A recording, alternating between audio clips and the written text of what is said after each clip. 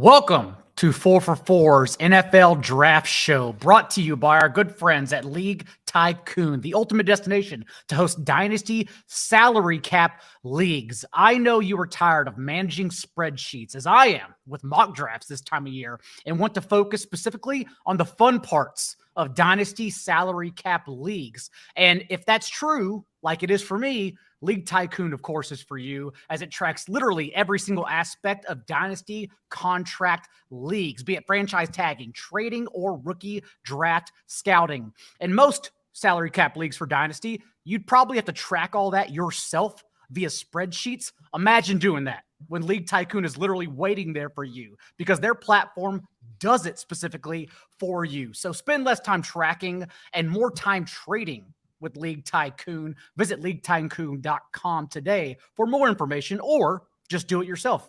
Download their state-of-the-art and, quite honestly, beautiful app on the App Store or Google Play.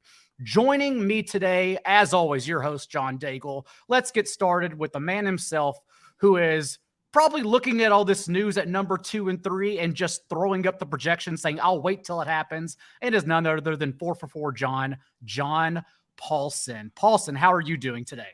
I'm doing all right, John. Nice to be here again. And welcome to Scott and Anthony again. It's draft day. I'm sort of I like to just know where everybody's at, and I'd like to skip ahead a couple days and go ahead and get started on the projections. But I know live analysis is where it's at now. So we're here to discuss some fantasy landing spots. It'll be fun. A sigh before saying it's draft day is definitely how my brain is working right now, too. Someone else who's probably experiencing that is someone who is genuinely, if you look at the scores, one of the top 5 most accurate mockers of the last decade. And I am excited to get his opinion throughout the evening. None other than Scott Smith. Scott, how are you holding up? Good, man. Draft is finally here. The grind is behind us, and it's time to see which one of our predictions come true. Some of us might be lucky if we get just one with the way the news and information has come out. And look, man, we know what's going on at 1. This draft starts at 2, so it'll be interesting to see what happens and watch our mock drafts fall apart.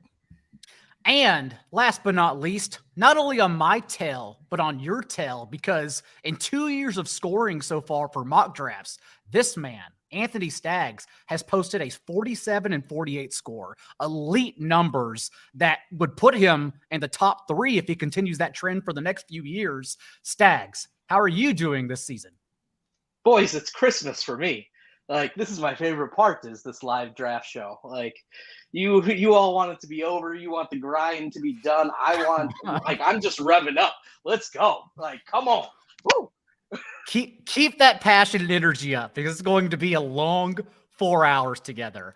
I want to start with you, Paulson. I think that would be most fun, because as the other 3 of us updated our mock drafts, they're all on the site for free for everyone at 4for4.com. I want to get your thoughts, what you were doing, what you believe is happening at number 2 and 3, since that's when the draft starts, considering Bryce Young is essentially locked into the number 1 overall pick. Yeah, I mean, I think we're going to see quite a few quarterbacks go early, though it doesn't seem like this field is particularly high on these group of quarterbacks. Like, it just doesn't seem like, I mean, when Houston is at 2, right? And they don't even, they're not even sure to take a quarterback. They don't really have a quarterback. That really makes me wonder, what this whole league thinks of this group of quarterbacks. There's definitely some upside with Richardson. But I'm most interested in seeing where Bijan Robinson lands, where all these receivers, specifically JSN.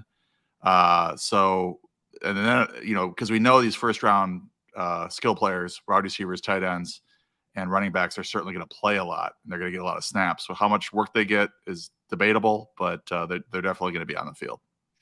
All right, Scott, there have been many, many moving pieces over the past 48 hours.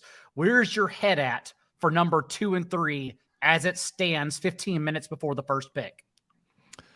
Yeah, I think, look, it's been all over the place with Houston, whether or not they're going to go quarterback or if they're going to go defensive end and then try to move back up a quarterback. You've got 3 other teams that are all vying up to try to move up, possibly with Arizona to draft a quarterback. You know, in my mock draft and what I think they're going to do, I think it's going to be Will Anderson at 2. You know, I actually had to turn off a lot of my DMs and some of the other stuff and just take a nap earlier today for about 2 hours just to rest up and kind of regroup before this started to take off. But I think Will Anderson's the guy, and I think it's not so much about his necessarily like his ceiling, but I just think he's the cleanest prospect. I think you had the news coming back on Tyree Wilson with some of the foot problems that he had a second surgery, a second procedure done, and a little bit of a setback. He didn't work out throughout the entire process, and I think there's a little bit of concern there. I think Will Anderson will be the guy, and then look, I think it's definitely up in the air, and we're not going to know for another 20 minutes as to who's going to move up to that 3 spot, but I think it's going to be for a quarterback at 3. Stags, your thoughts at number 2 and 3, and who you believe the quarterback is at 2 or 3, depending on which team gets there. Yeah, so I sort of stayed away from all the quarterback hoopla, and I just thought, you know, after a while that the Texans might take the best defender on the board, and that looks like, you know, Will Anderson to me. He's much cleaner. He's younger. He's got no medical history. He's got a better production profile. You know, his athletic scores were similar, you know, when not adjusted for length. But he's just clean, and he knows how to get to the quarterback. He uses any sort of projection system that projects sacks the first 5 years of a career. Will Anderson is going to lead in that. So, you know, it's gotten a little crazy now to where Stroud seems to be an overwhelming betting favorite at number 2, as high as I'm seeing plus 1,600.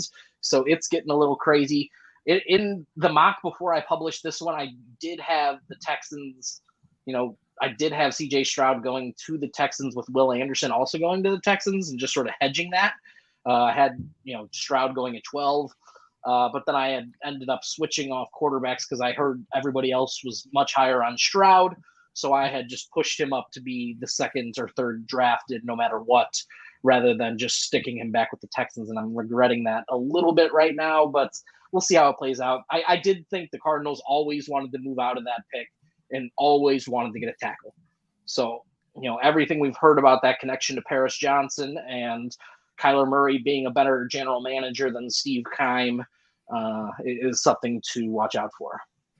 As Monty points out in the chat as well, do we agree with the Texans not taking a quarterback? From a philosophical standpoint, of course not. But from a logical standpoint, my argument has always been when people say the Texans need a quarterback, I would say, yes, they've needed a quarterback for years, and it hasn't mattered at all. So why would it matter now? But now we're hearing that, as Scott mentioned, it may be a smokescreen of epic proportion, and Stroud does look like the favorite in number 2, which I would think makes sense, especially if Tennessee is the team trying to trade up for 3. I believe Tannehill could be in that package as well if Tennessee is trying to move up. And in that case, taking Stroud off the board at number 2 overall, if that is the case, then gets everyone off their back at number 3 and then would allow the Texans to move up much easier, assuming that the last week we've heard about Will Levis, which, like you, Scott, not necessarily for that rumor for you, but for me, I've just gone dark on. I've just blacked it out because the way the pieces came together, to me, it's never mattered. And so if that is the case, then maybe that's easier for the Texans to leap back up to 3. But even as I'm explaining this right now, it's obviously Pandora's box of results here. Yeah, I mean, it's look, I've been doing this mock stuff for a long time. Just it's a labor of love following NFL draft in particular, but this is the most confusing year as far as information goes. The way things have been leaked, the way things have not made sense, the way we've had to connect the dots, and even guys that have been well connected to some of these teams that we normally get a lot of our information from, and even some of the back channels have been mixed. And you know, you look at just at Seattle, for instance, at 5. there's been a line drawn in the sand. It is going to be Jalen Carter. It's not going to be Jalen Carter. It's going to be a move back. And these beat reporters that are normally tuned in and getting their information from people within inside of these buildings are all over the place. So of all the years that I've ever done this is probably the most confusing, even worse than what we saw during COVID. It's just all over the place. So, I expect there's going to be a lot of surprises. And one thing I think I actually might disagree on with you, I think you put over and under like 3.5 trades for like the first round. Mhm. I actually think it's going to be a lot higher. I think you'll see at least 5. So I think you're going to see teams all over the place and trying to get some moves done.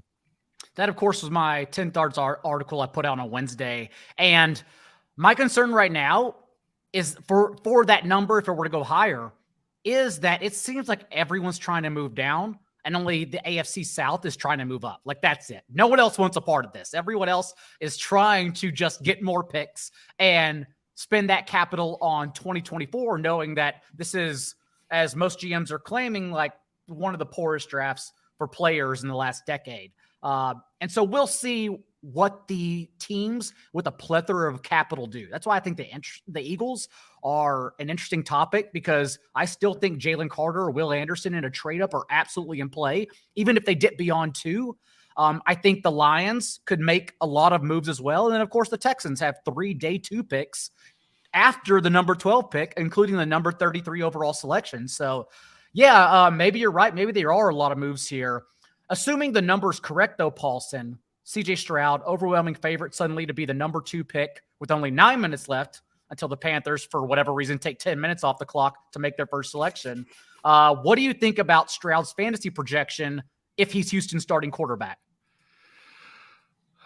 Well, there's 9 quarterbacks since 2010 that were drafted in the first round and scored or averaged more than 16 fantasy points per game. And those players averaged how many rushing yards? They averaged 381 rushing yards, or 25.4 per game.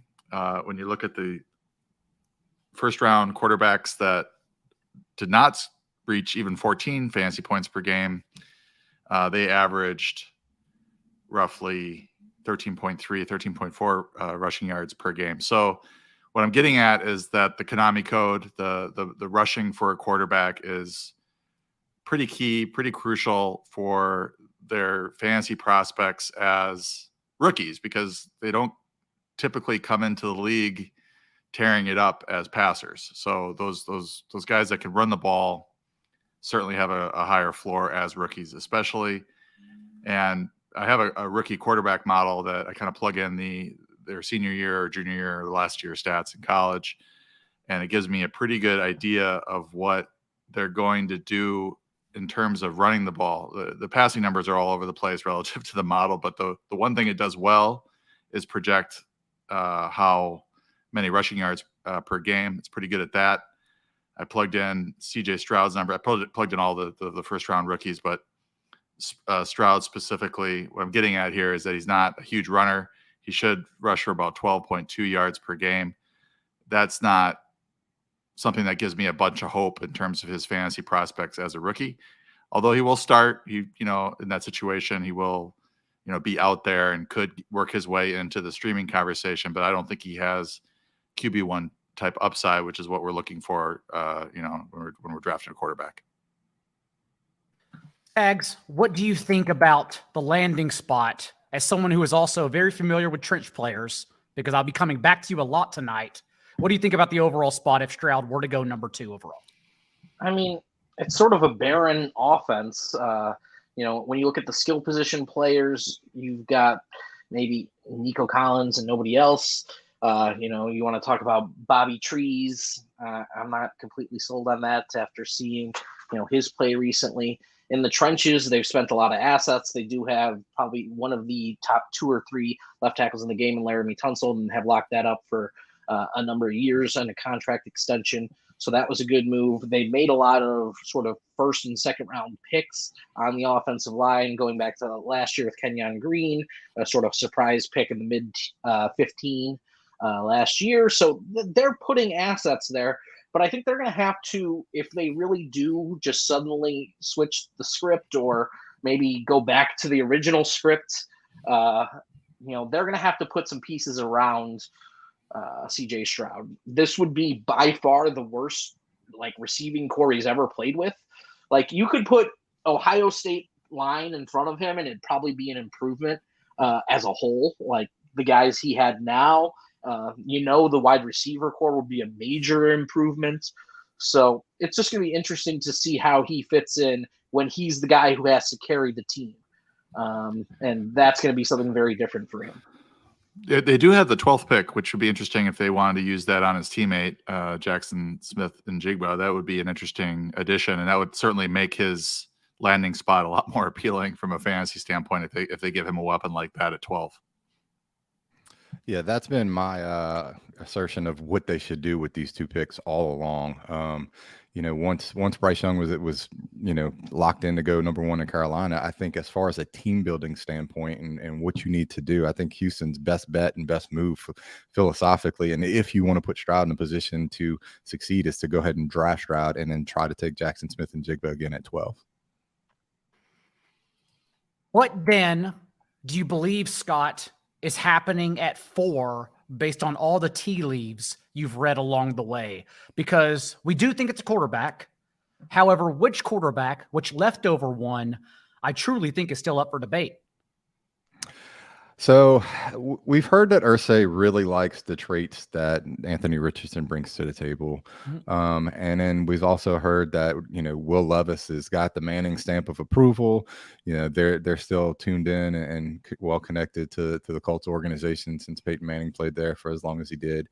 I tend to think it's Levis. I brought Levis into the fold, and he was the first player I had connected to any team throughout the early pre-draft process. I still think that they're going to like him. I just think that the red shirt situation that you're going to have from Anthony Richardson, even with Steichen being there, I just think it's a little bit too much of an ask. I think he may be a year or even 2 years away. And I think it's a situation where it's rough for me to look at trading up for a player that isn't going to give your team anything for a year, maybe 2 years. So I tend to think that Will Levis, if he doesn't get drafted at 2 or 3, that at 4, he will be the pick for Indianapolis. Stags, your thoughts on that predicted fallout? Yeah, I mean, we could see that 4 quarterback run that Sal was looking for. He really wants to see him go 1, 2, 3, 4. If Arizona moves out that pick, and then Indianapolis really does love Levis, then we could see just that start that people have been sort of clamoring for. And it'd be pretty crazy at this stage with the information that we've gotten that's pretty much to the contrary. But that would help teams further down the board who don't need quarterbacks. If quarterbacks go off the board 1, 2, 3, 4, teams like Chicago, Seattle would suddenly end up with the pick of the litter on defense. Going Will Anderson or getting Tyree Wilson or Jalen Carter, they'll have a real tough call to make. And if quarterbacks go 1, 2, 3, 4, things will get even crazier than already expected. I'm excited to get into this number 1 pick. That way we can get to all these prospects. Paulson, your fantasy thoughts if, as Scott and Stags were saying, it does become Levis at number 4 to the Colts with Gardner Minshew in place, who we believe can still be used as a bridge quarterback. Yeah, I mean, I think that's pretty good for Michael Pittman. I mean, I think that's the question we're asking. Jonathan Taylor should be fine. I mean, Minshew being there sort of raises the floor of that offense, I think. They could have a rookie in there who's a disaster, and you still have Minshew that can kind of pick up the pieces and deliver a decent season fantasy-wise. The guy that's really intriguing, and, it just sounds like he's so raw as a passer. I don't do a lot of, college scouting or anything like that, but Richardson in my model should run for 29 yards per game. And that really makes him intriguing from a fantasy standpoint. If he's out there with a decent receiving core and maybe improves as a little bit better than what people think as a passer. So that he's the guy I'm really wondering his landing spot. Does he land with a bunch of weapons and that can really, maximize his passing in his rookie season? Does he get to start? And if so, his rushing should get him there in terms of being a fantasy asset. I believe I agree with you. I keep going back to the thought of Michael Pittman for fantasy, given that he led the league in curl routes last year, and we at least get to remove whoever was responsible for that at OC, at head coach. So we think we're actually going to get an entirely different route tree, which is why we had him ranked as a ceiling low-end wide receiver 1 receiver for fantasy last season. So that's what I'm most looking forward to. Scott, any other curveballs that you're looking for here in the top 10 before this draft gets underway? So there's a couple of teams that really are that I've been rumored and heard that are looking to move up. Pittsburgh is one of them at the top, and I think they're really looking for one of these offensive tackles to go ahead and be able to protect and help Kenny Pickett develop to the next level. I don't know which tackle it is. They have done extensive work on a bunch of them in the group, and it's one of those years. Look, we always talk about Pittsburgh as being one of the teams that we know what they're going to do, and I think the fact that we don't know what they're going to do at this point in time, Deontay Banks and Broderick Jones, and those are kind of the players that have been linked there with Joey Porter Jr. as well. But I think the fact that we don't know their pick is a signal that they are going to try to pounce and move up here, possibly into the top 10. I think the open spot is at 8 for a number of teams that are going to be looking to move up. And Pittsburgh's a team that I would look to go ahead and pounce on one of these offensive tackles. Stags, your thoughts as well on any surprises, grenades you're expecting inside the top 10? Yeah, I mean, there's a couple. I do agree that 8 is a big move out spot, potentially 9. I think the Raiders could be an underrated move out spot too. They've got a lot of holes, but everybody just thinks they're going to stay and draft the best corner. But it's just been interesting. Like a team like the Eagles, who shouldn't have that top 10 pick. Now, so the crazy thing that just happened in the last 10 minutes is there's a tampering investigation and settlement between the Eagles and the Cards, to which saw the Eagles get the 66th pick in the draft for the 94th and pick 105. And now we can see them potentially, use that 66th pick to move up further in the top 10, because I think they want one of these elite players. I'm not so much on the galaxy brain thinking of Josh Norris, thinking that it's for a guy like Will Anderson. I've always thought the guy that they would go up and get is Jalen Carter, because he would just basically be Fletcher Cox for the next decade for them. They have one of the best locker rooms in the NFL. They've got the leadership of Jalen Hurts now locked in for the next couple of years. And he's a guy who could be a difference maker for their defensive front, from day one. He's not going to be called on to play 1,000 snaps in his rookie season with that defensive line rotation. And then he would just make the edges better. He'd give room for Hassan Reddick and other guys. And, they're still going to add other athletic pieces there. So the Eagles, coming up and getting somebody on defense that they feel might be the last piece as they go for maybe, a little bit of a window run here with Jason Kelce potentially retiring. Can they fill that need right before that contract, and that cap number starts hitting hard? Your thoughts on that take, which I do agree with, because again, I do believe there are multiple teams who can take advantage of these teams who are specifically trying to move up for one player, quarterback in particular. Yeah, I think, look, over the last 24 to 48 hours, you've heard multiple teams in the contention to move up. I mean, you've got Tennessee, you've got Houston looking to possibly move back up. New England's another team. So I think there's a lot in play here, and even Indianapolis, if they just move up one spot.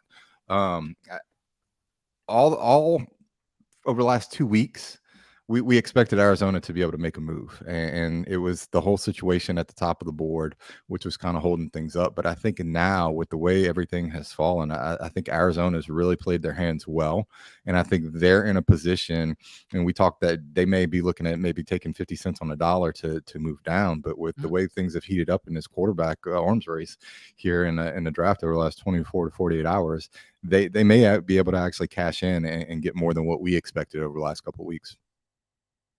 Olsen, any thoughts on any other fantasy players you expect to go top 10, top 12? I believe Bijan Robinson is expected to go starting at 8. That's where it begins with the Falcons, but then could be, I feel like the Eagles have been ruled out all of a sudden. Could be the Bears, perhaps, depending which defenders drop or which offensive linemen drop. Also could be the Texans at 12. They seem to be linked to him late in the process.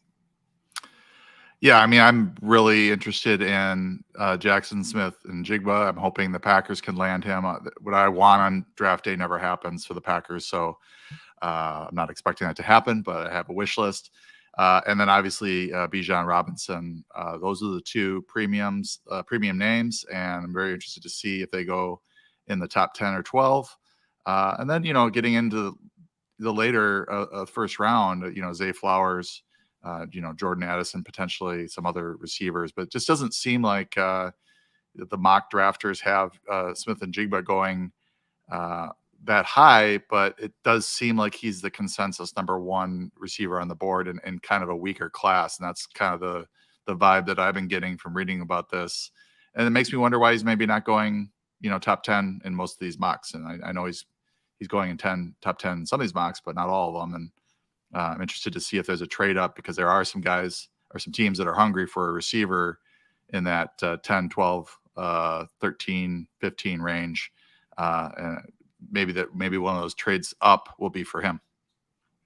I think it's only because it's the needs of teams forcing wide receivers in the conversation, not the wide receivers forcing themselves into the conversation. Like, for as good as Jackson Smith and Jigba's projected, he only ran 5 routes from the boundary last year. Like, you still at least have to check that box. You can't just show up and say, oh, he's a good boundary receiver. We legitimately don't know. Like, we think so, but maybe he's strictly a slot guy, which would then immediately rule him out for some teams, whether he's good on the boundary or not. And there's just a lot of players like that in this class, which I think is why Zay Flowers is suddenly getting steamed up draft boards, because at least he does fill out a lot of different boxes that a lot of teams could scheme up intelligently. So I am excited about that. Scott, your thoughts on the wide receivers in this class, because I do think it ranges from 2 to 4 drafted this evening.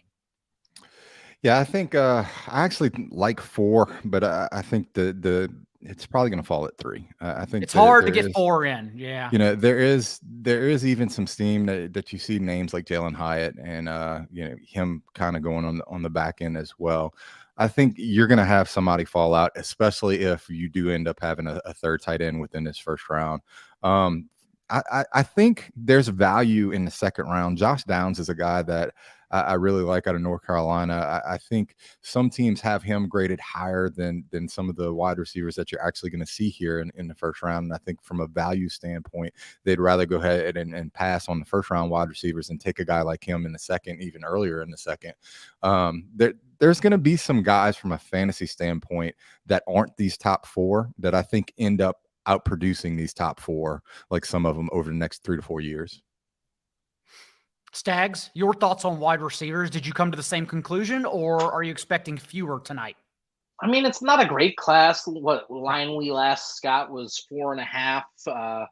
So, I think it is more likely to be under. I couldn't really name the 5th wide receiver that's likely to go, whether it be Downs or Hyatt.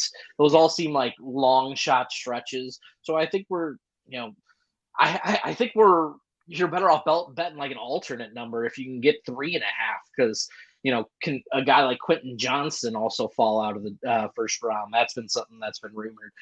Even Jordan Addison, he might be the second receiver on my board, but many draft nicks and many people in the league have very different consensus boards on the wide receiver position. And it sort of seemed like that way for a lot of different positions. And it's always slightly like that, but this is a draft where you're trying to find a wide receiver that can do some things. And you're trying to find a couple of traits that you look for and how they can add to your offense.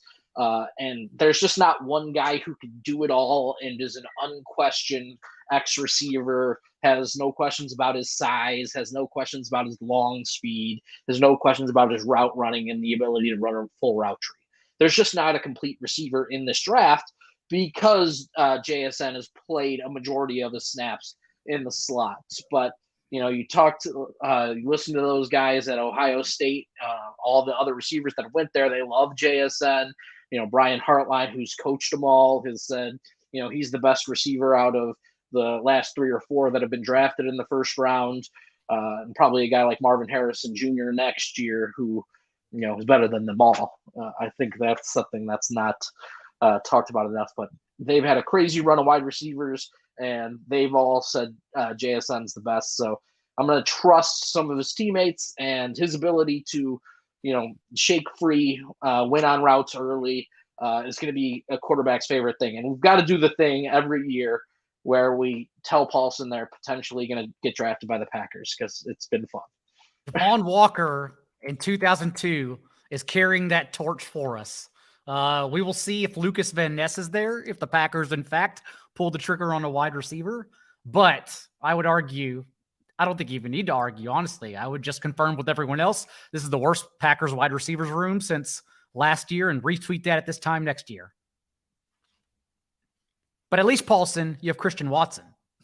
Yeah, if you're adding weapons for Jordan Love and you want to create an environment where you can at least evaluate him, he has to have a fair shake in the receiver in terms of weapons. Otherwise, you're not going to really know how good he is. So I love the idea of JSN. I hope that he's still around or they're willing to trade up to nab him. He was one of 2 players over at Reception Perception who graded out with a 78 or more with Matt Harmon. I saw Josh Downs on Scott's top 5 list. He was the other player that scored that well in the route running. And last year there was 5 players that did. So you could just tell the difference between the 2 classes right from that. My quick thoughts before we get into this on the wide receiver class is that I do think there's a chance Quentin Johnston throws a wrench into all of this. Just the fact that he's the prototypical 6'3", 208, the tallest and biggest wide receiver in this class among everyone else trying to fit in, perhaps pigeonholed in the NFL. At least Quentin Johnston is there as a potential option if teams think he plays differently than he does, because he's not a big guy. He was very poor at contested catches actually at TCU. He is Brandon Ayuk, though, with a career 7.7 yards after the catch per reception. So we'll see if he throws a wrench to this thing, specifically at 20 and 21. That's where I'm kind of thinking he suddenly lands now and screws up my mock altogether. But with that, I believe the Carolina Panthers are on the clock. And they're going to take up every single second despite knowing who they were supposed to pick the last 2 months. Just to touch on Quentin Johnston real quick. Yeah. Reports are that a couple of teams love him, especially like Tampa Bay has gotten a lot of smoke with him. But I think there's a good chance that Kansas City, who brought him in along with Zay Flowers to catch passes at a workout from Patrick Mahomes, they also have a decent amount of picks. I think they're going to be a team that's very live to go ahead and move up and take a stab at a player like Quentin Johnston. And that's who I actually have in my mock draft connected to Kansas City. And look, that's way late in the first round here. But I tend to think that Quentin Johnston's going to be in the first round. And the reason being is because he is the only body type that is an alpha receiver in this first round of any of these guys. So I think some team is going to covet that. Any other thoughts, Stag, before we move in here? I am watching this via a Twitter feed. No tip picking here for anyone if you're watching live. And again, we are awaiting the first pick. Yeah, I mean, I just love the variation in this draft because it seems to be a draft of teams with a lot of picks and guys with no picks. So how are they going to balance it? Teams like Minnesota have no picks. And I'm talking more of the entire weekend rather than just the one first rounder, just their overall draft capital. Tennessee doesn't have a lot of picks. There's just a number of teams that may need to move back and grab more assets, mostly because they're just without draft capital. And, some teams could even be that team that's converting capital for next year. Everybody's already talking about next year's draft and the quarterbacks in that class and how they're already of a different stratosphere than these guys. So it's very, very interesting. There's a lot of different variations. Even looking at it right now, there's 150 different mocks that could go on in my head about guys that are going to come off the board and even these top 3 picks. So I'm excited to see Bryce Young become the first one, and then we'll see what happens with the rest of it because I think it's going to be a fun night. And a reminder, we will not only have a few highlight videos for you throughout the evening, courtesy of producer Sal, the tracker, Night 1 draft tracker is live and free for everyone with my spin on both fantasy and positional projections, tackles, DBs. It's all written out for everyone. Night 1. And if one of the 40 players I wrote up is not picked tonight, hats off to Jen, who is handling all of that behind the scenes. So good luck, Jen, if you have to write again about a tackle that I didn't cover already for you ahead of time. Still on the clock is the Panthers as we await Bryce Young.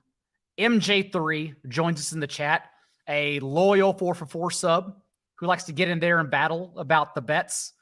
I know the 4for4 sub is at least hoping Will Levis is the number 2 pick. We will see what happens since that's really what we're all waiting for here. Stags, any other thoughts about anything before this pick is made? I mean, this is also another draft where size is becoming less of an issue in the NFL. We're getting smaller on the edge. Guys like Will McDonald, guys like Will Anderson's even a little undersized for what a prototypical edge used to be. You look at some of the corners, Emmanuel Forbes, only 166 pounds, but he's tall and lanky. Jordan Addison in the 170 pounds. Josh Downs is sort of tiny. Like, size is becoming less of an issue in the NFL, and it's becoming more and more about space and guys that can eat space in different ways. So it's going to be very interesting, even at the number 1 overall pick, potentially if they ever announce Bryce Young. People aren't comparing him to Drew Brees and Russell Wilson. They're comparing him to John Stockton and Steph Curry, distribution point guards who can get the ball out quick and know how to move around in the pocket and just make exciting plays. So size is becoming less of an issue in today's NFL, and it's becoming more and more of a spread out game like college, and it's putting more points on the board. So I can't complain. Scott, we have a question in the chat from good listener Victor Vielle, hope I pronounced that correctly, asks about the Jets pick at 15. I have them mocked offensive tackle. I think that's the most logical choice. But what are your thoughts as we await the announcement of the number 1 selection? So throughout the process with Aaron Rodgers coming over, it's been basically offensive line. That's been the chalk on the board. That was where I fell. I ended up landing specifically with Skoronski. My reasoning for Skoronski over a guy like Broderick Jones that's been heavily connected to them was that I think they're still waiting to see what they're going to get out of Mekhi Becton. There's been reports that have all been positive that he's slimmed down, cut a lot of weight, that he has been recovering and in shape throughout this offseason. So I think the Jets have some hope that he could go ahead and get back on on the field. And with that being said, the versatility of a guy like Skoronski, who's played all 5 positions, he measures out similar to Elijah Vera-Tucker, who they also had to play a little bit at tackle last year for small spurts. But I think his versatility ultimately, if he's on the board, would win out. That way they can kick him in to guard. And look, the projections have him as possibly a Pro Bowl or even all pro type of guard, like Brandon Scherf or, some of the guys like that. But I don't think it's totally out of the question for him to play tackle. So that versatility of him being able to play guard at the beginning, and then if Mekhi Becton ends up getting hurt or not being able to make it, I think that versatility would win over. The late information that I've gotten and some early information is that edge and defensive lines on the board. I've heard that Nolan Smith in particular, the Jets have loved throughout this process, and that if he was there, he would definitely be in consideration. And the late news over the last couple of days has been Lucas Van Ness has been the other guy that's been connected there. So I think that would be the 2 positions that you would see, and it wouldn't shock me if it's any of those 4 guys. And a reminder quickly, as Goodell approaches the podium for the first overall pick, thoughts, fantasy spin by myself and Jen will be on the site for free. Top of the page, 444.com for everyone listening, as I believe the Panthers are about to update their offensive. Pick is in. Sal, we didn't talk about this before the show, actually. Probably should have done that. Do you want to play the video, or should I announce the pick, then play the video? And you can't talk to me off screen. So how about this? The number 1 overall pick, as everyone expected, is, of course, Alabama quarterback Bryce Young.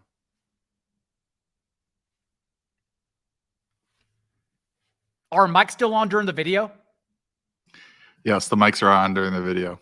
I didn't know if we had, what's that music, the NFL show on HBO? I can't even remember now. Hard Knocks. All right. Highlight video. There you go. We're going to figure it all out live. It's okay. So, Bryce Young. This is where it becomes fun, in my opinion. Paulson, you mentioned your thoughts on the Panthers, Bryce Young earlier, but I would like to hear your thoughts on the receivers now, given that basically the entire offensive room changed overnight.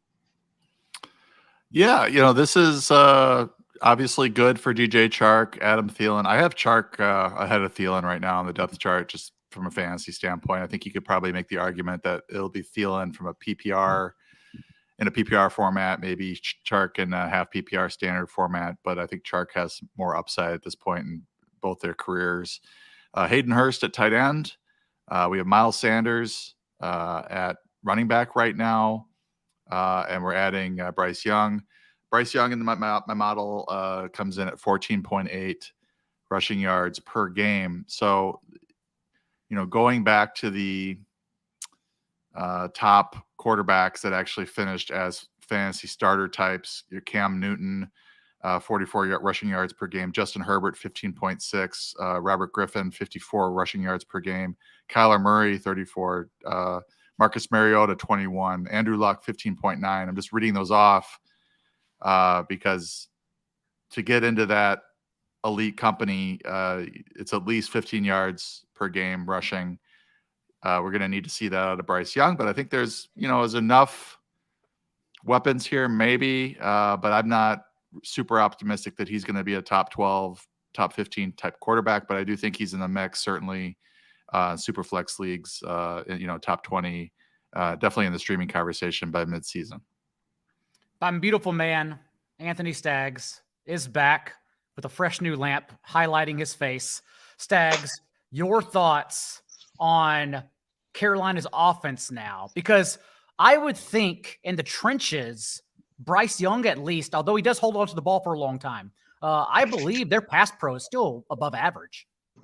Yeah, I mean, they've added guys like Ike Ekwonu in past drafts, and now we're getting deeper and deeper along the offensive line. I think they've got a pretty good line. I think they're above average.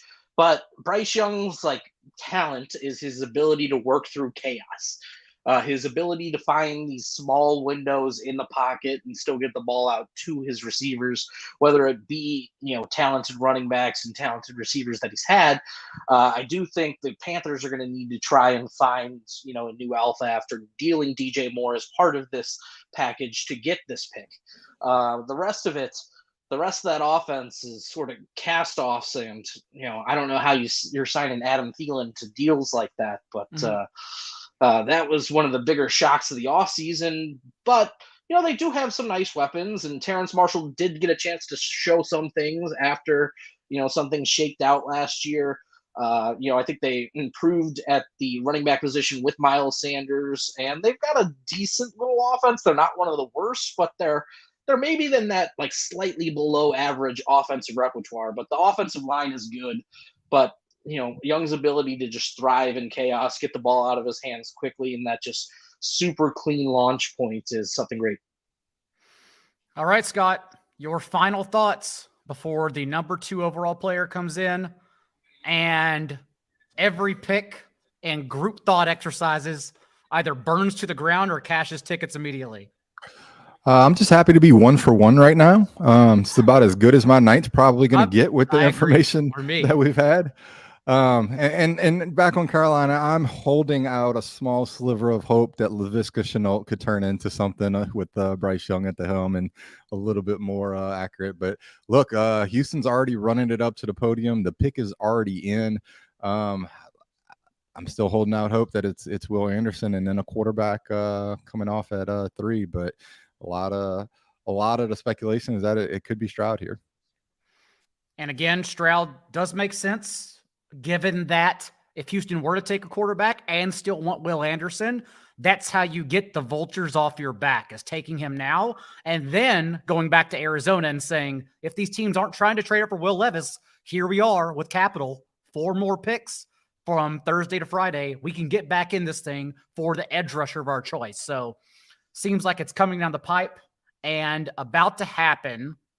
And if so, if it is in fact a quarterback, if it is in fact CJ Stroud, for a bumbling organization who has historically done practically nothing right, I think the smokescreen and the games they played this offseason should be applauded and awarded, because they had everyone off the scent basically until 24 hours ago. Stags, no one thought CJ Stroud would be a option here at number 2. And in fact, CJ Stroud from Ohio State is the number 2 overall pick to the Houston Texans. Yeah, I mean, they played it great. This offseason seems to be a home run for the Texans. They added a coach in D'Amico Ryans, who's universally loved around the league. They did it on a 6-year deal as well, after having Lovie Smith and Culley there on basically 1-year rental deals, head coaches, which is something unheard of. So it's been a little bit of a tumultuous past couple seasons, but now Stroud gives them a completely different hope. He's one of the guys who has been considered a top 5 lock in this draft since basically last offseason. He played exemplary football all season. He capped it off in that Georgia game, although the team couldn't get the W there. He played exemplary. He's just the most accurate quarterback in this class to all areas of the field, whether it be short, intermediate, or down the field. He can push the ball.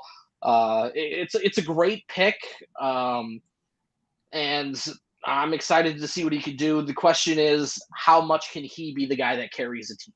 Because he will now have to be that in Houston. Well, let's hear that, Paulson, because now that he is officially the guy in Houston, your spin on their wide receivers room, given that Nico Collins is practically a number 1 wide receiver by default, and of course, Dalton Schultz, who we think is an every down tight end in this offense. Yeah, I'm looking at their depth chart. It's not pretty. Schultz at tight end's a big improvement, I think, for them, and he has a chance to lead the team in targets. We'll see what they do at receiver here. I mentioned they might take Stroud's teammate later in the first round, JSN. But right now, it's not a great receiving core for him to throw to. Nico Collins, Robert Woods. They did sign Noah Brown They should be getting John Mechie back. They've got Amari Rogers, Steven Sims. So the fact that I'm mentioning these guys tells you how rough of a receiver room it is.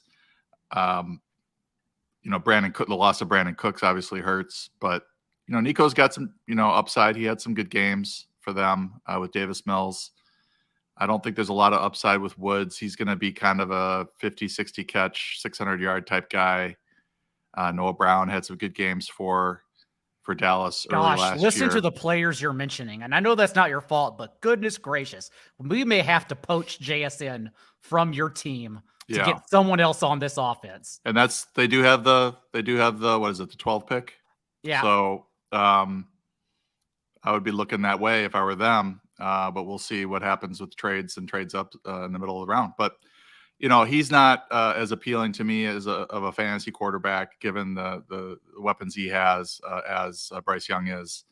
And he also just runs a little bit less, has a little bit less rushing upside than Young does. So that's where I'm at with him. It's just not going to be a great offense. And whereas Carolina might be mediocre to mediocre, a little less than mediocre, whereas I think Houston's going to be fairly bad. Because for some reason, all those receivers you mentioned, they are very big on run blocking receivers. And I still don't quite understand it, but that's literally the profile of guys that their wide receivers coach in particular always pitches to Caserio. So we'll see what changes. We'll see if they profile another receiver with similar traits with their next guy, because I would imagine whether it's at 12 or higher, maybe even lower, maybe even 3 picks tonight, I definitely don't think we've heard the last of Houston in this draft. Scott, given this fallout, you and I both had Will Anderson at number 2 overall. What do you think now happens at 3? I think somebody's coming up for a trade. Looking through, I track all the top guys in the industry as far as mock drafts. One person has Stroud at 2. Guess who it is? Daniel Jeremiah. DJ. Yeah. He's throughout this whole process thinking from a GM standpoint. He does have the inside information and connection with some of these teams. But look, throughout the whole process, it said from a team building standpoint, it doesn't make sense to take anything other than the quarterback here. Like your team has no direction if you don't have a quarterback. It's hard to sell tickets. It's hard to get the fans behind you. If that's been his thought process throughout this entire last week, going on multiple shows to go ahead and say that. And we were all listening to everybody else and putting a defensive player up there, even though we said it didn't make sense and we still went that route. So it's just a little bit of food for thought when processing this. Arizona's on the clock with about 1:36 left. I think they're having to make a tough decision between the offers that are up there right now and taking one of these 2 defensive players that could be the top player on their board overall. So, and sorry to cut you off, but as we mentioned at the top of the show, you would think if this works out logically, CJ Stroud at number 2, because that gets the vultures off your back. And that's exactly what has happened. And Arizona has now officially made the trade, as you're seeing on the screen per Adam Schefter, to the Texans for the number 3 overall pick. So I think we are now all assuming, given that Tyree Wilson's medicals late overnight came in with a potential scare. I know some teams were told that it's potentially an Achilles injury, not foot surgery, given that he suffered November's season-ending injury and then only went under the knife just a month ago, March 21st. I think that is certainly scaring some teams back and making Will Anderson the significantly more clean prospect and a top 2 player, arguably, in this draft. So I believe this pick was done for Will Anderson, but Stags, that's what we are waiting for right now. Depending on what tip pick person you're following right now, there's some crazy things going on. NBA beat reporter Shams Sharma is basically the leading NFL, like he's destroying Adam Schefter in certain areas, because he announced that pick of Will Anderson to Arizona. And then we get news of this trade through Adam Schefter. So it's crazy out here already, boys. So, in our little mock drafts, we have to go back and change that little red that we had on Will Anderson. Now we got to make it a little greener because we get a little bit there. But, man, it sucks. If you bet, Texans for Will Anderson, great. But if you bet Will Anderson at number 2, you're feeling it and you're hurting a little bit. The ordering of those players could have been a little different for you, and you would have been raking in some cash. I know I would have. But now it's all up in the air. But we did get that Will Anderson trade back up. Houston's got basically the best player on offense on their board, and then also got the best player on defense on their board. And I don't know if they're done. They've still got ammo. They've still got ammo in multiple years. So I don't know if they're trying to quickly look at this. And then you look at the other teams in the AFC South, and none are entrenched at quarterback. The only guy that's entrenched, everybody else is out here trying to draft one. So you got Trevor Lawrence in the division, but it's still a very, very tough conference where you have to play multiple very tough quarterbacks. So these guys' timelines are a major question mark, and the Texans are pushing all in when they still have a roster with a ton of holes. And the trade terms are in, and boy, I now understand why Arizona waited until the final seconds, because officially Arizona sends the number 3 and number 105 overall pick, 2 selections, to the Texans, who are giving up the number 12, number 33, a 2024 first rounder, and a 2024 third rounder. So that means the Cardinals played their cards, no pun intended, correctly, and literally held out to the very last second for the absolute best possible deal. And honestly, with CJ Stroud off the board, I wonder if something cratered afterwards and the next best offer wasn't even close to that. I wonder if the Texans just withdrew immediately, or the Titans withdrew immediately, wanting CJ Stroud as well. The Cardinals, it is being announced that, yes, the pick is in. I didn't hear the ESPN buzzer. There you go. Will Anderson, as everyone has found out, is officially the pick. And Scott, correct me if I'm wrong, but I believe did Jeremiah have Will Anderson at number 3 in a trade up as well? Well, let me double check. I think he might have. Goat top 3. I think he's just destroying us right now, boys. So yes. we're gonna have to have the a GOAT talk top 3. Yeah. We're gonna have to have a talk with him. That's not cool. But it's a very, very interesting pick. I love this for them. As I've said, I do want to see what Will Anderson can do as part of the centerpiece to D'Amico Ryans' defense. Because I think he's a great player. I mentioned him being the number 1 player on my board. And it's great. Now I think is where even more intrigue begins, right? Because now there's been battles of mock drafts for so long between Levis and Anthony Richardson. Do they go the pure rusher of Anthony Richardson from the Shane Steichen, just work with Jalen Hurts, or do they go with the Manning connections of Will Levis? So I'm interested to see what this 4th pick is going to be. And then I think we're off and flying because, there's still a chance that one of these guys could drop. And, DJ's been one of the guys who's been on it. He's nailed all 3 of these picks. He's been a guy saying, we don't know where Anthony Richardson's going. We don't know who the Anthony Richardson team is. So now that's going to be one of the interesting things to watch as we go through the rest of the first round. Scott, your thoughts on did I already ask you your thoughts on number 4? Now it's all getting confused in my head now. Yeah, it's Will Levis is who I think they're going to go after. There is a little bit of esteem there towards Richardson, but I just throughout this entire process I've had Levis connected to them.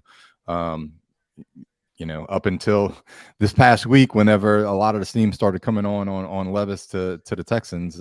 But I think Levis makes the most sense here at 4, to Indianapolis. I'm excited because I think Levis has been the easiest connection so far. I have Anthony Richardson in my mock, thinking that, as I explained in the mock, all the news about teams trying to trade it for Will Levis in this draft, which is more odd than any other draft possible, if only because basically news made sure to make sports books not matter. Like sports books this year were not going to get beat by spoilers. It was a terrible betting year. And so I honestly just figured that all this news about Will Levis and yet no one trying to trade up really for Will Levis was basically every team saying, like, we're telling you Will Levis because we want you to trade up and take him from us, thinking it's another quarterback. As the Colts, I believe, come to the podium, and we know it's a quarterback. So we are down to Levis and, of course, Anthony Richardson. If it is Anthony Richardson, I think we are getting, dependent on the schedule release in May, I think it is, I think we may get a few bridge starts, a half a season's worth from Gardner Minshew. But Paulson, as we await the quarterback here, your thoughts on either Levis or Richardson? Well, I think for Michael Pittman, it's probably better if it's Levis. In the short term, certainly. Richardson's more of a project. But, I think Richardson's far more intriguing from a fantasy standpoint as a standalone fantasy quarterback. So I'm kind of torn in terms of who I'd like to see the Colts land. Levis probably raises the floor of the passing game, whereas Richardson, there is no floor. Richardson, honestly, if it all clicks, Stags, I really think I wrote in my blurb, top 5 ceiling, top 5 quarterback. I mean, no question, the most rushing upside in this class. But if it all comes together, since he's just inexperienced and unpolished, I don't even want to say raw, just 455 career dropbacks limits him. Man, I mean, the possibilities are endless. I mean, yeah, if we get a smart coaching staff, right, who knows how to use the mobility of a quarterback to their advantage, they roll them out, they get them half-field reads, they do different things on play action and things like that. Anthony Richardson could be a huge hit here. He'd have a major advantage with the run game, with Jonathan Taylor and with those offensive linemen that can road grade. I think he would actually be a boost to Jonathan Taylor. We look at the productivity of rushing quarterbacks and how it complements the backfield mates in terms of yards per carry. But in the inverse of that, you do maybe get less catch production from those backs. So, there's been numerous studies there. It's going to be a fun offense to watch if it does end up being Anthony Richardson. I think you set it up perfectly because the Colts are suddenly fun to watch as Anthony Richardson is the number 4 overall pick in this draft. And these highlights are amazing. He has the strongest arm in this class against SEC competition too last year, compared to Will Levis, which usually everyone cites as the one with a rocket launcher arm. He has the most rushing upside in this class. He was literally the most athletic quarterback in combine history across every test. I mean, he is Cam Newton if Cam Newton was an all-pro thrower from the pocket, if it came together. I don't think that's hyperbole. Scott, seeing all these pieces come together now, your thoughts on the shocking Anthony Richardson pick from the Colts? Well, hey, give yourself a pat on the back because DJ finally got one wrong and you got one right. So great. One right. Don't feel good. Yeah, look, I think when it comes to Richardson as a prospect, I actually think he's more athletic than what Cam Newton was. And it's just a matter of whether or not that front office and that coaching staff can get something out of him as far as accuracy and really just breaking down things. The knock on him has been his accuracy in particular, but a lot of people is like, it's not that he's bad. It's just that he hasn't had the experience yet. I think he's played like 15 games started or whatever. So it's going to be interesting to see what a guy like him can develop into and how they mold him over the next year and a half. As far as the way the draft falls, it's Jalen Carter here or a trade back. And with the way things are going, I think it's just, you're looking at these grades and these evaluations, and Carter's going to be the top guy. So I kind of expect him here to be the pick at 5 to Seattle. All options are on the table for Seattle with the number 5 overall pick Very quickly, though, before we jump into that, understanding that, again, could be a quarterback, could be a trade back, could be that rumored Jalen Carter selection Stags talked about at the top of the show. Reminder, this stream is fortunately brought to you by our friends at League Tycoon, built specifically for contract, salary cap, dynasty leagues. Because again, I don't like to use spreadsheets and do all that math and work myself. Thus, putting League Tycoon into action with spreadsheets, since everything is built in immediately, is best for me. And remember, their mobile app, very modern production, has all these spreadsheets and information for you. So download that in the Google or Play Store today. Number 5 overall, we await, as the Seahawks do need an interior presence, do need an edge rusher.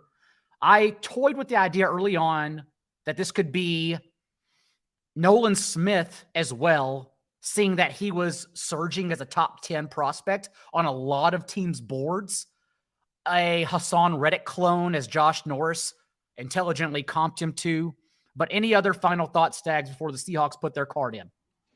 Yeah, depending on the medicals, I still think Tyree Wilson would be a great pick for them here.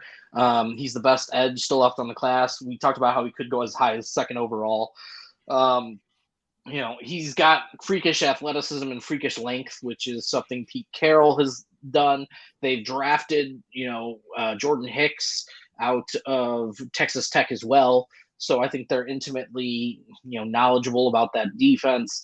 I think he could be a player that makes a lot of sense. There's, Michael Sean Dugar also had some things about their salary cap situation, and they might need to move off of this pick in order to make some cap numbers work. Yep. So this is also an interesting trade back number, and it sounds like they may even be discussing trades as we look at this. And a team like the Eagles that we've been talking about, hinting coming up, from that 10 spot, could be a team that makes a move here for either, an edge rusher, which the Eagle is such an Eagle thing to do, or a Jalen Carter. So I'm interested to see what the Seahawks do if they even make this pick.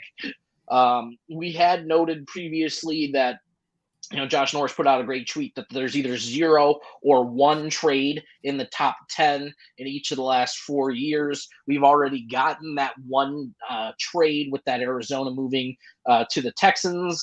We very well might get a second one here, but, everything's still up in the air.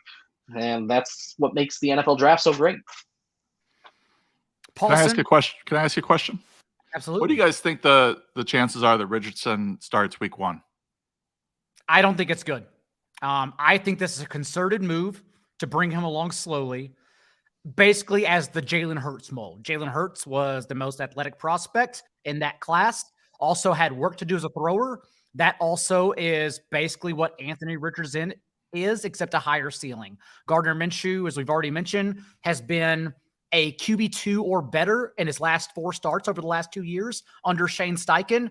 I think this is going to be a concerted approach to give Anthony Richardson practice reps first and foremost. Scott? Any other comments, Scott or Anthony? So I tend to agree with John in that assessment. And strangely, I think when you start looking at it, I think you could see him by maybe week 6. But, the Mustache Mafia is good enough to win some games. I think he's in the upper echelon of backup quarterbacks. He kind of reminds me of a shorter Ryan Fitzpatrick. Is what I think. If he can hold off and he can win some games and they're 3-2, then I think they'll continue to roll with him. I think if they come out 1-5 out of the gate, I think Anthony Richardson could be that starting by week 6, week 7. I think that's a really interesting question, John, because we remember when Cam Newton was actually drafted in 2011, there was no intention of him being the day 1 starter for that team. But his athleticism just came out and destroyed Derek Anderson and Jimmy Clausen, who were the veteran established quarterbacks in that room. Sometimes you can just win games with athleticism. And the interesting thing about this draft is, evaluators have been talking about the safest floor for prospects, especially quarterbacks. And they've always linked that back to like CJ Stroud or Bryce Young. But nobody can do what Anthony Richardson can do athletically to give that team a rushing floor, give them a couple more first downs a game, which increases point production, and then it takes some pressure off the defense instantly, just because he can convert a few first downs a game with his legs. Nobody else in this class can do that like he can. He is excellent at it. And, just a little bit of refinement on that rocket arm, and we're going to have something, crazy special here. So I am, interested to see how it shakes out in the long term. I think it's a non-zero chance that he starts from day one. I would put it under the 10% odds, but guys like that go out and earn it in the preseason, and you can tell that they're different almost immediately. I believe the pick is slowly coming in for Seattle too, as they walk to the podium. Again, lots of needs, and this first pick is dependent on what Seattle does at 20. Because if it's a receiver for whatever reason, then you would think they get that edge or pass rusher, whatever position it may be at 20. If they get an edge here, you would think cornerback or wide receiver are in play at 20.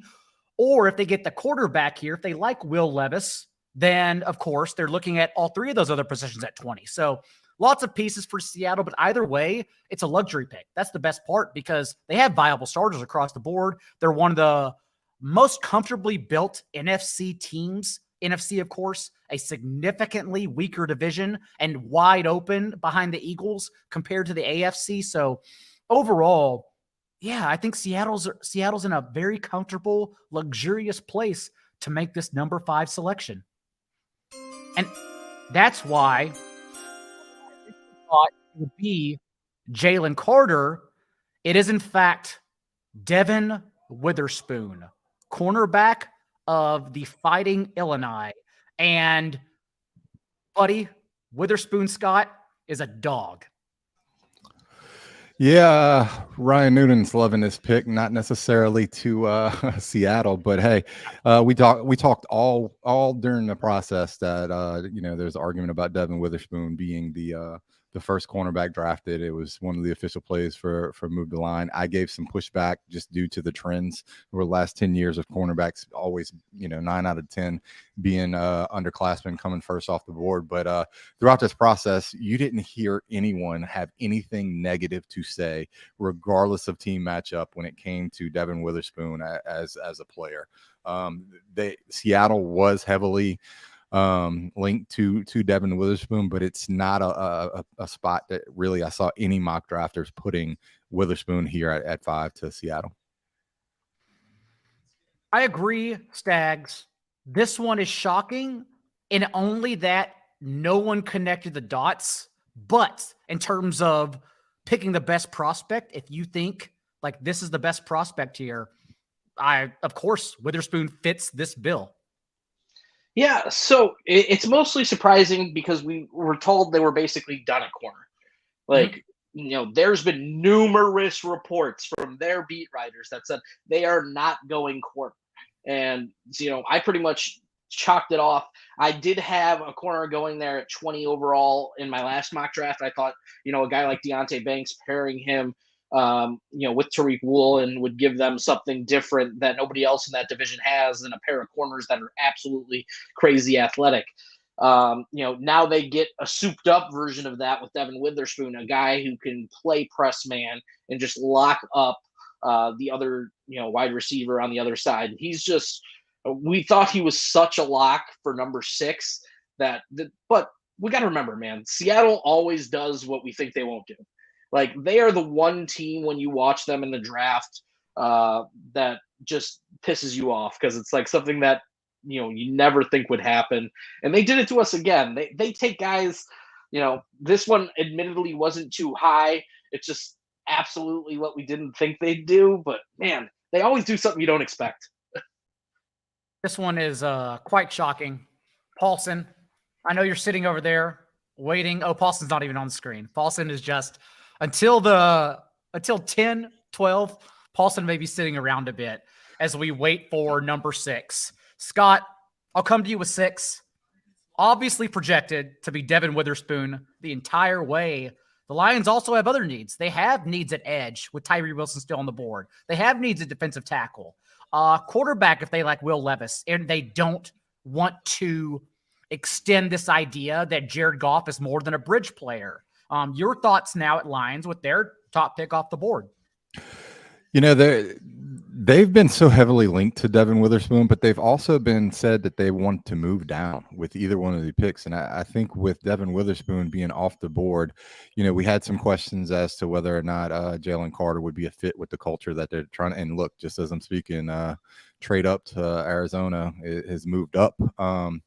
So now with Arizona moving up, you have to wonder, is this just going to be, you know, Tyree Wilson or the other player that they've been heavily linked to throughout this process, which is Paris Johnson.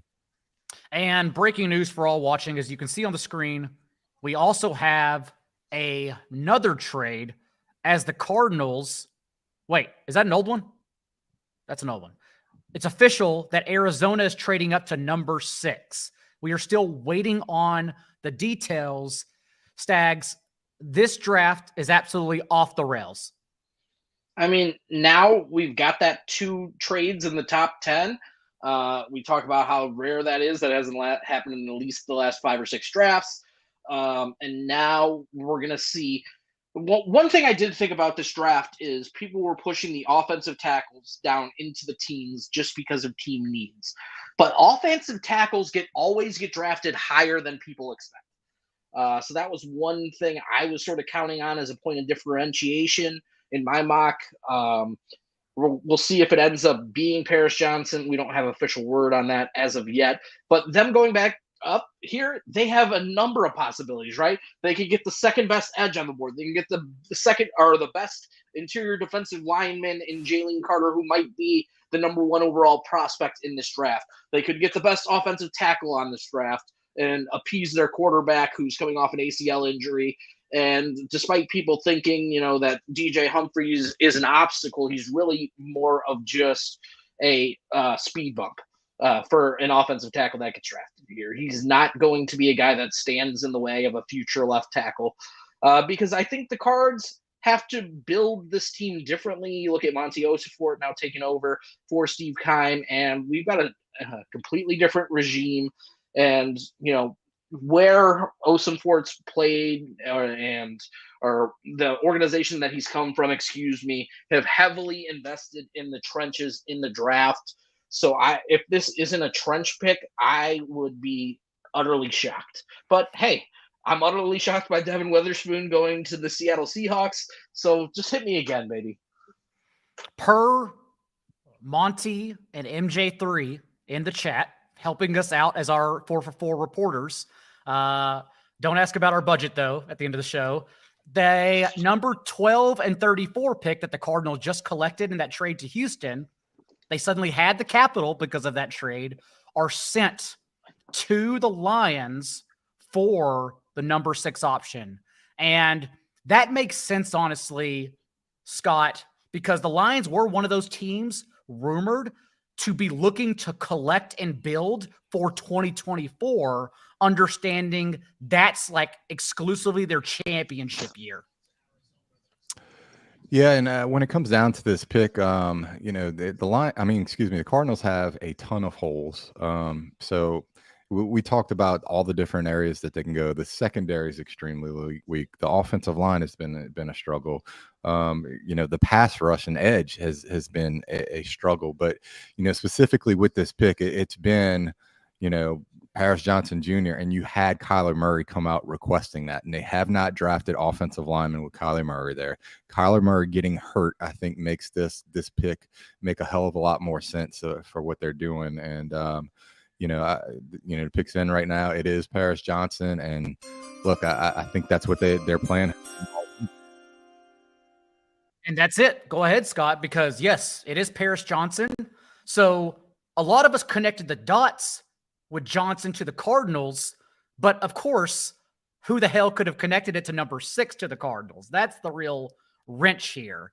So Stags, you talked about a little bit the trenches in Arizona. a clear need, a requested need from Kyler Murray. So final thoughts on Paris Johnson. I mean, you pay a guy $200 million, right? You've got to sit out and protect him. But just like we're talking about, all these other teams have to build around the quarterbacks they have. Arizona sort of hasn't done that. They're sort of an old team.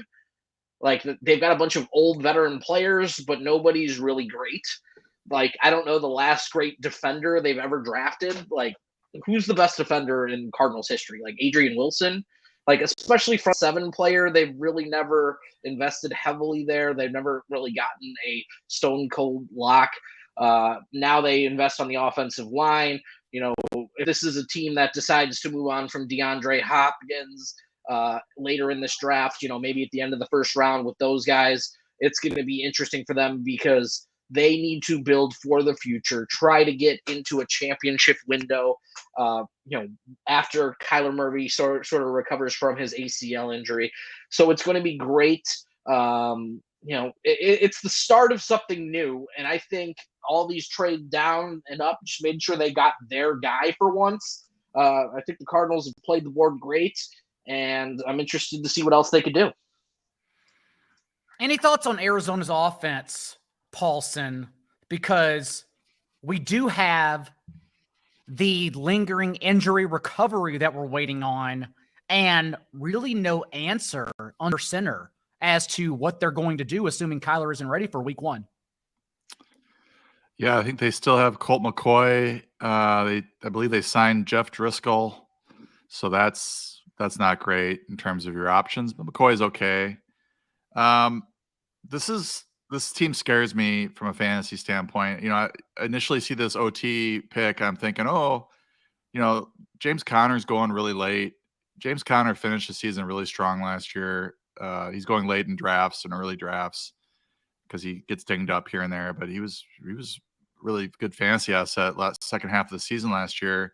This just should help him. But I could see this season going off the rails quickly. And then you get into a situation where does Arizona start playing younger guys? Is Connor really battling to get out there and play if he's dinged up, et cetera? Marquise Brown, Rondale Moore, Greg Dortch at receiver, Zach Pascal, along with DeAndre Hopkins, who is likely to leave. They have a couple of good tight ends. Zach Ertz coming back from knee injury. Last year's, I think, number 1 tight end, Trey McBride, showed some flashes last year as a pass catcher. You know, Kyler makes this offense run. It's just not going to be very good until he's back. So I worry about them starting, you know, 1-5 or something, and then wondering, do they even rush him back out there to play in a season that's going to be lost?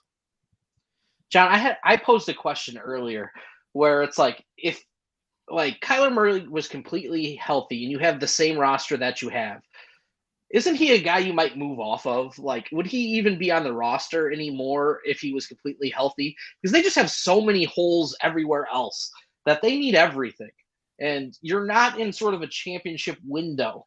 So, like, one of the things I care about so much is team building, the GM and the coach and the ownership being on the same page and being on the same timeline. And I don't know if they've ever been on the same timeline, and that quarterback's a major part of that. Mm-hmm. So I wonder if he was even like, if he was healthy again right now, if they would have looked to move him this offseason. I mean, I have a tough time separating my fantasy love for Kyler Murray from his real world ability. I think he's pretty talented, and you know, maybe they could get a boatload of picks or players for him if they did try to trade him. I would be of the school of you just try to keep building around him and hope that you can get it together within his championship window, because players like him are so far and few between. And we see, you know, there's 10 or 12 teams just scrambling to try to find a quarterback to call their franchise quarterback. So, you know, when he's fully healthy and ready to go, is he a top 12 guy, top 10 guy? Certainly fantasy wise, he is. Mm-hmm. You know, I think he probably is in real world quarterback too. I don't know that you part ways with a player unless he's super disgruntled and asks for a trade and is just going to be miserable there. So that's sort of my take on it. I mean, there's enough parity that you could turn a team around pretty quickly in the NFL, it's kind of set up for that. So my thinking would be hold on to Kyler and try to build around him. Two quick thoughts. One, MJ3 in the chat thanking the 4for4 betting team for Witherspoon first DB. That is a Noonan fastball. That was a Noonan special. Was on that the entire time at great odds. And two, with this trade with the Lions, they now have the number 12, number 18, number 34, number 48, and number 55 overall picks in this draft. Amazing get. And who knows, they may even package some of that for either Drake May or Caleb Williams and kick this one down the road for this year. But Raiders on the clock, Tyree Wilson left over, and we have heard, despite Wilson's medical issues, if he fell, that would be an option there. Will Levis, if the Raiders are in on a quarterback, perhaps an option there too. And maybe Christian Gonzalez has been mocked there by a few people as well. So lots of options here, Scott, for the Raiders at number 7 overall. Yeah, I think when you start looking at it, Tyree Wilson's one of the guys that's dropping. We kind of had, you had some rumblings that it could happen, and we started kind of discussing, is Tyree Wilson going to be higher than maybe one of these cornerbacks that we had kind of talked about? There was a little bit of an outside chance that Devin Witherspoon could drop here, but with him going to 5 and then looking at what's happening, I think Tyree Wilson's probably the pick that makes the most sense right here.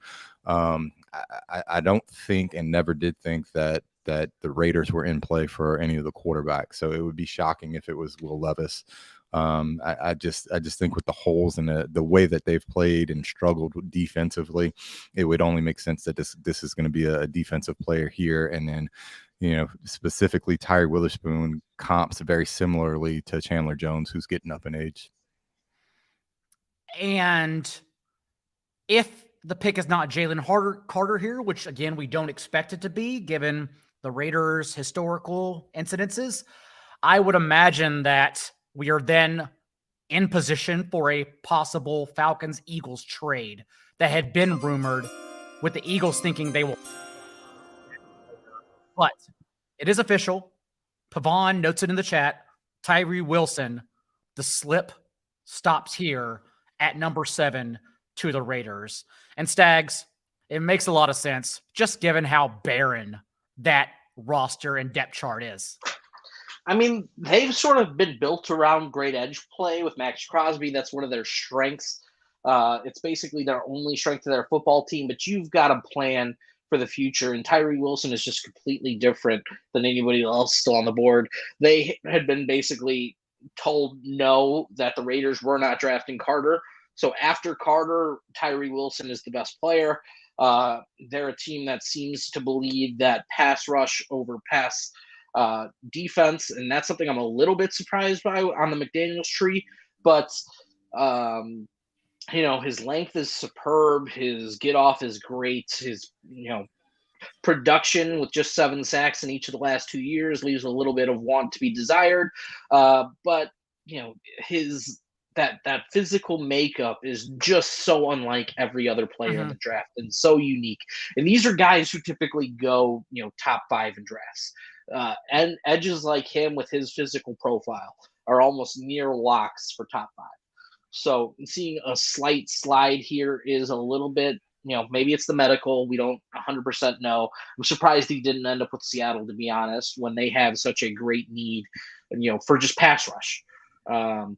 But, now that he's with the Raiders, I think he slots in right. I think, that Klein Farrell pick, gets a little bit of maligned, and now you're trying to correct that going forward. And this is a team with a lot of holes on defense, but you can cover up holes with pass rush. And not that they will, but Chandler Jones' contract becomes easily partable next year. So it'll be interesting to see what happens here and what happens in Tyree Wilson's development, given that, again, we are still waiting on this foot injury, Liz Frank perhaps, that may stunt his development in year 1, which, yes, the tools there, but as you mentioned, he does need those developmental reps to become what at least NFL decision makers perceive as his ceiling. I hope we get Paulson back soon as well, because again, we are in possible fantasy territory, a position, there you go, outside of quarterback, because maybe we get Bijan, maybe we get Jalen Carter. I would imagine the Falcons were hoping Tyree Wilson slipped one more spot, but now they're scrambling because their board is likely all over the place. Paulson, have you already done the work on just in case the Falcons take Bijan? No, I don't do speculative work. Tell me once they're there. That's the Daigle spirit animal answer. Hell yeah. I all the speculation drives me nuts. So I just want to know where they are, where they land, and then I get working on the thing. I'm not going to do work that I'm going to have to redo a week later. So if it is Bijan to the Falcons, interesting spot. Obviously with submarine Tyler Allgeier's value, who it's kind of budding value, I would say, based on how he did last year. But we're getting into that territory now for the running back and the top receiver, and maybe even a top tight end in this 8 to 15 range potentially. So there will be some stuff to talk about. And the Falcons pick is in. So officially, no trade. They must have someone in range here that they like on their board. And again, Jalen Carter, although I really thought teams were in, the slide is clearly happening for these character concerns we've heard about, potentially still trying to settle following that January incident and leaving the fatal car crash. Combine results showing up 9 pounds heavier and then opting out before he could even do drills, despite being in Indianapolis. Teams are very clearly worried, and that's why they were bringing him last second to do interviews just in case. And I believe the pick is almost in here. We may be getting ready, Paulson, to kick it to you anyhow. Falcons, of course, with Tyler Allgeier, who played amazing over the last month of the season and only had fifth-round capital. But again, if you think the Falcons' intentions, since they did not truly invest in quarterback this offseason, only signing Taylor Heineke and then showing up to their combine pressers, truly, it's almost speaking into an existence that both Heineke and Desmond Ridder are their starters at that negligent money spent under center, then a defender or Bijan Robinson would make sense to them. Not to me, but to them and how they're building their NFL team. Scott, any other thoughts on that? Before we get to this pick, man, I just want to give props to Tyree Wilson coming out with the bling and the suit. So far, that's my favorite drip so far in the first round. A little bit different there with the flowers and the pastels on top of the black. But, I think, you start looking at this pick and it's a pick for Atlanta in particular that this front office has gone off the value chart as far as the way that they pick. Another team that has a bunch of needs, that we've got word that they're not going quarterback, and that hasn't been on the radar. It's been heavily thought that it would be Bijan Robinson. They've also talked about trading out. In my mock draft, I had Bijan Robinson because I think if they're not going to address the quarterback situation, then Bijan just makes the most sense, and that's who's been heavily connected. Lucas Van Ness was the other player on the outside that has kind of been connected as well, but I think in a weak draft where you only have 16 to 17 players getting first round grades, that Bijan would maybe make the most sense for a team that's just looking to play safe and take best player available. And I think that's where we're at as well. There is a lot happening, though the broadcast is at commercial. So we will get ready to fill you in and catch you up to speed with everything. The chat reporters are on top of everything. We can announce, as the TV is setting it up, the Eagles, at least we know, have traded to number 9 with the Bears. So the Eagles leapfrog with undisclosed terms to number 9, and the Bears presumably swap back to 10. So the interesting part with that is that we've been told kind of all along through back channels is that both of those teams were viable for Jalen Carter. That specifically the Eagles, having Jordan Davis and Kobe Dean there, have the support system to get the most out of Jalen Carter. We've also kind of been told that from Chicago's standpoint that, you know, a team that formerly had the number one pick and was considering possibly Jalen Carter there, that he would also be on their board if, you know, it were to fall to there. So to see Chicago trade with, in particular, you know, Philadelphia, who Skoronski was also another player that was set to go to both of those. And I think Philly would be coming up for Jalen Carter. And finally, before we get to that one, the Falcons now officially have running back Bijan Robinson on their roster.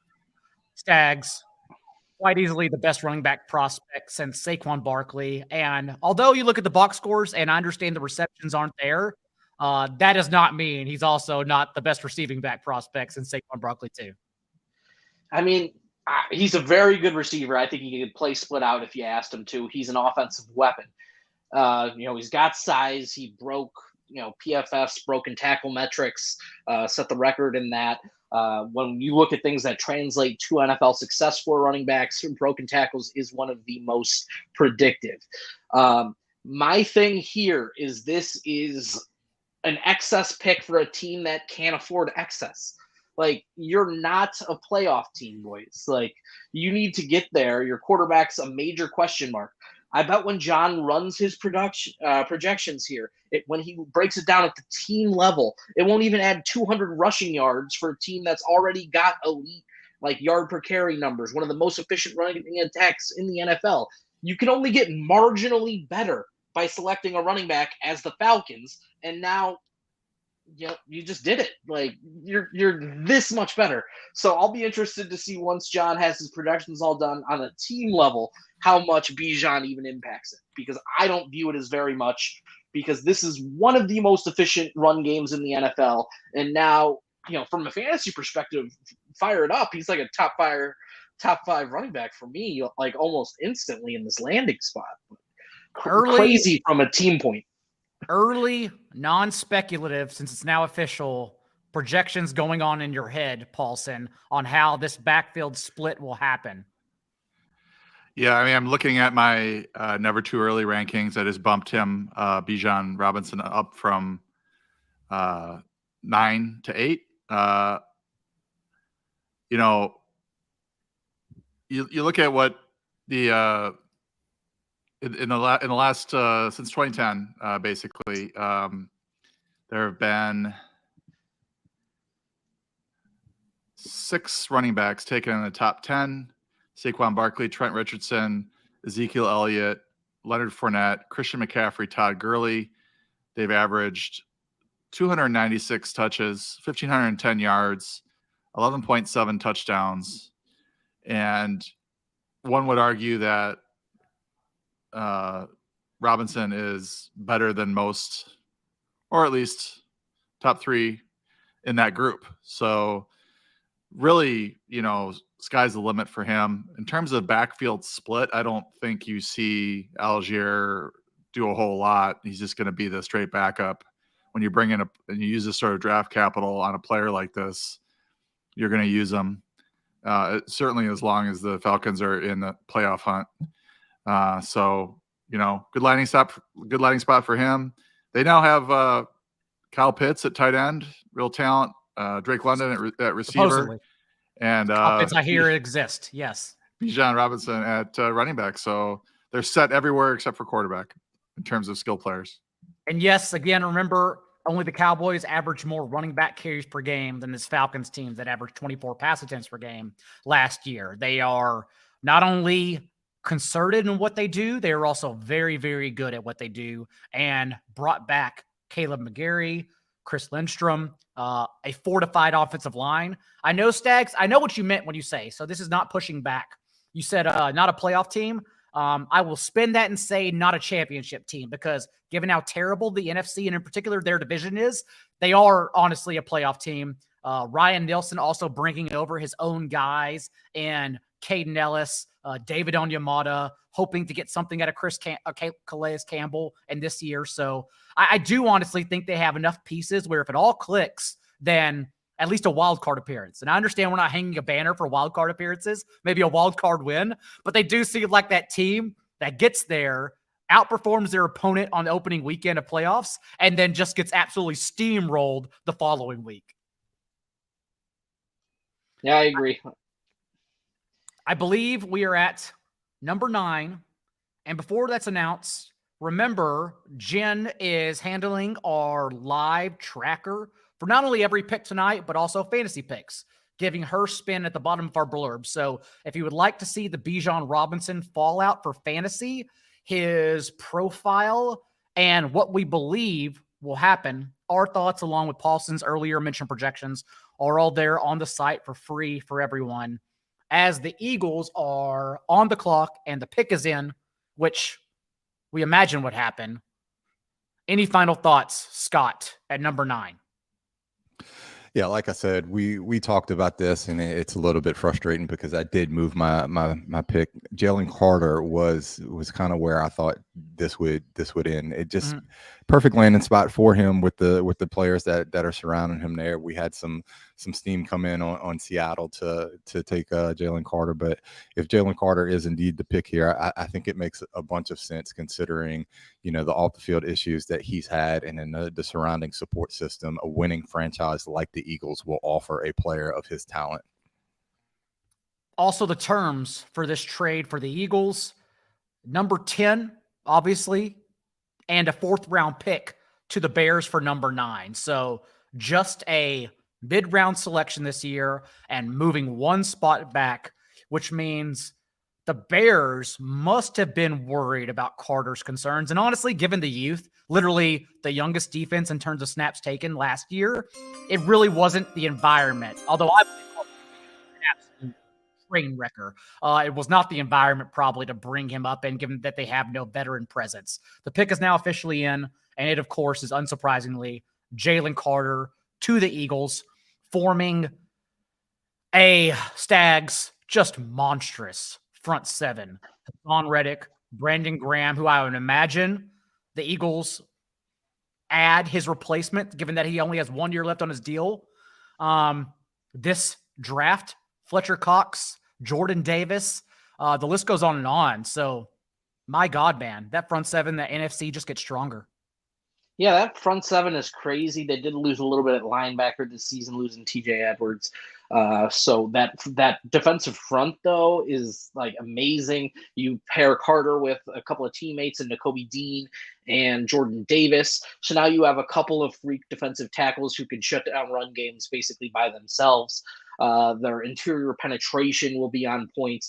This guy's basically Fletcher Cox reincarnate. If they can get his motor running at its highest level, this is going to be huge. Now, the Bears moved back off this pick. I'm a little surprised that, that the Eagles didn't have to jump the Bears to get Carter. I thought the Bears would be all over this, but I do see it from that defensive standpoint to where, they're just too young. They're just not ready for a pick like this. And now the Bears probably are going to go out and draft a tackle. I guarantee you they got news on, when they made the deal. They're like, oh, we're drafting Carter. So they knew who they were getting. They added a 4th rounder for that cost, and they added a 4th rounder next year, which I think is very important, as that looks like a strong draft, heading into it. So, Carter's a perfect fit here. He is literally a guy who could put this team over the top, and they still look like the class of the NFC. Them and San Francisco are going to be battling out, depending on how that quarterback health and position comes together for the 49ers.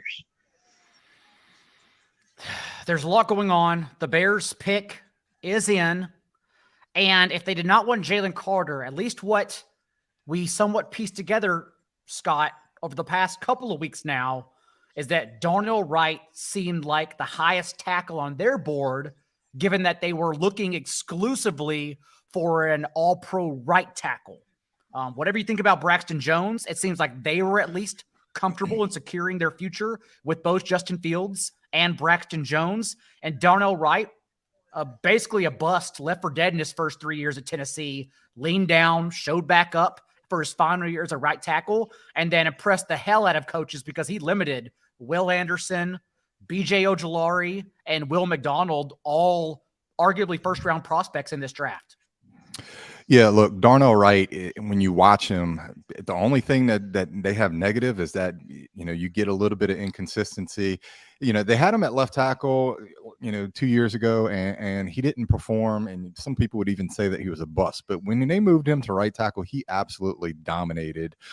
This was a pick that, as a Commanders fan, that I was hoping would slide on down to them. But, we got word through back channels and sources that Darnell Wright and Jalen Carter were the two players in consideration, with Paris Johnson also being there as well. But Paris Johnson, had a higher chance of going, earlier.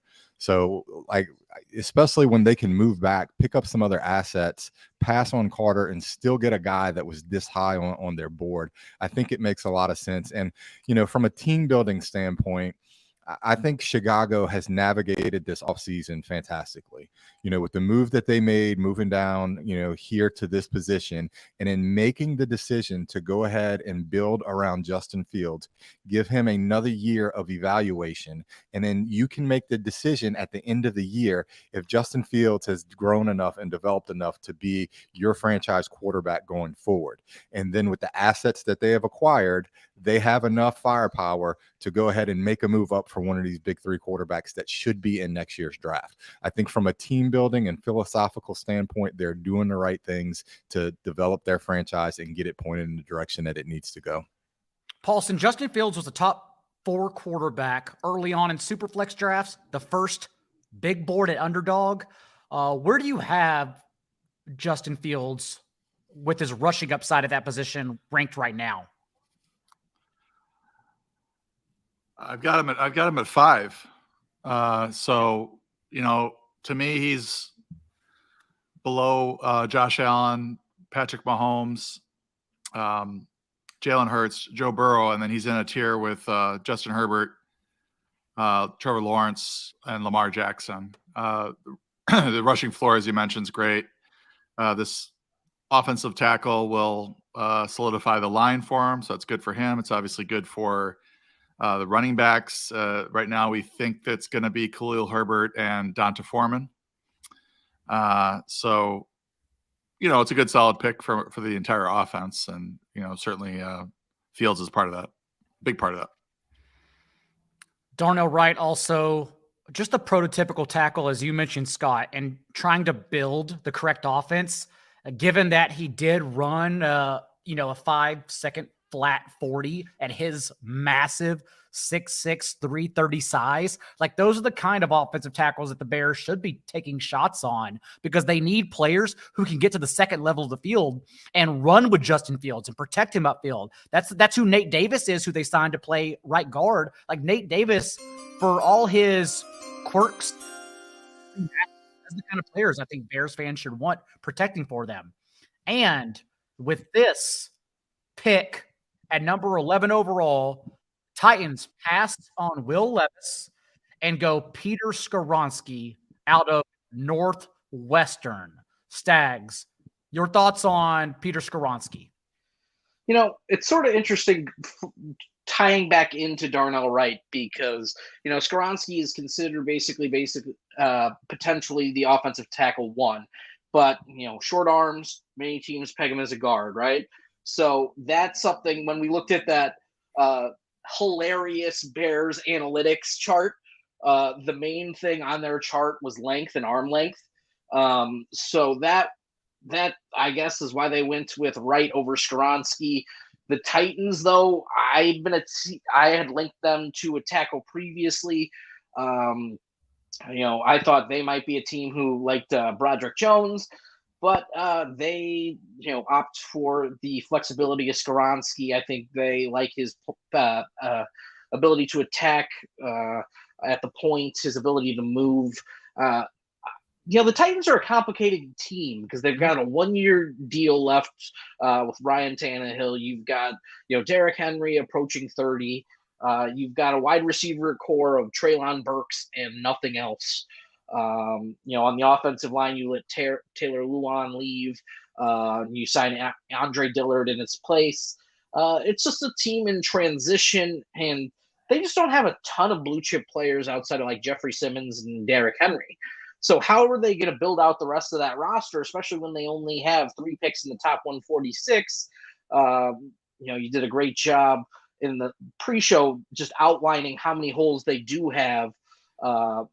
And I'm interested to see how Skoronski is going to fit into that line, because he is sort of a guy that many view as can be an instant Pro Bowl guard in the way of Zach Martin, and Quentin Nelson. So do they put him at the guard, or they give him a chance to tackle?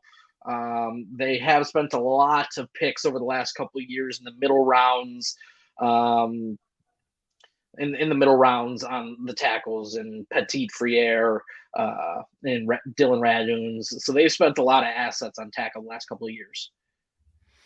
Skoronski, of course, as you mentioned, only played guard in high school, sprinkled in, but literally 0 snaps at Northwestern.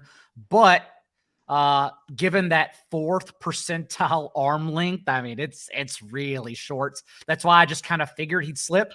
For those out there listening, if you had over 10.5, I know the 444 Discord did, that, as Scott pumps his fist, that hit. Just because, again, not profiling as a tackle, although he does have 97 percentile burst metric explosiveness. So like he can explode still if he's given a chance at 6'4", 313 with shorter arms on the outside.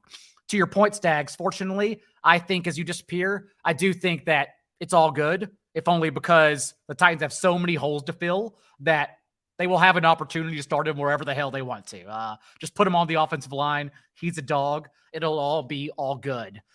Number 12, Scott, as we now take a few offensive linemen on the board, the run begins.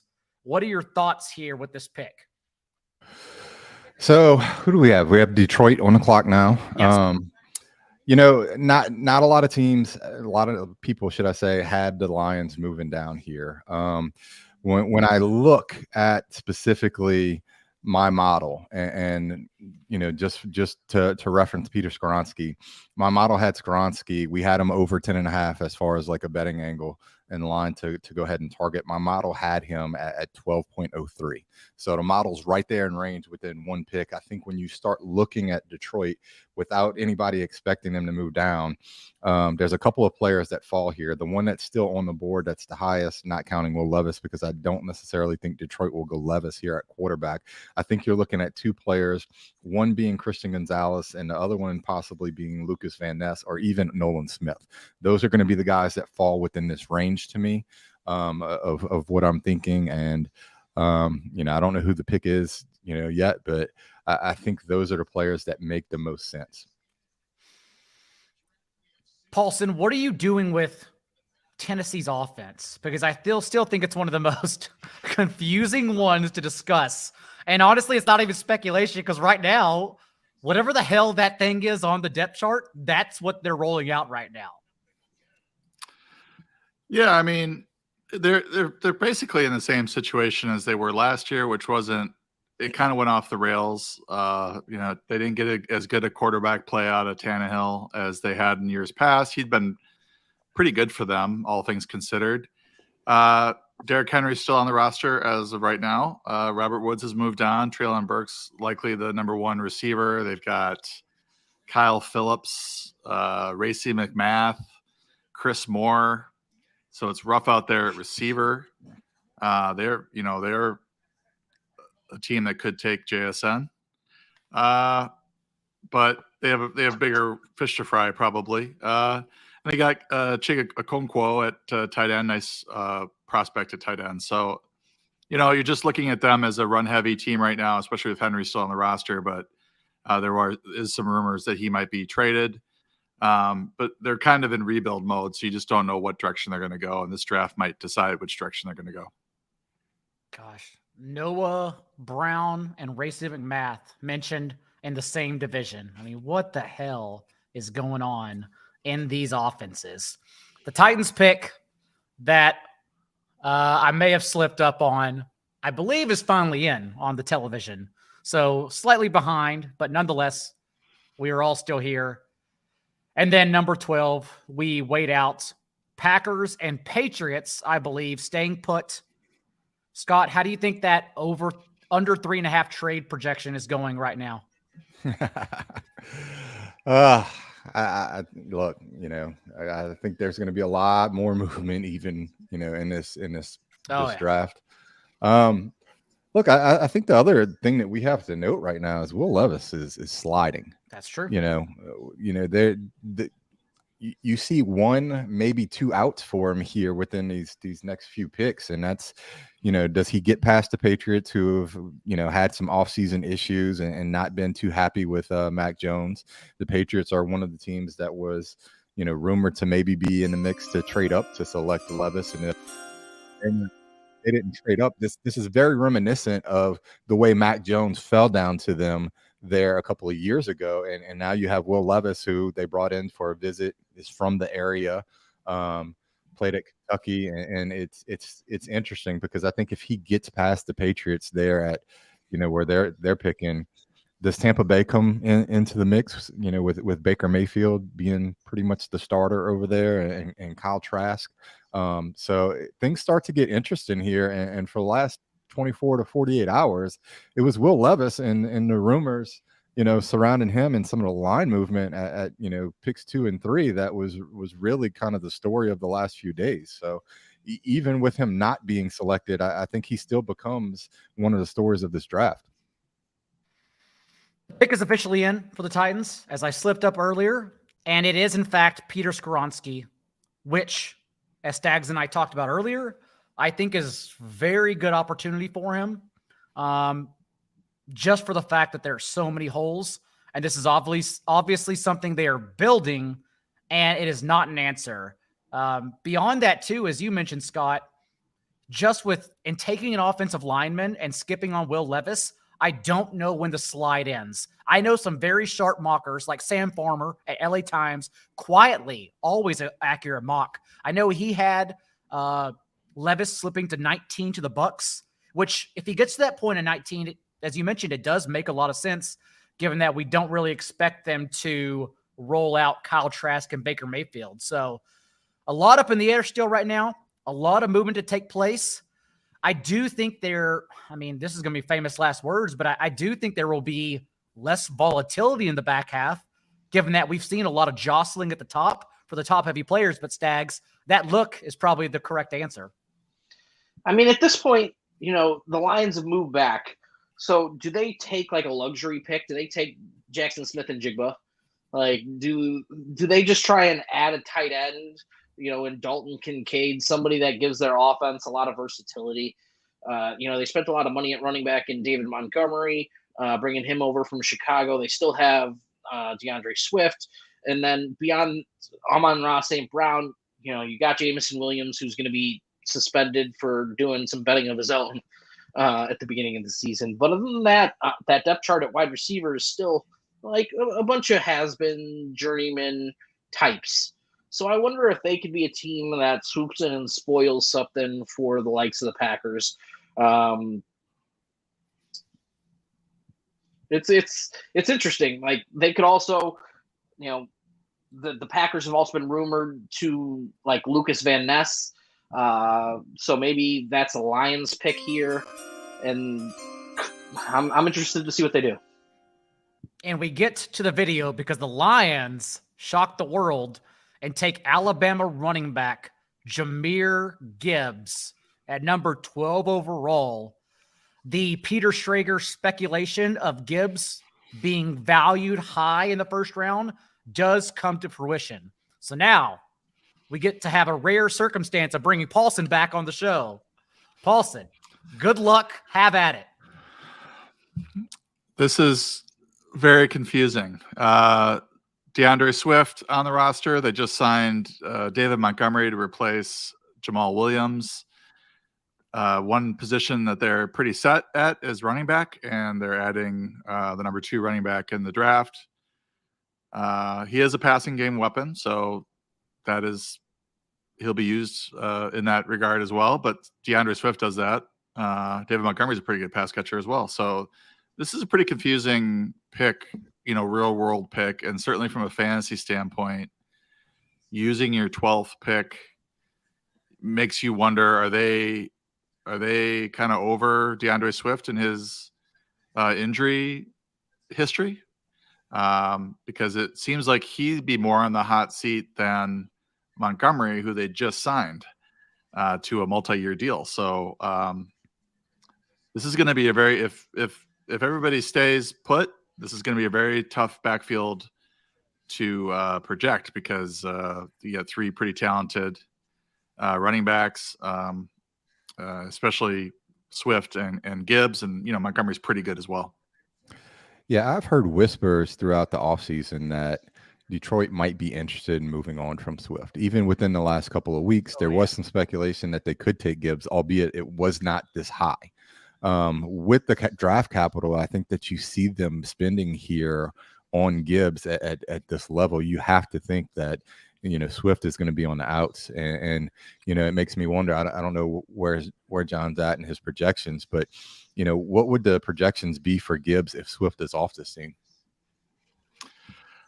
Well, I think with Montgomery in and Swift gone, Gibbs would replace Swift, but I think he'd be plus, that given what they're spending on him. But we saw what they did with Jamal Williams last year, and I think Montgomery takes most of that work. It'd still be pretty ugly backfield, but I think you'd look at Swift plus with Gibbs if Swift moves on. There's been three backs drafted in a 10 to 15 range in the first round, and they averaged 216 touches. Todd Gurley, Ryan Matthews, Melvin Gordon, since 2010. So pretty healthy workload when you get drafted in this range. Yeah, Go ahead, Scott. I feel like this pick gives me remnants of, Campbell being with that New Orleans Saints coaching staff for as long as what he was. I feel like they're trying to replicate some of the things that they had there. Gibbs is a guy who has been comparable, in comp to Alvin Kamara. You start to look at Montgomery, having that big back role, and it feels like it's going to be very similar to what New Orleans used to run under Sean Payton, and that offense is what they're trying to replicate here. The funny thing is that they already have a Kamara type with Swift. He just can't stay healthy. So then maybe that's it. Maybe that's their issue. He's just not available. Gosh, to your point too, Paulson, I'm so confused because they gave Montgomery so much money. And I understand they probably weren't envisioning him as an every down back. There is really no such thing outside of two players in the NFL anymore as an every down back. But gosh, they allowed an 1,000-yard rusher who led the league in rushing touchdowns to walk, only to give Montgomery more guaranteed money and $6 more million annually. They willingly let that happen. They wanted Montgomery. And now number 12 overall capital for a running back, any running back. Man, that's a lot. That's a lot to process. I think on the Montgomery Jamal Williams thing, it was an age issue. I think Williams is 2 or 3 years older than Montgomery, so they were getting younger at the position and probably looking at Williams as somebody that was going to hit the wall pretty quickly. That was how I figured that.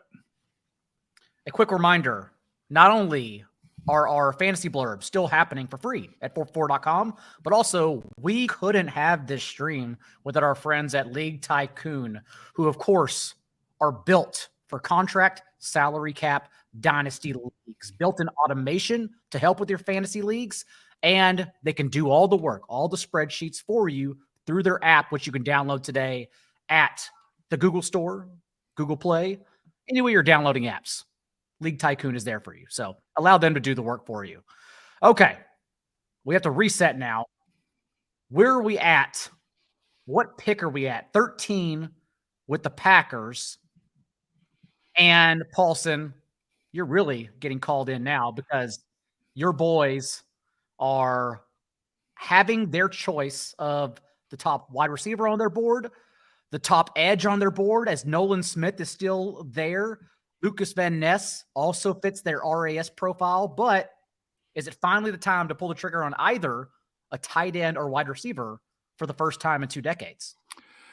Well, yeah, top receiver on the board is available. I guess you referred to his coach saying that he's better than Chris Olave and Garrett Wilson. I think it'd be a no-brainer to draft Jackson Smith and Jigba here, but the Packers have a history of disappointing me. So I'm hoping for the best, expecting the worst here. Also, what you were just citing were the Packers at number 30. They're 13 overall. They do, in fact, grab Lucas Van Ness, edge rusher out of Iowa, part-time edge rusher, but also absolute beast. Stags, your thoughts on Lucas Van Ness in this offense? Obviously, just trying to pad for Rashawn Gary's injury. I mean, when you look at Lucas Van Ness, you basically get an athletic comp of Rashawn Gary. He scores highly in RAS. He scores very similarly. His size profile, in the 275 pounds, 6'4", he's very, very similar to Gary. And one pick off, Gary was taking number 12. So it's just a very, very Packer pick. It's like the exact same thing they did when they took Rashawn Gary, and they've done it to Paulson like 3 years in a row while we've done this show.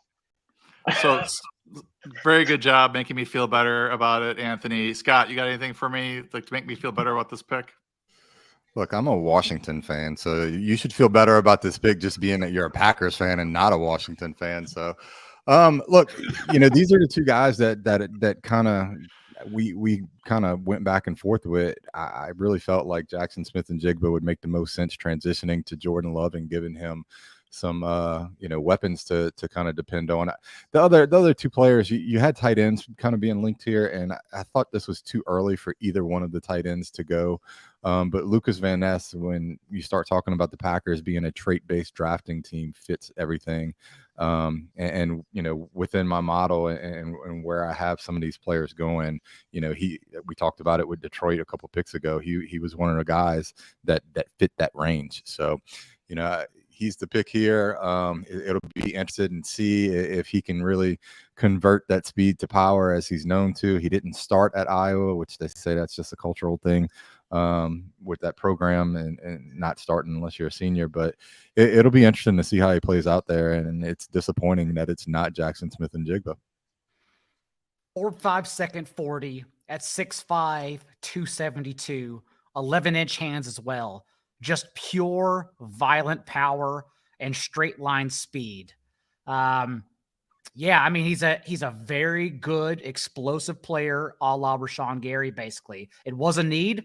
And again, the Packers, as they tend to dabble consistently with day two receivers, I guess will do so again, trying to find that guy as receivers continue to dip on this board on night one. For now, the Patriots were on the clock, but as it's showing on television, the Steelers have traded up to 14, which surprisingly tells you then the Patriots not only didn't want Will Levis, but they didn't want Jackson Smith and Jigba as well, or Christian Gonzalez.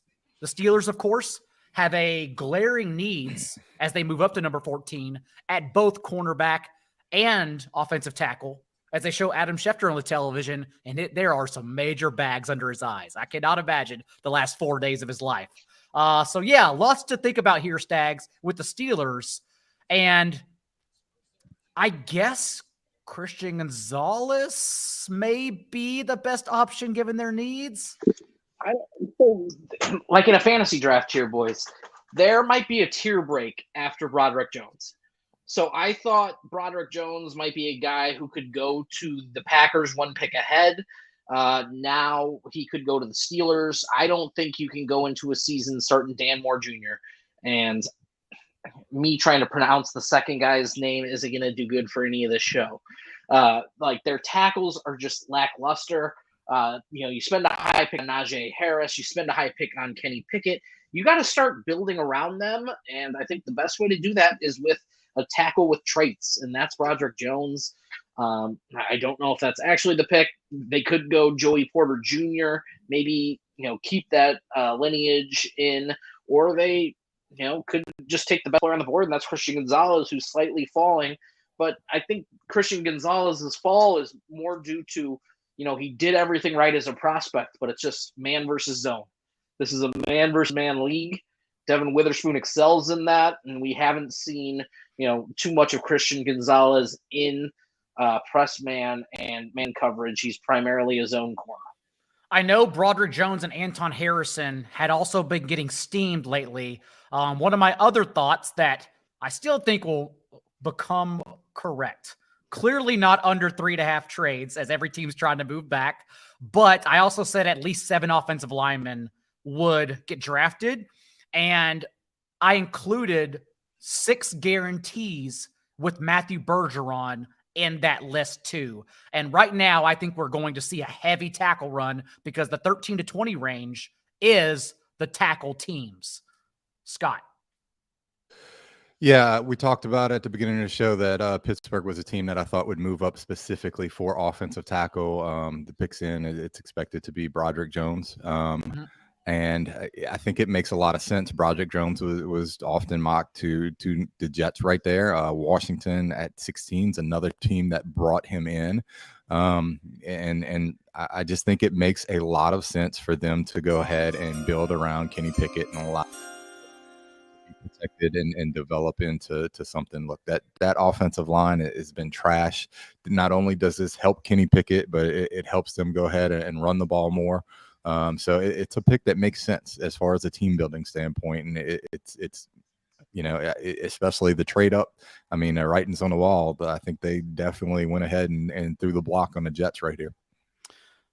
1,358 Broderick Jones career snaps of his 1,392 career snaps, I should say. So basically all of them came at left tackle, but under a pro-ready scheme and Todd Monken's offense. So yes, a project, but 0 holding penalties in his final year, a 4.97 40 at 6'5", 311. And by the way, all of these tackles can move like these guys. And wait till people see DeJuan Jones highlights. My word, like that guy could bulldoze some players. But yeah, just another athletic option here, Stags, and one that fills a pressing need. And as Scott mentioned, they wanted to get ahead of the Jets because the Jets were a team heavily rumored along with the Commanders for Broderick Jones. Yeah, I think it's interesting here as we enter the middle portion of the draft that every team seems to be clustered in their needs. So how do they move around the other teams, in front of them in order to get the guys that they want? Because the Steelers need a tackle and a corner and, some edge help. You look at the Commanders, they need some edge help, corner and a tackle, maybe a guard. Then you look at, the Lions, they're sort of sprinkling things in. The Patriots now who moved back have that same sort of corner, tackle, wide receiver needs. So everybody in this range sort of has that same need profile. So everybody's got to make a little bit of a move to get the guys they want. The Steelers, I talked about this extensively that I did not think they could go into the season with Dan Moore Jr. As their starting left tackle. Like, I don't. Like, Broderick Jones is just so much more toolsy and traitsy that he will be an instant impact player for this offense because it needs something along the offensive line where they basically ignored it for the last couple of years, and it has completely deteriorated. Anything on the Steelers' offense, Paulson, given that I believe the last time we talked, they have since added Allen Robinson for whatever the hell that's worth. So at least they now have Deontay Johnson, George Pickens, and Robinson to go along with Kenny Pickett. Guys, one thing I kind of want to get John's opinion on here. 2 things, and they both kind of revert back to the Packers, is one, Will Levis is starting to almost have a Aaron Rodgers-like fall throughout this draft. So, where does that stop? But also, is it Aaron Rodgers that's making this pick here for the Jets? Because there was some light smoke and whispers over the last few days that the Jets were interested in Jackson Smith and Jigba. Green Bay never gave him what he wanted as far as wide receivers. They have the other Ohio State wide receiver there and Garrett Wilson, offensive rookie of the year. last year. And I know they made some other signings there, but is this the Jackson Smith and Jigba? And instead of Green Bay giving Rodgers the big FU and taking him there at 13, is Rodgers going ahead and flipping that middle finger back at Green Bay? And is it, is that, how do you feel about that if that is the pick here, John? Oh, that would be, great for Aaron Rodgers. He's got his best set of weapons, I think. Corey Davis we're not sure if he's going to remain on the roster. But if he does, then he's got Wilson, Garrett Wilson, Allen Lazard, Corey Davis, and McCole Hardman. I'd be surprised if they went receiver here. Maybe more likely or be better fit for a top tight end because they've got Tyler Conklin and CJ Uzomah right now, who are, sort of replacement level filler types. The Packers just passed on Smith and Jigba, so I don't know that's a big FU. It would have been the conversation would have been funny if the Packers had drafted a receiver, after all these years of passing on one. So they've kind of stuck to their guns, it appears, and maybe there's somebody they like later in the draft. But I was trying to get off of mute when you asked about Pittsburgh's offense. John, Kenny Pickett had 7 passing touchdowns last year. Mm-hmm. Unless that improves significantly, and that means like triples, it's hard to like this much of anything in this passing game just because there's just so many passing touchdowns available. I love Deontay Johnson's ability to get open. George Pickens is great with the contested catches. Now they have Allen Robinson as maybe their third. Calvin Austin is there as well. Pat Freiermuth at tight end. There's plenty of weapons for Pickett to succeed, and he should have done that better. Had a better season last year in terms of the passing touchdowns. So until I start to see it from Pickett, it's really hard to project this passing offense to be anything significant. I don't even know either where the Jets go from here, and I would imagine that's why they're milking the clock, because I know they were in on Broderick Jones, as we talked about earlier. So unless we see a large jump, like Anton Harrison could go around this range, there are others out there, then I'm sure they're probably scrambling right now, Stags. Yeah, but could we just imagine if the Jets do something a little atypical here and take like Christian Gonzalez, like adding him to, Sauce Gardner, you completely change a fucking defense. Yeah. Like I just use the PG-13 FU because it completely is a game changer.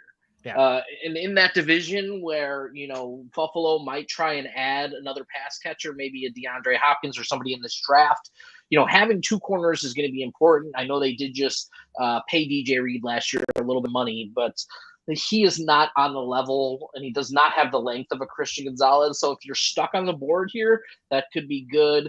Or you could go an Anton Harrison. I think there's also just a number of ways. Could you go, Miles Murphy as well, or a Nolan Smith, and just get more pressure off the edge? Because I think Nolan Smith's taken a little bit of a tumble compared to where, the steam was in the last week or so. Yeah, and excuse me. I was just going to say, I'm rooting for Will Levis. Let's do a Will Levis pick right now. You want it in right now just to screw your former friend over? I want the Jets to draft a Rodgers replacement right now instead of more talent for the offense or the defense. Go ahead, Scott. Sorry. Yeah, I heard that Nolan Smith was the player that they actually liked. So I mean, a player like him in the mold of somebody coming off the edge and adding extra pass rush for Robert Saleh is one of the guys that would make a lot of sense. And then another guy that compares similarly to him, Will McDonald was said that he was going to get drafted. Evan Silva was saying that he was going to go much higher than what a lot of people were saying. So I think either one of those 2 guys could be in play here now that the Jets lost out on the offensive line. In my mock, because I had the tackle run in this range, I did put Will McDonald to the Bucks at 19, thinking he was a top 20 player getting steamed all of a sudden. But do the Jets want to fill an edge rather than filling an offensive line. Is Rodgers helping out with this pick?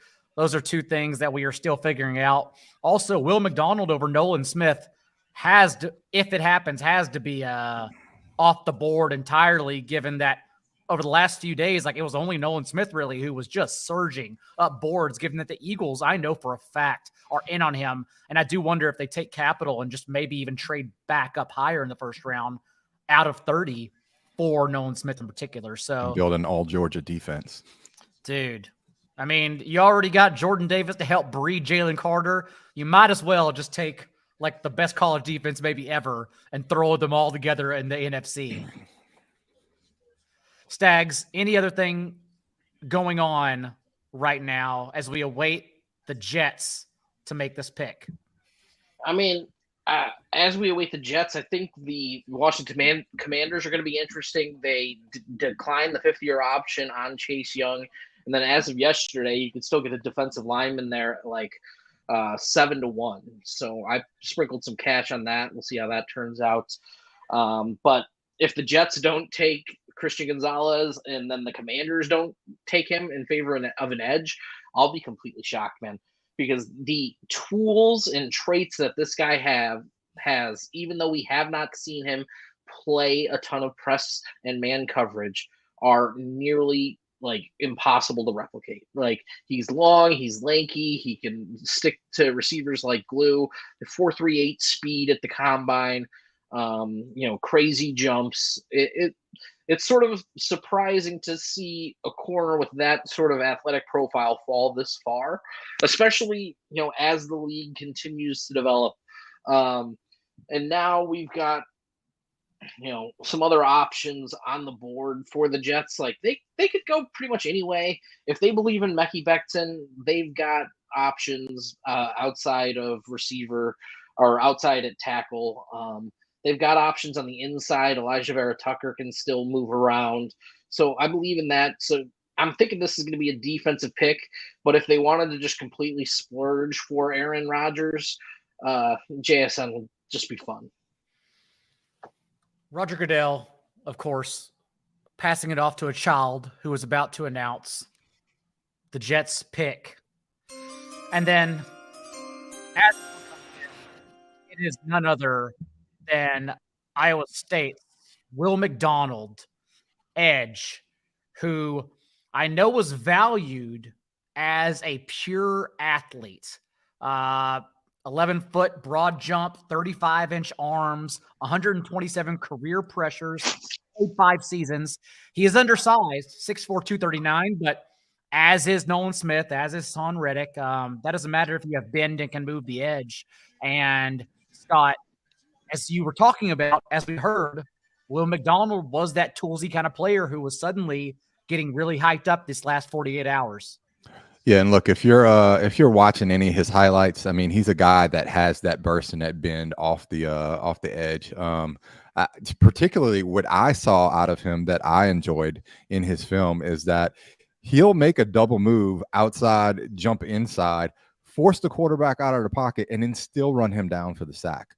I think he's had consistent production over the years with his sack rate and everything, and like multiple teams over this last week were doing their homework on him and making calls to go ahead and see what he's going. And look, and they're showing some of the things on TV right now of him doing backflips and jumping over cars and stuff like that. And so, he's just one of these guys that's a twitchy athlete. And when you start talking about this, the NFL and how they've gone to so many passes and it's a passing league on the opposite side of the ball, you need somebody that can get after the passer. And I think that's where the Jets went.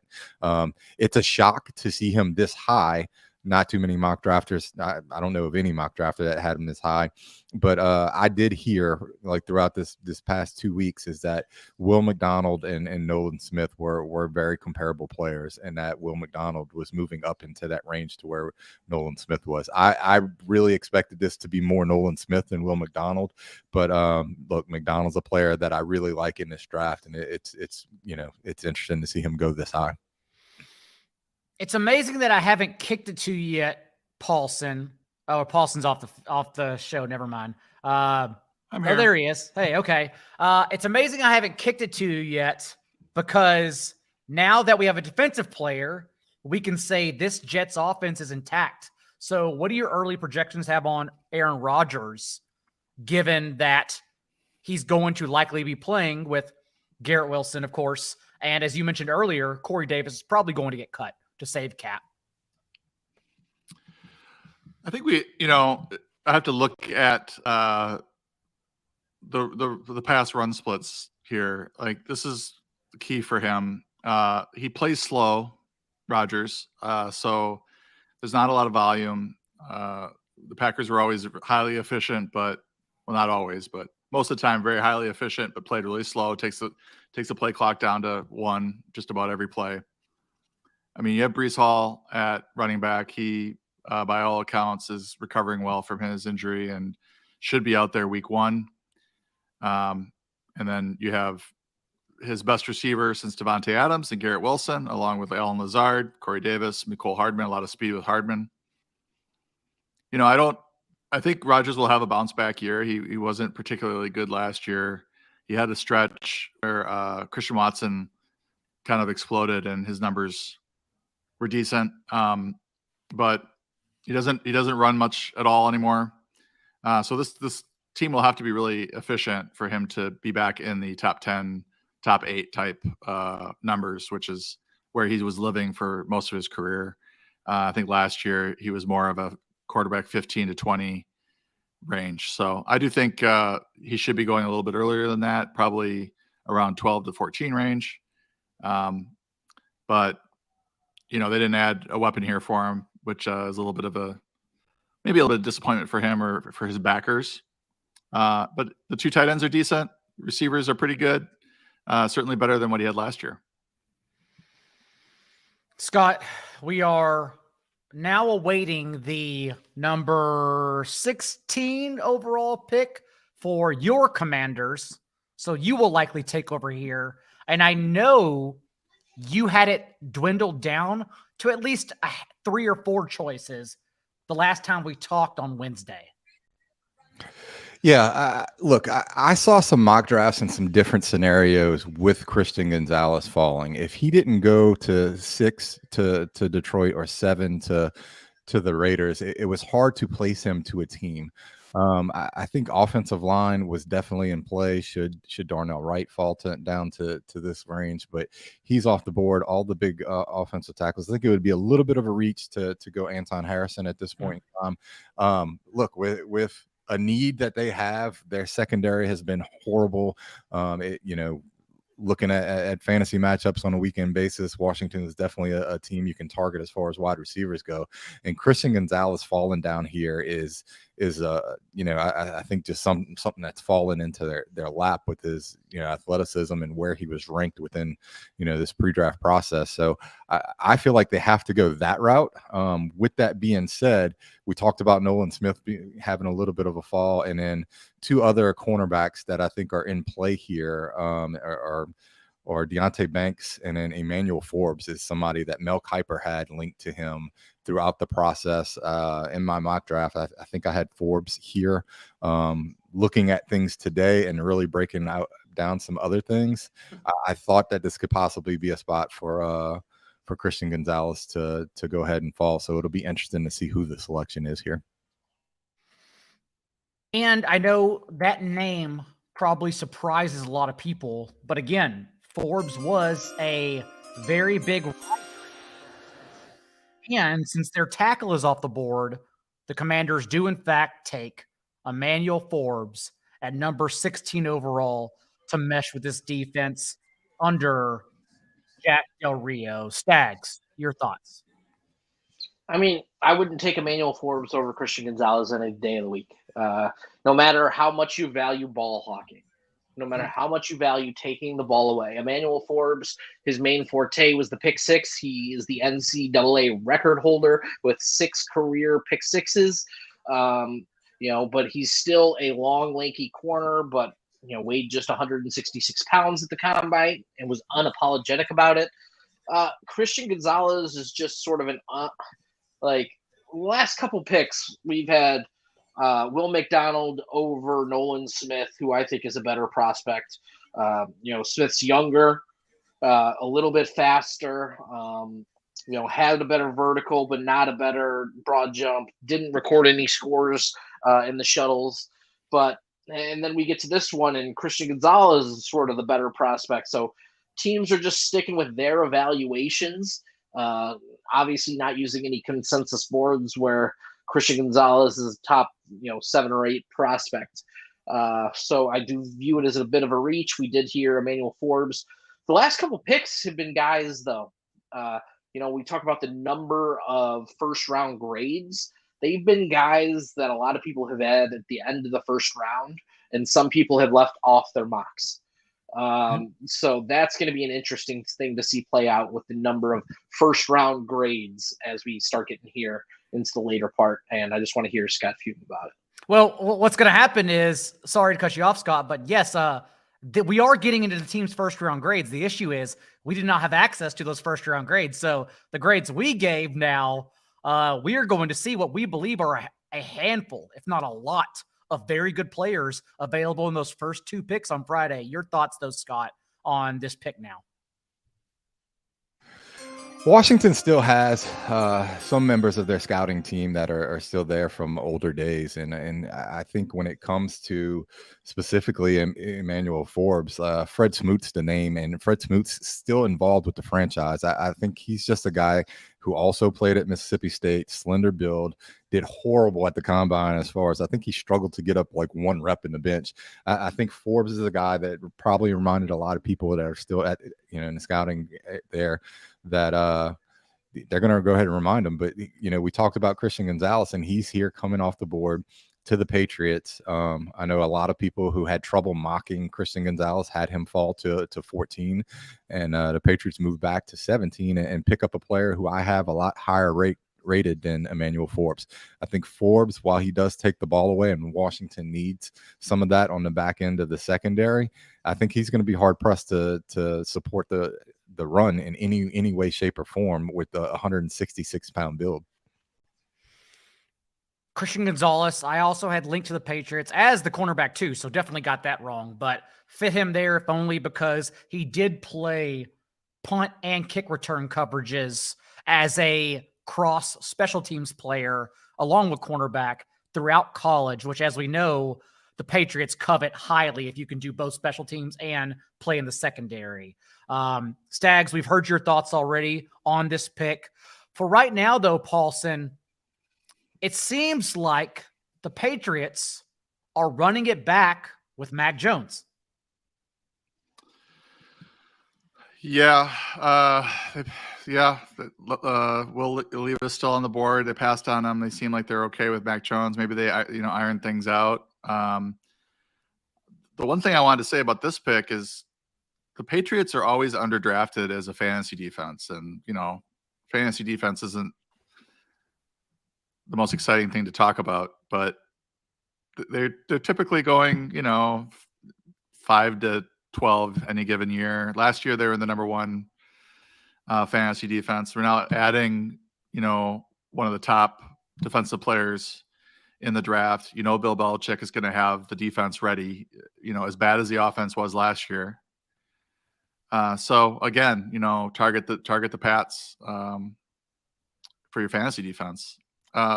Offensively, yeah, it was so dysfunctional last year without a proper offensive coordinator.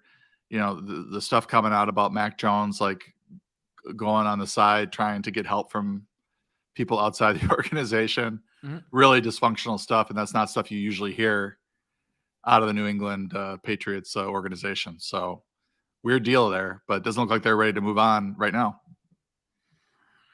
Stags, as we await this next pick for the Lions, who could have got Jahmyr Gibbs here, any other pressing thoughts on number 17, Christian Gonzalez, since you were very clearly higher on him over Emmanuel Forbes? I mean, it's exceptional value. Like the last couple of years, the Patriots have been drafting a lot of corners with less than ideal length. And now they finally get a guy with length. the Patriots are a team, though, without many blue chip prospects. Like, trying to find the best player outside of Matthew Judon, who's getting up there in age, is a tough thing to do. And the Patriots always seem to cycle those guys. So I think Christian Gonzalez could be that next, generation of Patriot defensive back that is just crazy good. Whether they re-sign him, we'll know in 4 or 5 years. But the fit for right now is perfect.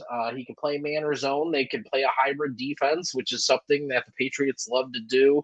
I did expect maybe a Zay Flowers, who they were apparently in love with, to go off the board, especially after they moved back. But I just think they couldn't pass up on Christian Gonzalez still being around. And with the Lions up, their needs at this position, still cornerback, since Devin Witherspoon was not available for them. They could also go tackle. I know for a fact they were looking at interior threat like a Mazi Smith, like a Kalijah Kancey. And Scott, I know you also linked them to bringing in multiple offensive linemen on the interior. It seemed like they actually were very high on guards at this position. Yeah, specifically, I think they were a little bit higher on Avila than Osiris Torrance, who had some medicals and some teams have kind of bumped him off their board and out of the first round. I think the Lions can go a number of ways. The GOAT, Evan Silva, has them linked to Michael Mayer, and I think Mayer has had a lot of sources here, but I think overall they end up going defense. I think they went ahead and got an offensive player. I think Miles Murphy, Kalijah Kancey, some of those players can make sense, but I tend to feel like it's going to be a player that they can plug in the middle somewhere, whether it be defensive line or what. So it'll be interesting to see where they go with this pick. I'm excited, especially because with Jahmyr Gibbs at 12, it is no longer thinking that I understand what the Lions are doing, although still with 4 more picks through Friday, I still think I would like to have all the faith in the world that they understand what they're doing with this organization that is really just a face of the franchise away from genuinely competing at every turn in the NFC. Any thoughts, Paulson? I know it's an absolute nightmare as we wait for this Lions pick, but it seems like at least in this last hour, things have turned substantially. And I know you don't want to project it out right now, but it seems like things have turned substantially, at least for DeAndre Swift. Just a lot to handle, a lot to think about. My mind is still blown. Yeah, it's the type of pick that makes me want to go take a nap.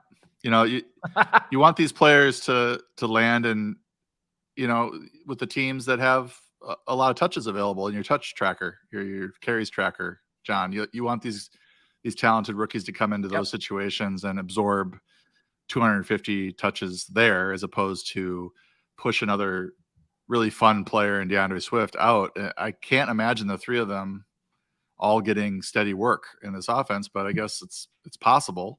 They need to be run heavy. But they've got Jared Goff at quarterback. Are they set with him for the next 5-10 years, or do they want to look at Levis? I don't know. JSN's still out there as well, but they've got, the Lions are a pretty good team. They're up and coming. They seem like they know what they're doing now, but that Gibbs pick is very curious, especially given that the way the running back position as a whole has been downgraded over the last 5 or 10 years. Lions pick, it does look like they'll be staying, picking at 18, as Will Levis just sits there waiting with his either sister, girlfriend, and mom. Not sure which one is which, but Lions picking at 18. Again, many, many needs. Any final thoughts, any word Stags you want to get in before Detroit submits the card here? Yeah, I thought we had some very clear needs for the Detroit Lions, right? Mm-hmm. I thought that they needed a second edge rusher. They needed help on the interior of the offensive line. They need depth at wide receiver, and they need corner. They just traded Jeff Okudah, and I wonder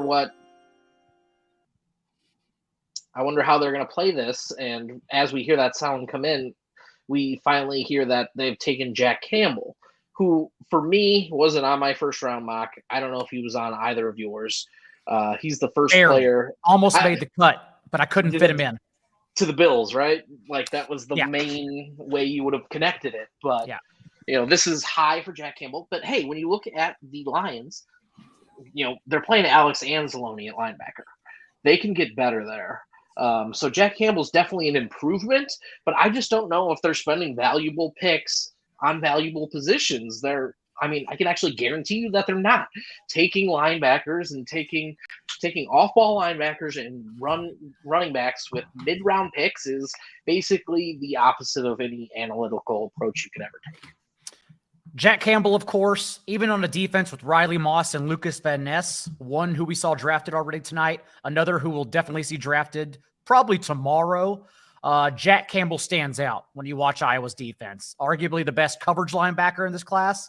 And at 6'5", 249, with that kind of explosiveness and speed, I think it's really important in a league that's moving to 2 high safeties, 3 high safeties, to instead throw to receivers and tight ends underneath. Jack Campbell's a guy who fits in this NFL. And so I could not fit him in because it was hard to find a fit for a linebacker in round 1. But if you did ask me which linebacker is getting drafted, I would have immediately said only Jack Campbell, and that's it. Maybe we see Drew Sanders tonight, but Campbell for sure. I just didn't expect him, as you said, Stags, to fit with the Lions at all. That is quite shocking. Yeah, the Lions have made 2 picks this round, right? They've signed or they drafted Jamar Gibbs and Jack Campbell, and they signed Alex Anzalone and David Montgomery to 3-year, $18 million contracts each. So we're just doubling up here, boys. I don't understand the process when there's still pretty clear holes on the rest of the roster for teams to attack. And the Lions, they're in a prime spot with Aaron Rodgers finally leaving the division and hopefully no Hall of Fame quarterback in Green Bay for the last 30 years. Sorry about it, John. Hopefully none of that. That they have a chance to finally take over the division, and they seem to be doing some counterintuitive things than just filling holes. If they were overdrafting players that were clear holes, I'd feel, less bad about it. We also have Will Levis, as we continue to mention, continuing to dip. And if the Bucks don't take him at number 19, we are then questioning who, maybe the Vikings, is the team to not only take a chance, but maybe even trade back in, Texans included, because of that 5th-year option you get in the first round. So if Levis doesn't get picked today, they were really asking, why the hell would you pick him the next 2 rounds too? So it's getting really, really interesting for any perceived stock he had. As Paulson sighs and just awaits to talk about fantasy players. Well, this is Tampa would be a logical place for him. Yep. And they're taking a defensive tackle. So logic is, some of these situations, logic is, they're going into the season with Kyle Trask and Baker Mayfield as their quarterbacks coming off of Tom Brady. So I wonder if they did their homework on him, or they were just like, "Oh, why is he falling? We don't know. We're just going to pass on him." And Scott, go ahead. No, I was just going to say there was a chance for Chris Godwin and Mike Evans to maybe get a little boost in their fantasy value heading into this year, and it passed them by. And Scott, I don't know if you had a defensive tackle as a need for the Bucks. I did not. I had edge rusher, but I didn't have an interior bulldozer. And although that's what Kalijah Kancey is, I understand he's comped to Aaron Donald, not only for the collegiate ties to Pittsburgh, but also in being undersized, just threats. Kancey, even at 6'1", 281, ran a 4.67 40, which is just unheard of for a man of his size. But the big picture point is that I did not have him as an option to the Bucs at 19 with so much more needs on the board. And the person that did is Evan Silva. In his mock draft, Kancey 19 to the Bucs. I heard they had some interest, but they had so many needs, and specifically along the offensive line. Like, what are you putting out there in front of Baker Mayfield? And if Tom Brady couldn't succeed with that offensive line, then what makes you think that Baker Mayfield's going to have any success? Personally, I had them Anton Harrison, which was a somewhat popular pick. But I mean, they were even linked to, we talked earlier in the show, they were a team that quite frankly, has a high grade on Quentin Johnston. Mm-hmm. So just across the board, like the wide receivers still not being off the board is a huge shock to me. Almost as much as the last pick with Jack Miller going at 18. There's just the way some of this has fallen is a little bit of a shock to me. But like Tampa Bay is a team, they had the most visits of any team. And now I'm talking, sitting there and tracking combine visits and, Senior Bowl visits and, local visits, top 30. They've met with more players than any other team throughout this entire pre-draft process. So like you could have had a shotgun blast and just hoped to hit one of the players that they were going to land on. We're also looking live at mock draft standings, and I am currently number 6 in the country. So we may have a little sweat here at the end of the show, boys, to bump the company up. But I was a donkey and did not have Jahmyr Gibbs in my first round, so do not put anything past me to screw this up late into the draft. Now that we know, though, Paulson, they are not taking Will Levis, what are you doing with Chris Godwin and Mike Evans, who I guess right now will still be on the roster with Baker Mayfield and Kyle Trask? Yeah, I mean, basically you're downgrading them from top 5, top 7 quarterback. Even more than that, Tom Brady, huge passing volume the last couple of years. To, they're talking about run, establishing the run. Rashad White, more of a ball control offense. It's going to affect, not only is it a downgrade at the quarterback position, but it will be a big downgrade in terms of volume. So I love Chris Godwin. I like Mike Evans, but they're, have been low end wide receiver ones, I would say, for the last couple of years with Brady. And now you're looking at them as low end wide receiver 2s. Yeah. Given that the past 2 years, the Bucs averaged 40 pass attempts per game, a league high mark, 2 seasons in a row. We're not only now putting inefficiency in their path, we're also taking away volume. And that's my concern. So yeah, twofold. Honestly, gosh, I mean, wide receiver 3 or 4. I think that's. Well, I think one of them will be disappointing at. Sure. If you rank them both in the 18 to 24 range, one of them is probably going to disappoint. But one will probably make that volume at least, or there might be Godwin, whoever the quarterback picks, and we don't even know who the quarterback is. And with DeAndre Hopkins openly on the market, I do wonder, is there a spot for Mike Evans? We already saw Beckham get that up to 18 million in incentives. Adam Thielen got paid a lot. I don't know. Is there a team trying to trade for Mike Evans, especially now that the entire list of wide receivers are going to be available for Friday odds? So, I don't know. I think we're about to see some wide receivers, but it's crazy. Scott, a quick question for you. Did you expect this? Did you think that we'd see no wide receivers up to 20? So, no, I didn't expect it. I thought there were higher grades on Jackson Smith and Jigba. I thought he would be able to process and maybe have a little bit of a gap between the rest of the guys. But even yesterday, when you start looking at the reports that Peter Schrager was putting out there, he was talking about Jordan Addison going a lot higher than what most people expected. He was talking about some of these guys in that 11 range. We talk like Zay Flowers to Tennessee was a link that a lot of people were having. And, Zay Flowers at 14 to the Patriots, Jackson Smith and Jigba to Green Bay.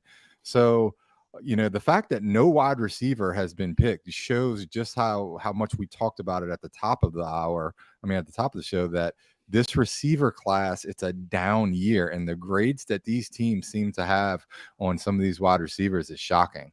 And even with that, they talked about how deep of a tight end class it was, and we still haven't even had a tight end come off the board, where you had some Dalton Kincaid spots at 13 to Green Bay. So the fact that none of them have come off the board, to me, is quite shocking. I don't know who Seattle's going to get here, but Zay Flowers was a guy that was linked. You start looking at their roster, and you have some of the receivers getting a little up in age. Eskridge hasn't panned out, so this is a spot that I can see Seattle going, but I could also see them passing. Stags, your thoughts on the same question? I mean, particularly the same. I did think they're mostly graded in the 20s, so I did think there was a chance.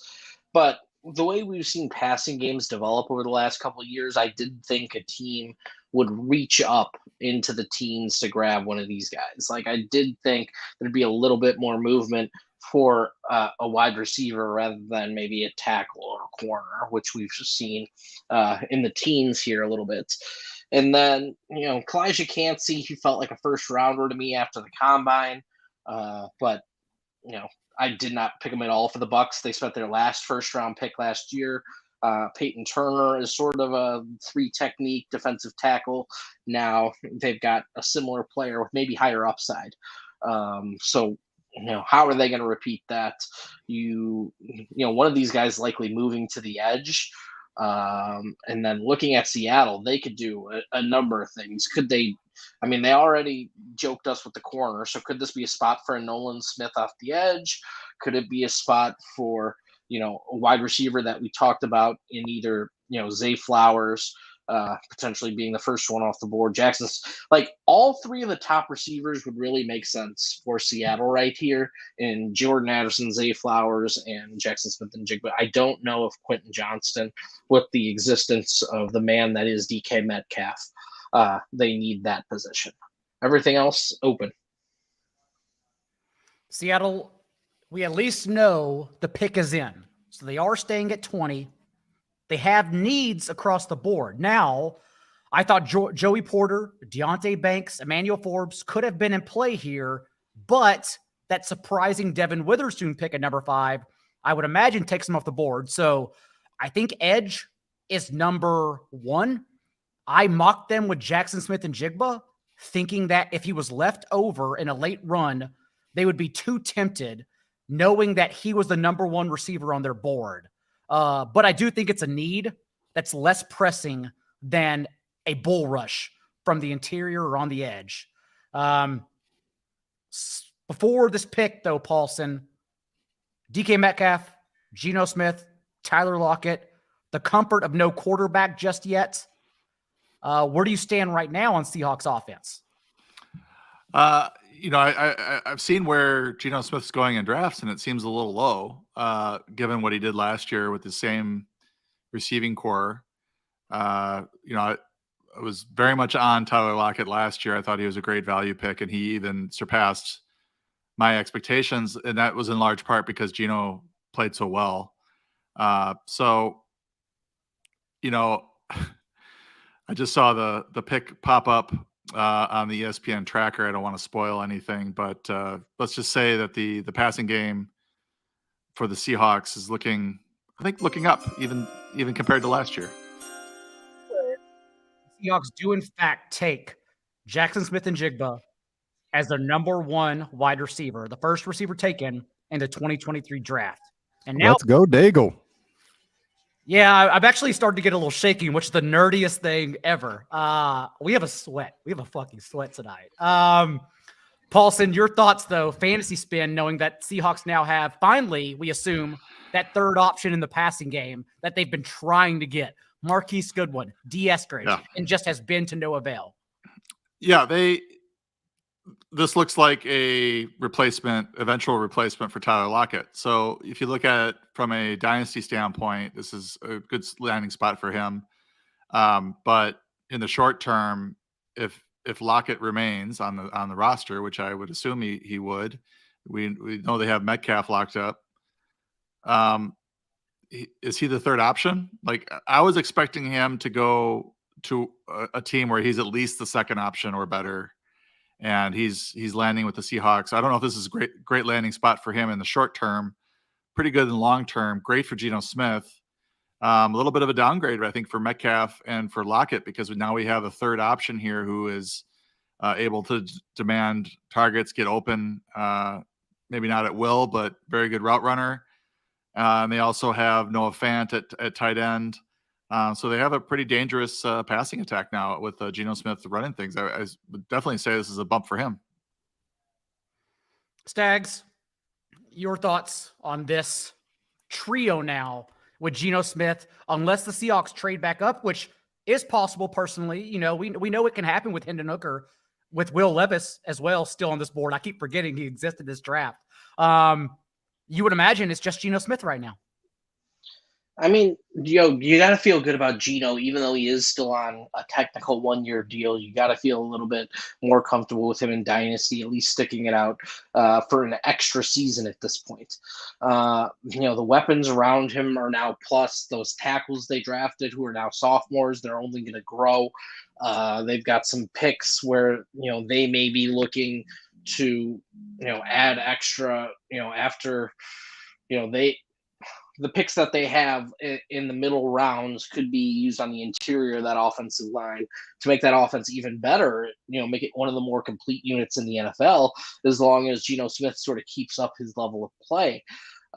They do have some more holes on defense that I'm going to be interested to see how they sort of fill. And now now I think there is a chance that we start to get that fantasy and offensive player run. I did have that sort of in the back half of my mock draft, to where there's just a bunch of offensive skill position players who come off the board. So I'm interested to see what the Chargers do. Are they going to stick with the guy they know intimately in Jordan Addison? Their wide receiver coach, BD over there, who used to be at Pitt and actually recruited Jordan Addison to Maryland prior to, going to Pitt and then recruiting him there. So that's an interesting thing. But, Smith and Jigma is like a perfect complement to Tyler Lockett. Like, you look at what both of these guys do. They're both vertical stretch weapons, right? So they both get down the field. Smith and Jigba can work over the middle of the field and then catch the ball and run. That's where he excels, creating quick separation. That's just something that these other receivers don't do. And if you're building wide receiver cores, I think it's intimately known that you should have complementary skill sets. Like, you should have a guy who's great at yak. You should have a great vertical threat, and you should have a guy who can catch it right at the sticks and get down. And I think the Seahawks, basically have that to a T. We also heard, I know for a fact, Scott, late last night, that the Chargers may have been waning on their number one wide receiver on the board. We know they need a downfield threat, and although I don't think Quentin Johnston is that player, at least from what we heard, and there's been a lot of changes tonight from what we've heard, at least from what we heard, that they may have him higher than Jordan Addison. In fact, they may have Michael Mayer higher than Quentin Johnston. So I think that's what we're down to right now. Do you have one of those players falling in line here? I think my pick was Jordan Addison, and there was just a whole lot of links, putting him with a coach that he previously played at both Pitt and USC with.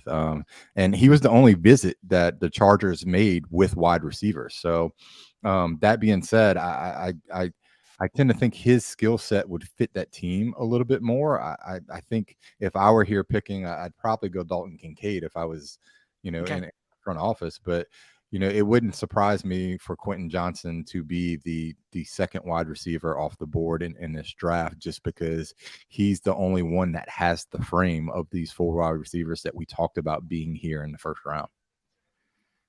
And it looks like the Chargers pick is in, so no trading back. There's a lot going on in my right now in my head. No trading back.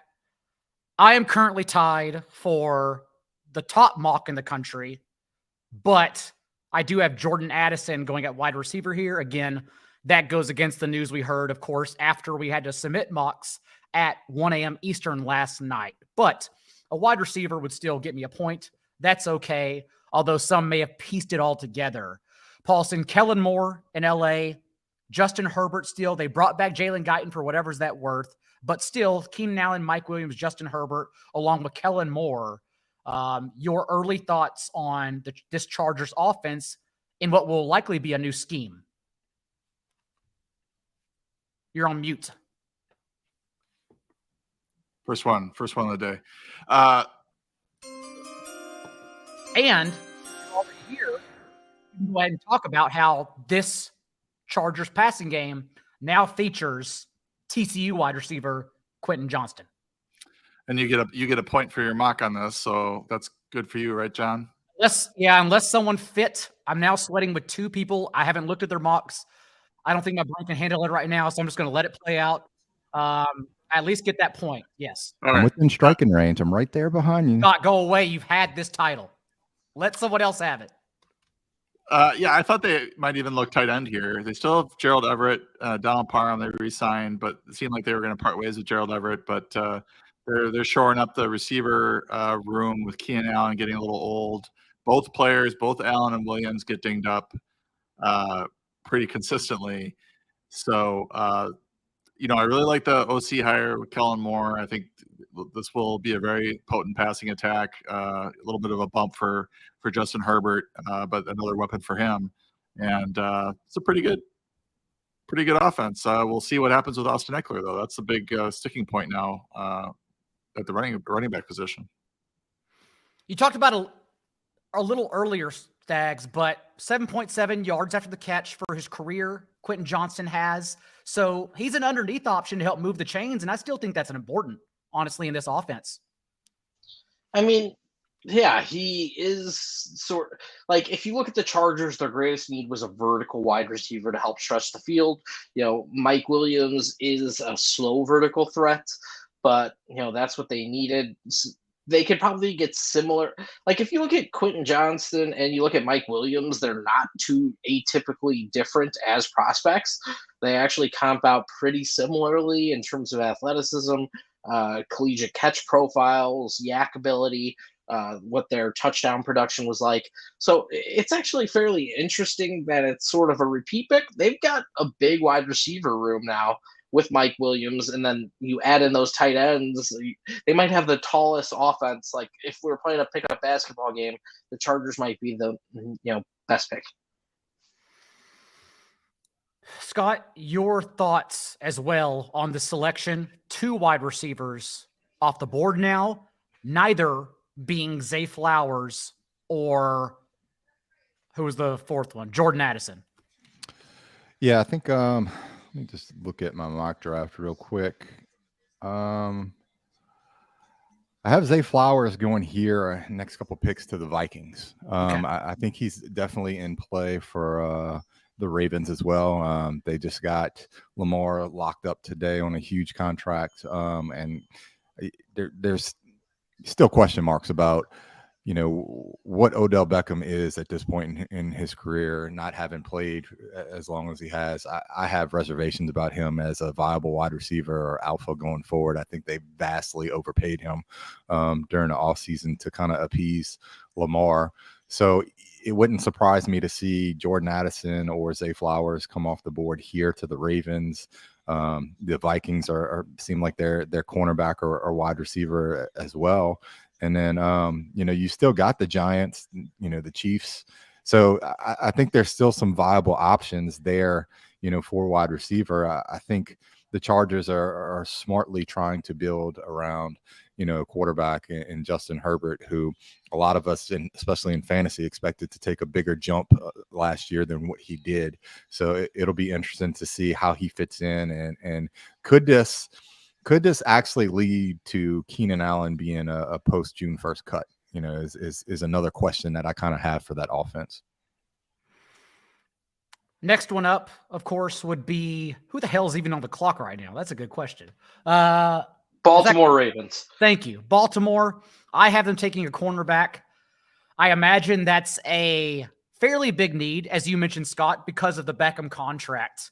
But again, they're also in best player available mode given their roster, except who is even the best player available on anyone's board now, honestly. So it's really up in the air. I have Zay Flowers, as you mentioned. You have him to Vikings. I have him to the Giants at 25, but also the way Joey Porter and a couple others are dropping, it wouldn't shock me at all if they go DB, as was rumored there either. Yeah, I have Joey Porter here. Okay. I just think the legacy that he has as a player is going to play well within NFL front offices with different players, different coaches, people, that are attached to his dad, putting in a good word. He's also a player that developed and progressed, each of his years there at Penn State. I still think he has a lot of development to do. Some teams have concern about whether or not he can play with the ball in front of him as far as like zone concepts go. But like as far as his evaluations and some of the consensus boards I looked at, a lot of like consensus boards had him ranked between 9 and 14. So we talk every year how Baltimore is always in a position to just take the best player available, and it always seemingly they have upper level talent fall to them. So Joey Porter here wouldn't shock me. Stags, yeah. we haven't got your thoughts on this. Yeah, I have them with Deontay Banks here, a local corner out of Maryland. But I also didn't expect Joey Porter Jr. to still be on the board. With that fall, I think that's something definitely feasible. The Baltimore Ravens deeply value the corner position. They've spent a ton of first and second round picks on the position. If you look at who their second corner is, it's like a guy who's a converted free safety with some length. So I just don't think you can go up playing against T. Higgins and Jamar Chase with that as your second corner. So if they don't take a corner here, I couldn't see them also going with edge Myles Murphy, who's fallen a little bit, but does have a similar athletic profile to Lucas Van Ness from his pro day. I could see him being a guy that they like. They seem to love former top prospects and guys who just tumble down the board a little bit. They're always the team that if somebody's fallen, they're sitting there ready to scoop them up, and that's why you got to love the Ravens. The Ravens also, like I said, I expected to take cornerback, but as they have their pick in, and they are now shaking hands in the war room, which means that they clearly like their pick, but I've never seen a war room who doesn't shake hands afterwards, so who knows? A couple options we're all watching here.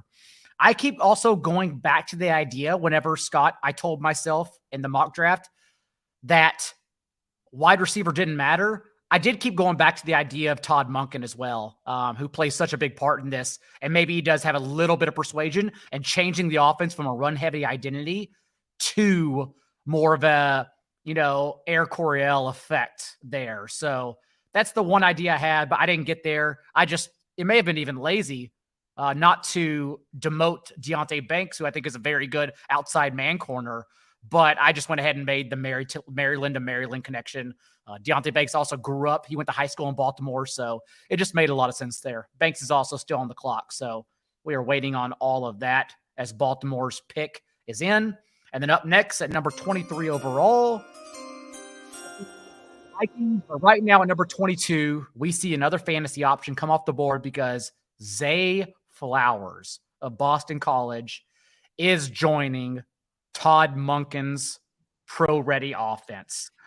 Now, Paulson, we can get your thoughts with Lamar Jackson, $255 million contract, Odell Beckham, Rashad Bateman, and Zay Flowers. Yeah, things are looking up significantly for Lamar Jackson in the last, 24 hours, 12 hours, whatever it was. Rashad Bateman, hopefully back. Mark Andrews, one of the best receiving tight ends in the league. Now they have Zay Flowers as well, really good route runner, good separator. So maybe this is a sign that you're going to see some more passing from the Ravens. We'd like them to get back to, I don't know, was it his second year as a starter? 35 touchdowns. Running the ball quite a bit, but not going crazy with it. now you look at this team and they have weapons at the receiver position, whereas I don't know that you could really say that the last few seasons. Marquise Brown, Rashad Bateman, Andrews trio was pretty good, but they didn't utilize Bateman a whole lot as a rookie, and then he was obviously injured last year. They were really scraping the bottom of the barrel in terms of targets to go around there. So Lamar Jackson going to be in my top 5, I think, at quarterback. That makes sense. I believe number 6 was where he was going last I checked the big board. And the Vikings, Scott, what makes this so interesting after the Zay Flowers pick is that there's a lot of options they can go. They have their choice at cornerback. They have their choice still at wide receiver if Jordan Addison is, in fact, high on their board. And they have their choice at quarterback if they're interested in either Hendon Hooker or Will Levis. So a number of options to choose from. Look, man, I'm just sitting here sweating, hoping that you go ahead and take this thing home. So for the sake of that, let's go Brian Branch and hope that he's the pick here. I have Brian Branch. You know, but look, they have a number of options. I think Addison's also in play. Look, I think it's cornerback or wide receiver. Branch makes a lot of sense with his versatility, but I think they may need a little bit more of a traditional corner play on the outside compared to what they have. So, I also think that Joey Porter makes a lot of sense here for the way they want to play man defense, as far as like an outside cornerback. So neither one of those two picks would really shock me, whether it's Addison or Porter. But, for the sake of the sweat, let's go Brian Branch. And Deontay Banks being here really scares me the most. That's where I guess I would have to lean right now. Stag, lots of options. Again, they can go whatever. They can go Will Levis, as the chat is pointing out. It would make sense, honestly. So your final thoughts before this pick comes in. Yeah, I mean, we haven't really even mentioned Hendon Hooker today. They've been the team sort of most heavily tied to Hendon Hooker throughout the process. So he's also an option. But you look at the two corners of Joey Porter Jr. and Deontay Banks falling a little bit down the board, and that being maybe their biggest need. But then you also look at Jordan Addison, and he's sort of got some Justin Jefferson qualities, right? An extremely productive collegiate receiver who some view as maybe undersized slot option. The slot knocks and this and that or something that knock him down the board, and then they just scoop him up in the 20s and he's dropping 1,500 yards on you every season.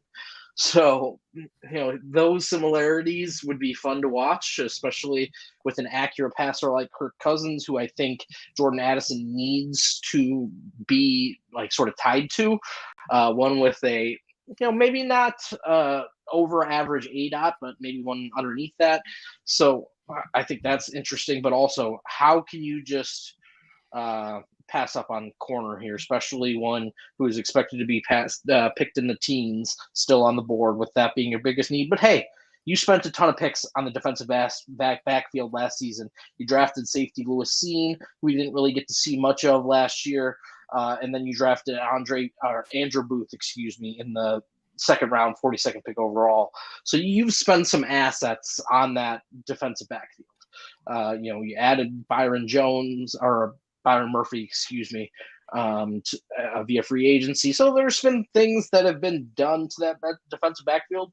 So I sprinkled in some edge here, with Preston Smith, that are getting up there in age, or Zadarius Smith,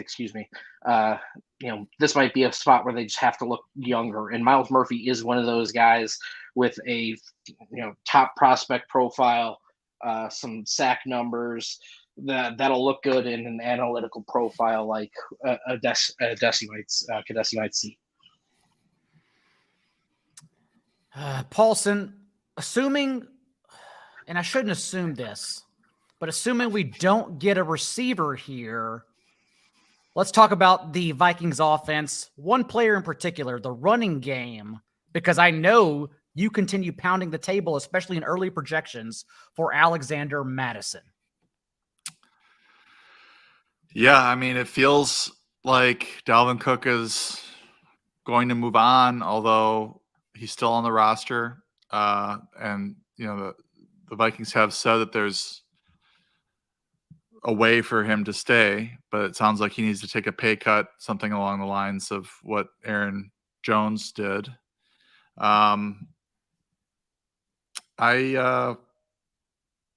I think Madison is being drafted in the 11th round, I think still. And that is where I would be drafting him if I knew Cook was going to be on the roster, just as an upside zero RB player. So with Cook's uncertainty, I think I would have Madison going a couple 3 rounds earlier. And if you think that Cook is going to move on, then Madison might be a top 12, top 15 type quarterback or running back. So the other thing on this offense, if we don't get a receiver here, I'm interested to see if KJ Osborne can kind of survive the first couple days of the draft and maybe be that third option behind Jefferson and TJ Hawkinson. Hawkinson was excellent down the stretch last year.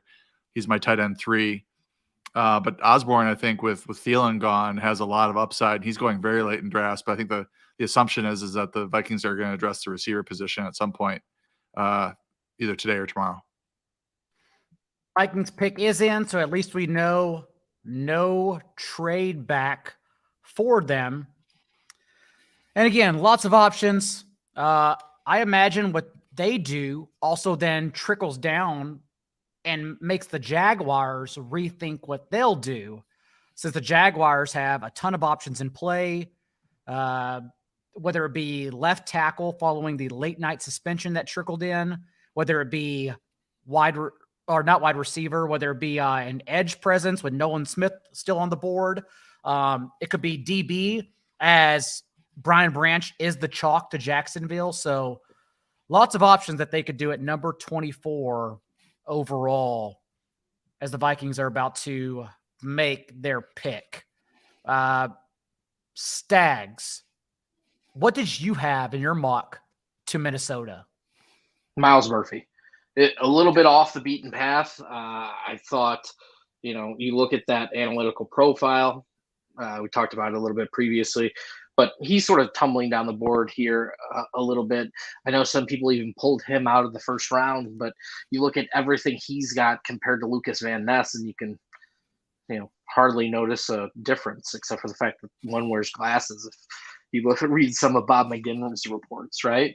Like, I think that'd be an interesting pick, but I could see a number of them, and especially with corner falling, it's interesting.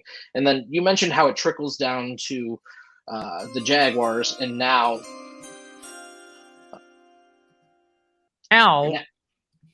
it is trickling down because Brian Branch will be there at number 24 for the Jaguars, the chalk, because KJ Osborne, Paulson, just died in his sleep. And Addison is now the third wide receiver for the Vikings, or I guess it's still second wide receiver for the Vikings, depending how Osborne plays, alongside Jordan Addison and Justin Jefferson. Go ahead and run with it. Yeah, this looks like it's a direct replacement for Adam Thielen. He'll slide in as the third option, I think, behind Justin Jefferson and TJ Hawkinson. He's 5'11", 173. I'll let you guys speak to his upside in this offense and all that, but a good pick for Kirk Cousins. I mean, Kirk Cousins is looking like I kind of compare him to like white bread toast. Like he's nothing you want to get on draft day, but he will. If you find yourself stuck at the quarterback position, you're going to get QB 10 to QB 12 numbers out of Kirk Cousins on an annual basis. So I think with Jefferson, arguably the best receiver in the league, TJ Hawkinson, top 3 fantasy tight end, and now they're adding Addison to that, along with KJ Osborne. Pretty good group of weapons for Kirk Cousins. What do you guys make of Addison? Yeah, I think I spoke a little bit about it, but he's got some of those similar underrated aspects of Justin Jefferson's game. Like, you look at Justin Jefferson as a prospect, and he wasn't the greatest. He didn't get drafted. Jalen Reagor got drafted ahead of him. The Eagles regret that immensely, and I think there could be some of these guys like the Baltimore Ravens who could have just needed Addison's steadiness as a pass catcher. Like, where he's going to be. You can count on him. Like, he's a pristine route runner. He's got 4.49 speed, so he can stretch the field vertically from the slot. He can do a number of things. He can line up inside. He can line up outside. So I think the formations that they're going to run are going to be very, very good. They can mix a lot of different things. And I think it's a great pick for their offense. I'm interested to see how the offense plays out, and we get to see, luckily we get to see an offensive head coach mold it, so they're not just gone next season. Giants, did y'all already announce trading up now with the Jaguars to number 24? So that means the Jaguars, I assume, are just at a pick swap, one swap up. If it were a wide receiver, that'd be odd, knowing the Jaguars are not in the market for a wide receiver. So if DB, and maybe you already said this, Stags, but if it is DB, then, I mean, that makes sense given that the Giants were on DB and the Jags were too.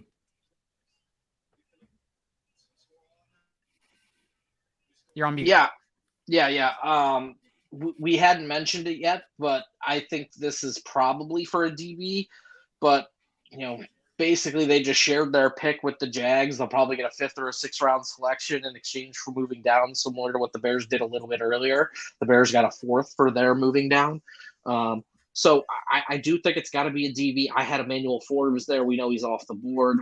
You still have Joey Porter Jr. You still have Deontay Banks. So either of those guys would be a great fit in New York, where their top defensive back is or their second defensive back is Cordell Flott.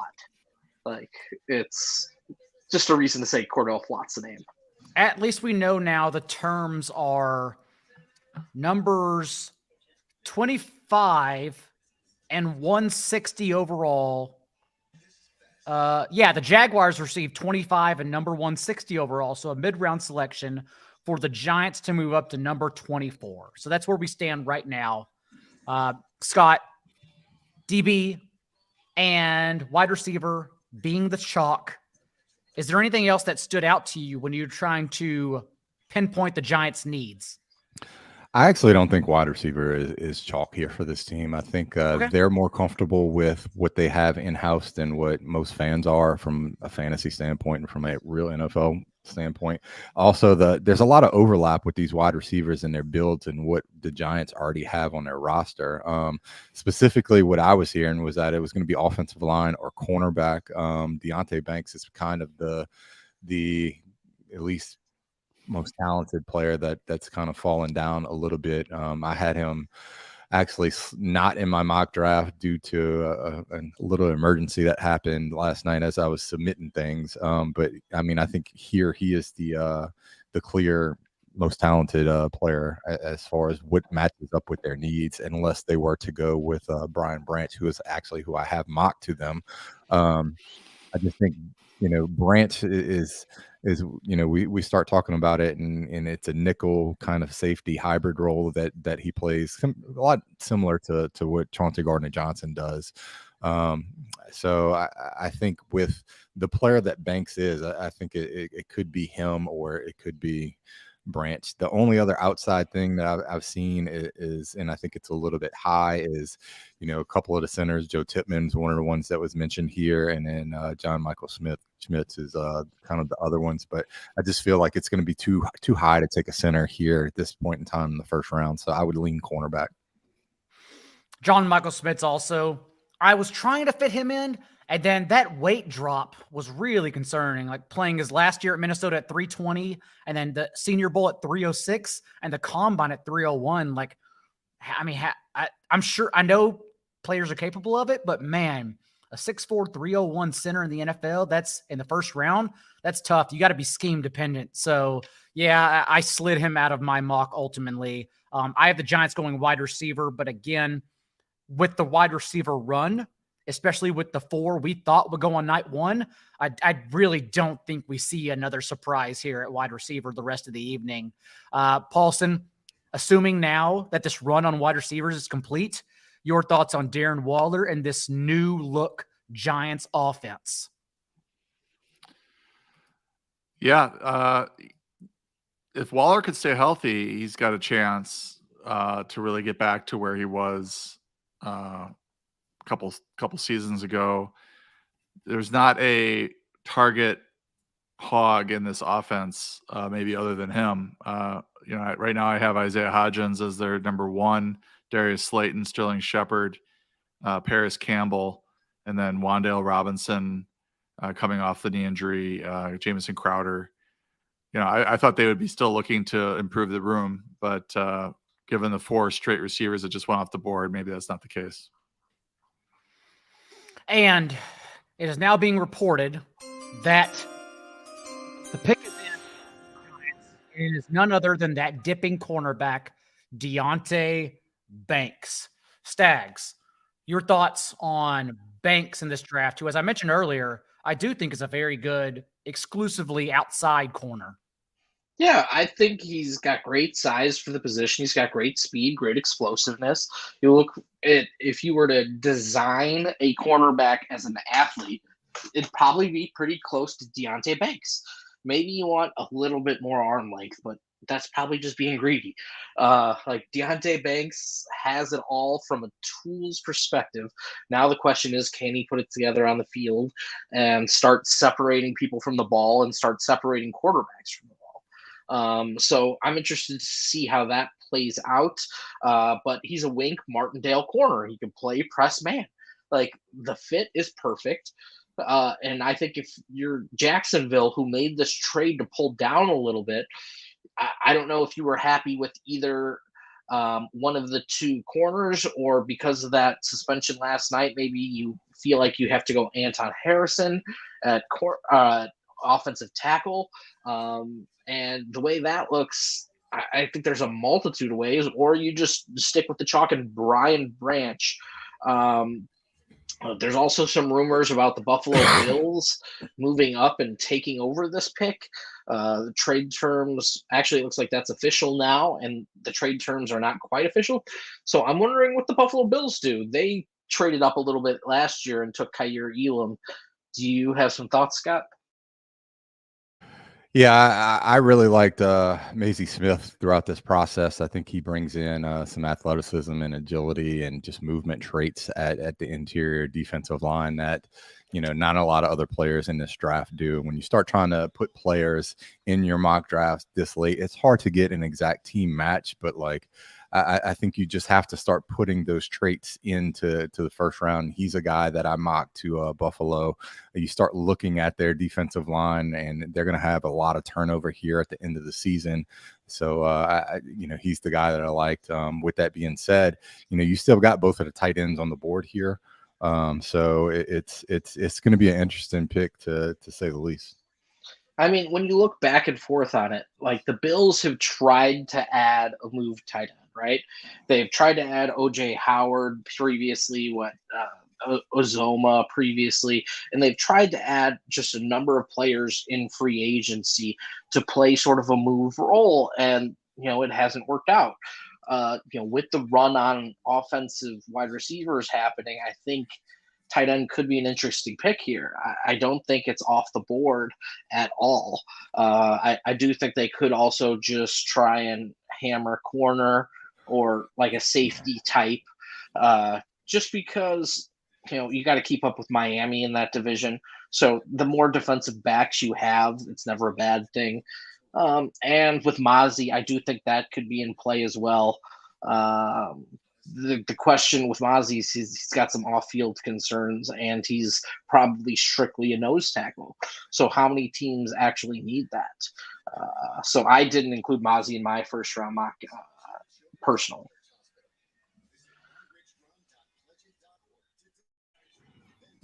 Yeah, John, how do you project Buffalo here, who's moved up? I mean, would you see them going ahead and adding, with the wide receivers off the board? Josh Downs was another guy that they kind of had, linked to them, but it was possibly in the second round.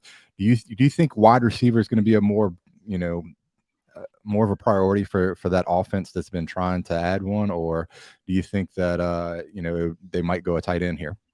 I think with Diggs, obviously one of the top receivers in the league, Gabriel Davis kind of coming off of a disappointing season where he didn't break out as much as maybe the Bills were hoping he would, but still has 4 touchdown upside. I think people are kind of giving up on Gabriel Davis a little bit too quickly. And Khalil Shakir was picked from last year, talented slot type. Isaiah McKenzie, I believe, has moved on. I'd be surprised if they're moving up here to grab a receiver, given that 4 just went, unless they had 5 in their top tier or whatever and want to nab the last one. But I think they're pretty good at receiver, so I would be a little bit surprised. Yeah, I mean, I think there's a lot of different aspects of this pick. There's a lot of different ways they can go. I mean, you could also just try and help out your run game, help out Josh Allen by adding something along the offensive line, whether it be on the offensive interior or a tackle. Maybe you love Anton Harrison, who's slipped a little bit from some mock drafts. So I'm interested to see what they do. I'm not 100%. I think they could go every single position in the draft except for quarterback. Even I don't think Charbonnet should even be in the first round discussion, but with 2 of them already off the board, the Bills could be a running back team as well, maybe later in the draft. The ESPN does list receiver as their second biggest need. So, I mean, I guess when you're a team as good as the Bills, the holes you have aren't that big, and it's harder to find them. But they have it as inside linebacker, receiver, corner, guard, and then defensive tackle. This is an interesting move up. I do, now that I look at it, I'm wondering the reason for the move up. We've heard the Dallas Cowboys have been in on tight end. We don't know which one has been their preference.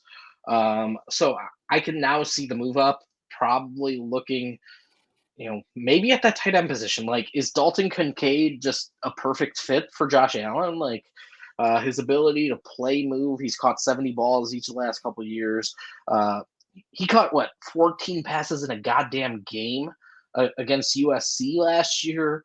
The guy is just good. So if it ends up being Dalton Kincaid, he's an offensive weapon, and they've added a variety of offensive weapons over the last. Kincaid, the pick for Buffalo. I left him out of my first round mock. I couldn't decide whether the receiver or tight end run was being eyed on. Maybe neither. But right now, we at least got the pick 25 for the very first tight end. So congrats to all of those who cashed Dalton Kincaid, first tight end off the board. Michael Mayer still there for the Cowboys if they choose to go that route. Also kind of odd, honestly, that the Bills would jump the Cowboys for a tight end, knowing 2 were still on the board. So that means they must really like Dalton Kincaid. So I'll go to you first, Paulson. Fantasy spin, Kincaid, Dawson Knox, Josh Allen, same receivers practically in place. Let's hear it on that offense. I think, regular listeners know that I don't really get too excited about rookie tight ends. They typically disappoint. Fantasy wise, it's hard to crack the top 12 as a rookie. It happens occasionally. But you land with a really good quarterback. I think it's going to be tough for him to get on the field with Dawson Knox. It's going to be very confusing with Dalton and Dawson as your 2 tight ends. That's going to be confusing for the Bills. Just 3rd, 4th, 5th probably in targets. Long term, good spot because they could part ways with Knox, and then he's sitting there as the starting tight end for the Bills. But short term, this is not the recipe for a rookie tight end to come in and see 100 targets and finish in the top 5 or 8. Scott, your thoughts on Dalton Kincaid squeezing in at number 25? Yeah, I had him actually going next at 26, which would have helped my mock draft scoring out a lot had Buffalo not jumped here. I think Dallas is in play here for Michael Mayer. Oh, yeah. It's an interesting spot. I think the Dalton Schultz loss is something that's going to affect Dallas tremendously with what they like to do over the middle of the field with Dak Prescott. But talking about Kincaid, I feel like Kincaid, and this is where I kind of get on the Michael Mayer slander bus. I don't think Michael Mayer does anything elite, whereas Kincaid may be the best at attacking the ball during the process at the catch point and in this entire draft, whether it be wide receiver or tight end.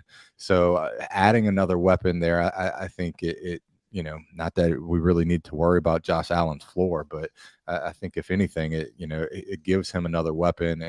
And I would actually maybe argue that it opens up even more for Stephon Diggs as one of the elite wide receivers in the league. So I like the match as far as like a fantasy standpoint and just an NFL standpoint at building more and giving more weapons around Josh Allen. So I think it'll be interesting moving forward. But from a fantasy standpoint, I agree. Like rookie tight ends are usually down the board for me. So. Stags, does this move surprise you? I mean, not at all, because the Bills' biggest need was a weapon, right? Like another weapon. And Dalton Kincaid is that. Like, I haven't had a chance to do very many shows this season about the draft, but like Dalton Kincaid has like the best wiggle as a route runner I've seen since Travis Kelce. Like, he's just able to create short area separation better than anybody in this class and better than anybody I've seen in like the last decade as a route runner from the tight end position. Like, he just creates separation to where he's open. Like, Travis Kelce doesn't run traditional routes all that often, and he's just got some of that sort of improvisation as a route runner that makes a player special. So I love this fit, getting him with a pristine Josh Allen for the next hopeful decade. My main concerns with Dalton Kincaid had to do with his, medicals, the back injury. Outside of that, he's just been awesome. Like, you watch him and he's just different as a receiver. The question is, can he hold up on the edge, or do the Bills even ask him to do that and leave that role to more of a Dawson Knox? Because they have been looking for that, you move hybrid tight end for the last couple of years in free agency and been able to find it. I comped him to Greg Dulcich as strictly a move tight end, basically a receiver. So that certainly helps out the Bills. But at the same time, maybe that's offensive to Dalton Kincaid. Maybe he's the rich man's version of Greg Dulcich, who can do much more and now also suddenly has day one capital. So it will be interesting to see. With all the players off the board, though, Scott, a few surprises here and there. Cowboys on the clock, number 26 overall. The TV just shot to a view of their war room, and there are some very animated conversations going on right now. As we all recall, Jerry Jones, among many other things, taking the Johnny Manziel card and trying to run it up to the stage, as Stephen Jones had to put in for Zach Martin ahead of him instead. Zach Martin, of course, a All-Pro and Hall of Famer. So a lot happening right now in that Cowboys war room. Yeah, as far as offensive line, Avila was another team where that Dallas was said to be high on. Look, Dallas could go any direction here. Yeah. I think when you start looking at the chalk as far as a lot of mock drafts, and Michael Mayer would be the pick that makes sense and comes up when you start looking across the mock draft industry. But I think they could go a number of different ways. And I think if you're talking about a running back that would make sense, Zach Charbonnet would be outside, kind of a long shot that I think could possibly make a little bit of sense here, but I just don't see him going in the first round. So it's Brian Branch is still there. Nolan Smith has had an extreme fall. Any of these guys, they've got more needs than what you would think for a team of their caliber. And they have some complementary needs as well, as they can still like add to the defense, as you mentioned, with needs and stay that ferocious defensive attack. Whether Dan Quinn sticks around after next year or not. Not to mention that what was told to me is that they are still uncertain about Trevon Diggs' long-term contract. Like a cornerback replacement, Joey Porter on the board here also makes a lot of sense. So we'll see if we get there. We'll see, as Jay Lizard points out, if Jerry Jones is raising hell about getting a running back instead. It's all coming down to the wire here for Dallas. But yeah, a lot of needs that could go in a ton of directions. And the pick is in. And Cowboys go someone, Scott and myself. I'm curious if you got their Stags. We're very adamant would be taken in the first round. It is none other than defensive tackle Mazi Smith, the most athletic interior player in this entire class. Yeah, I personally never got there. Basically, the off-field issues put me a little bit off. Sure. I thought he was going to be more of a guy who would just fall because of character concerns. And then I thought, everyone said that the absolute floor for Michael Mayer was pick 26 with Dallas. So that was just when you got to Dallas and there was still a tight end on the board, I thought it was a lock. So I'm a little bit surprised. But now that we've seen the tight end position as a whole sort of balance out and pull back, now you've got more guys in that second round who are going to be available at the tight end position, making, athletic freaks who don't exist in the second round more likely in Mazi Smith. So, I definitely see the reason for it. He can eat up space. They need to stop the rush attack of the Philadelphia Eagles in order to try and win that division. You got to try and stop Saquon Barkley. And then the Commanders got a few good backs, I think, in my opinion. So you got to stop the run in that division. And that was maybe their greatest weakness that they, hopefully can fill with one player a la Vita Vea style defensive tackle. Scott, your thoughts? What sold you on Mazi Smith? I mean, it's just a trait. So I'm actually sweating this right now because I had these two picks opposite. And I think if Buffalo does not trade up to go ahead and take Dalton Kincaid is right there in my mock draft to Dallas, and Mazi Smith is in Buffalo. So it's a little bit frustrating. Daniel Jeremiah, I think, also just hit this pick to jump up and tie you there. So we're still sweating here together. But look, man, Mazi Smith, I think you have a prospect that can not only play the run, but can penetrate gaps to force quarterbacks outside. One of the things that I think is the most underrated aspect of pro football is interior pressure along your defensive front. There's just not a lot of guys that can do what Aaron Donald does. And even if you take Aaron Donald out of the mix, consistent interior pressure along your defensive line is just not something that you see. I think it's more and more being looked at as a premier asset to have along defenses. And I think guys like Mazi Smith that, has some agility record for some test that they do there at Michigan, the entire program, not a wide receiver, not a running back, not a cornerback. It's a defensive tackle in Mazi Smith that holds the record for the Michigan program. So things like that and seeing some of his workout and explosiveness is what made me have him here in the first round. He did 34 reps at the combine, which, as we all know, is 225 pounds. But during his regular workouts, he actually does 22 reps of 325 pounds. Also, at 6'3", 323 pounds, he has a 33-inch vertical. It's literally like unheard of movement.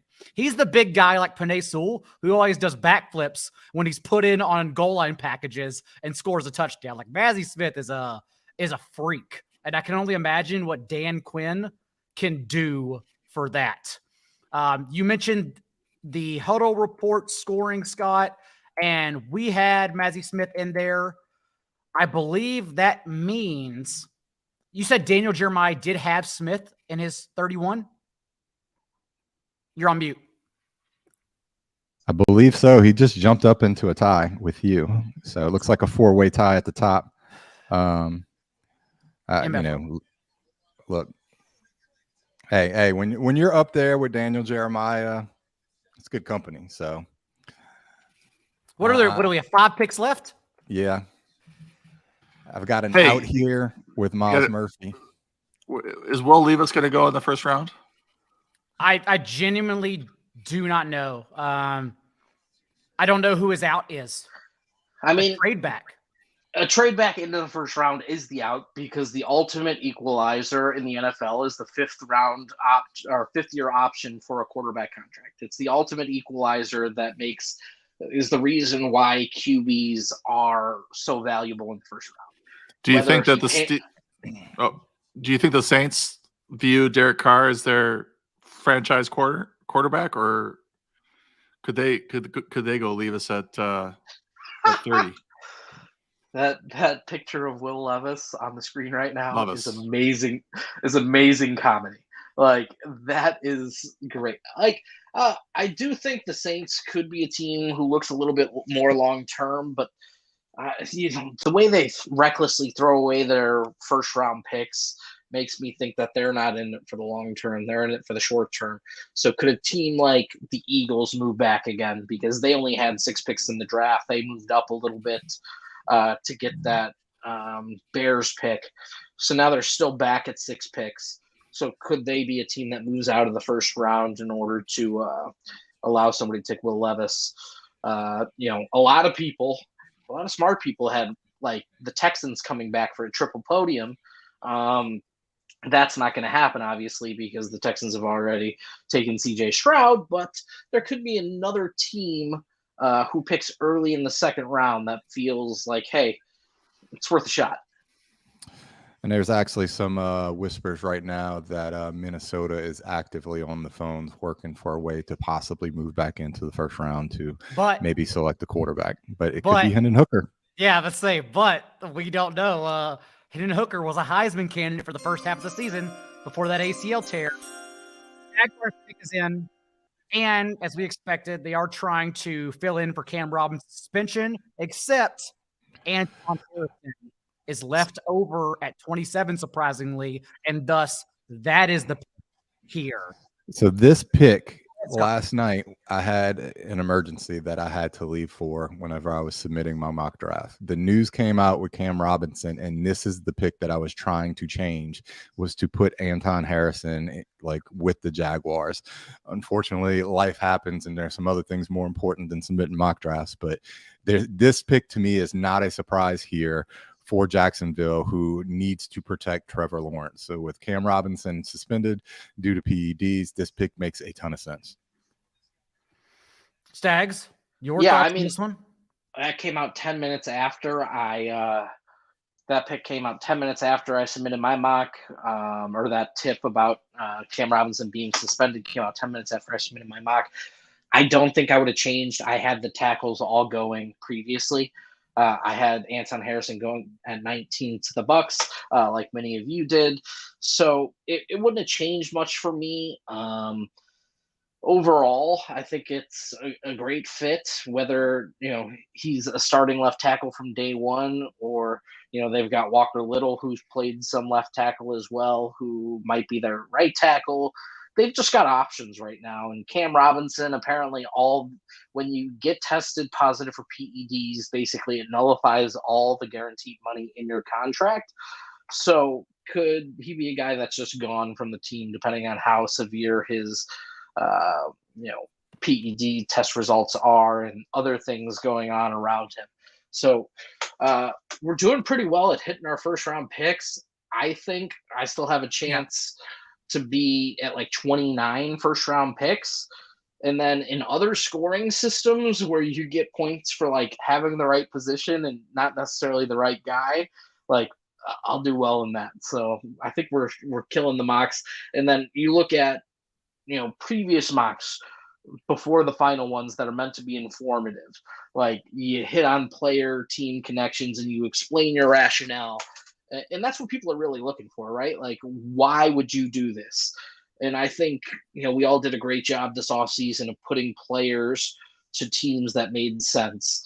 And I think there's a lot of connections that we made that came up in this draft. So I'm happy to see the rest of it play out. And I can't wait to do a second round mock draft just for you, John. Therapy has taught me to be grateful. So this is not complaining, but what will be frustrating is if Michael Mayer does not get picked here. And so I did play the under on tight ends with one, and I got that one wrong, and it cost me. That would be frustrating tonight. Other than that, though, we're having a ride. Smith helps Scott and myself out, certainly. But separating from Daniel Jeremiah's sticky coverage is turning out to be tough. You just did with the Harrison pick. He didn't have Harrison in his mock draft. Daniel Jeremiah didn't have Harrison? Nope.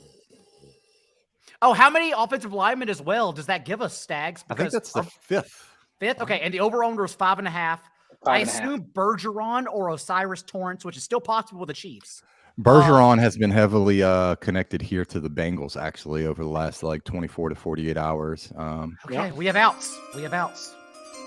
And the pick is in, and the Bengals take the best, honestly, most athletic pass rusher left on the board, Myles Murphy.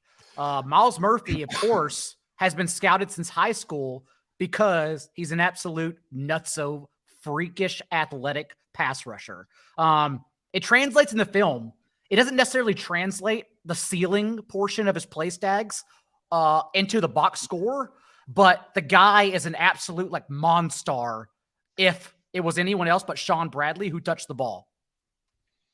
Yeah, I mean, he's absolutely crazy, and his production profile we talked about, very similar to Lucas Van Ness. His athletic profile from his pro day, very similar to Lucas Van Ness, and he went, 16 picks ahead or 15 picks ahead. So you're getting a very comparable athlete. He's got actually a similar profile to Trey Hendrickson, who's done well in Cincinnati. So they're getting a guy who has traits to get after the quarterback. You got to get after the quarterbacks in that division we've talked about, or in that conference, excuse me. We've talked about the guys in that conference and how it's just a slaughter. Like the slaughterhouse of AFC quarterbacks is only increasing. So getting guys who can get after them and can cover people is an absolute must. I think, this is just a home run pick. The tight end thing is going to be interesting though, but you still have a couple of outs with the Saints and a trade back, in my opinion. Yeah, I think the Saints and Josh Norris throughout the draft process, I really enjoyed listening to their show. Daigle, you've been on there. They talked about the connection there with Foster Moreau coming in and getting diagnosed with leukemia, I believe it was. And Michael Mayer is a player that I heard, down here in New Orleans that the Saints have done their homework on and were interested in, but I don't think they expected him to make it down here. I don't know who the Saints pick is going to be. There's a lot of needs along the defensive line, but you look at Derek Carr and specifically how he works over the middle well with his tight ends. They did sign Johnson to an extension, gave him quite a bit of money, but I think Michael Mayer would make a lot of sense here to the Saints. And when you start talking about these players that have first round grades, Michael Mayer is a player that most people think has a solid floor, that if you pick him here, even though you may not have a first round grade on him, he's safer than some of these other guys that are lasting around right here. So I think Michael Mayer is an interesting pick for me here to the Saints, and it wouldn't shock me at all for it to be either him or any number of defensive linemen. I'm trying to come to you, Paulson, I swear, but unless you have thoughts on Myles Murphy, I don't know what you want to discuss. I'm just happy that tonight's almost over. I know you guys, this is your Super Bowl, you guys, and I'm happy that you guys that you have a good sweat going on here with the. If this is what winning absolutely nothing feels like, what did Corain feel like in winning $2 million? That's what I want to know. Man, we got to get on some of these grading sites. We'll never know. Get us a trophy or something. I mean, Fantasy Pros like dishes out trophies for, I'm sure John's got a few of them back there in his house somewhere, but we need to start getting some of these mock draft trophies from Fantasy Pros, the Huddle Report, and some of these other grading sites. Yeah, and you can actually bet on this, make some money based on your accuracy. So it's there's not a lot of fancy stuff to talk about at the moment. I am interested in Levis and where he lands at this point. The tight ends have kind of slipped. I'm interested to see now, just getting back to my Packers, because it's what I think about when you guys are talking. They have two fairly early second-round picks, and do you see wide receiver and or tight end fits for them in the second round? Absolutely. I mean, there's great options in the second round. Mayer's still on the board, but then there's also, he might go here, but there's guys like Sam Laporta, Darnell Washington, if they want a Mercedes Lewis replacement. There's just a number of tight ends that could be good fits with the Packers. And then you look at wide receiver, maybe more of a slot option. I know the Packers like bigger slots, and I know the Packers like bigger players. But could you get like a Josh Downs to play the old Randall Cobb role? Like, could he be a guy who steps in and just does a little bit of Swiss Army knifing and runs some jet sweeps and provides some other actions that they currently don't have from the slot? And I think that's interesting as well. But they're just going to draft, a tackle who's 6'5" and runs a 4.9 somehow. Like, I'm sorry. The Saints. Yeah, I think. Oh, go ahead. I was just going to say they had 4 receivers in for visits: Ryan Miller, Rashee Rice, Dontavian Wicks, and Donicus Sanders. But they did have Darnell Washington in for visit, so I'm hoping for him in the second round. Darnell Washington was. Oh yeah, he's a freak. He'd be he's basically Jelani Woods, but probably better. I guess we'll have to see what he does with, more than 45 career catches. But yeah, he was one of those guys who fell late because of his concerning medicals the team received. Otherwise, I had him pinned to the Saints, who I think we're still waiting on their pick. It's not on the TV yet. And drafting a tight end. But Saints also at this pick at number 29 have many needs. I believe, Scott, you and I were connecting them to athletic edge rushers, athletic interior presences. But those guys who we thought they would be there, Will McDonald included, got taken pretty early. Yeah. And Nick Underhill, who does a great work down here in New Orleans, has been on Bryan Bresee for a while, along with a couple of other players. But I know he did extensive work really breaking down Bresee a couple of days ago. And so it'll be interesting to see if he's one of the options here. And that's a guy that's also been in a lot. And as you mentioned it, Nick Underhill, as always, knows everything about the Saints. And he does have Bryan Bresee headed to the Saints as an interior presence. And it's odd, Stags, because when you watch his film, he really doesn't have pass rush moves, but he had freak athleticism that anyone in the first round, clearly the Saints in this case, should take a chance on. Yeah, I mean, he's a former, basically, number 1 overall prospect, all right? Like, he went into college as a highly, highly rated dude. He creates interior penetration. He just couldn't stay healthy last season. You look at that whole Clemson defense, and they, you had Simpson, you had Bresee, you had Miles Murphy, who just went back-to-back here in the draft, but they were all pegged as potential top 10 picks, and now they've fallen either to the back half of the first round, Simpson probably likely in the second round. But, I wish I had Bresee to the Saints. I just moved off in order to get Quentin Johnston back in the first round, which ended up being the right decision. But I had Bresee there, but I used that to bump Will McDonald up. And I'm surprised maybe the Saints didn't add a guy like Nolan Smith, as he was, pretty comparable to Will McDonald, maybe even a better prospect. So now I wonder if the Eagles are just going to say, fuck it, draft another Georgia defender and just write it off at home. Like, could you imagine that defense with Nolan Smith, Hassan Reddick, Jordan Davis, and Jalen Carter? Like, just fuck it, hammer it home. Like, just go all in. You know, I did have Nolan Smith at 30 to the Eagles. And here he is, a possible 3-point play that we may rip some clothes off here if they get after it, baby. Let's go. if they make this happen. Silva's texting me complaining about Michael Mayer not going in the first round, so at least there's that. He's not out of it though. The Chiefs. Yeah, I've seen weird things. The Chiefs matching up Mayer with Travis Kelce. Like, I mean, Travis Kelce is 34 years old, boys. Like, age comes for everybody in the NFL. Like, tight ends don't last forever.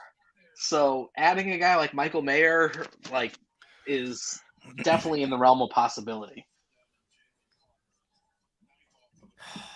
I don't even want to see this pick.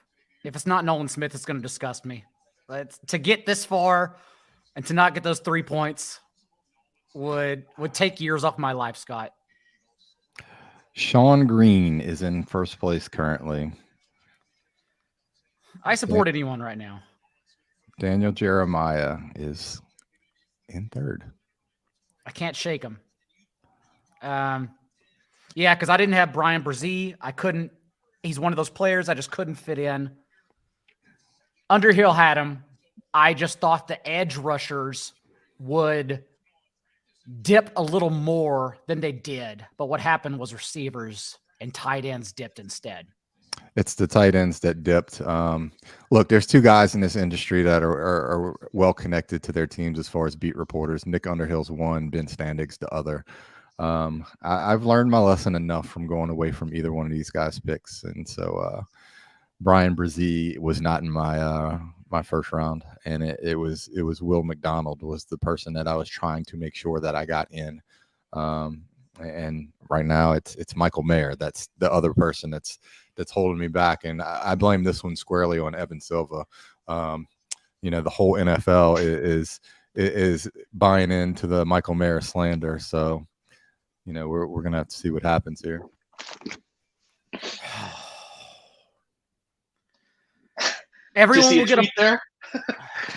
Everyone will get a point for Nolan Smith because everyone had him.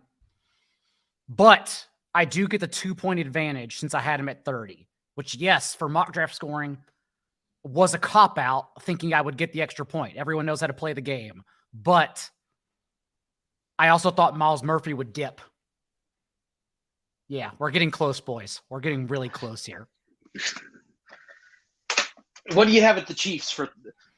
I mean, fuck it. Quentin Johnston. Basically, I need Matthew Bergeron, and it's possible. He's absolutely possible at 31. Unlikely, but tackle is a need. He could be at 30 as well. I mean, tackle was a need for the Eagles, so that's your differentiator. I could see that. I think, like, there are some scoring systems, like, if you nail positions, that you will do well.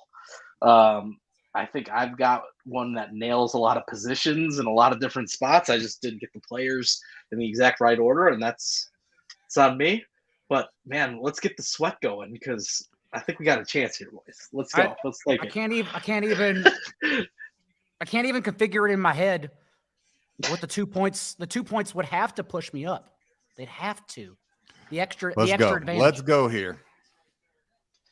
I'm waiting for that. I'm waiting for that producer Sal buzzer is what I'm waiting for. He already hit you with it. Eagles. Pick is in. What else could they do? I mean, if it's not edge, and hey, maybe it's the Joey Porter Jr. Like maybe don't tell me that. Don't tell me that. You have no Joey Porter Jr. in your first round? No, none. He's a player I couldn't fit it at the end because I knew teams liked Emmanuel Forbes a lot. And like once we got to the back end, it seemed like interior pass rushers took precedence over Joey Porter. All I had to do was dodge the nostalgia factor at the Steelers, and I couldn't fit him in. Yeah, I could see that because last year we had like Andrew Booth, who was considered a fringe first-round prospect, sort of fall to the second. And there's a bunch of corners who you don't expect, who you fit in at the back end of the first, who suddenly fall to the second. So I could definitely see that. I mean, that's a good read. Let's go, boys. What do we got?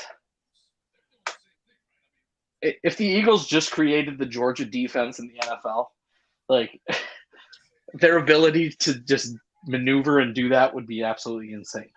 They'd have nearly an identical front, four. Let's go, baby. 5. One day. Let's Daigle, go.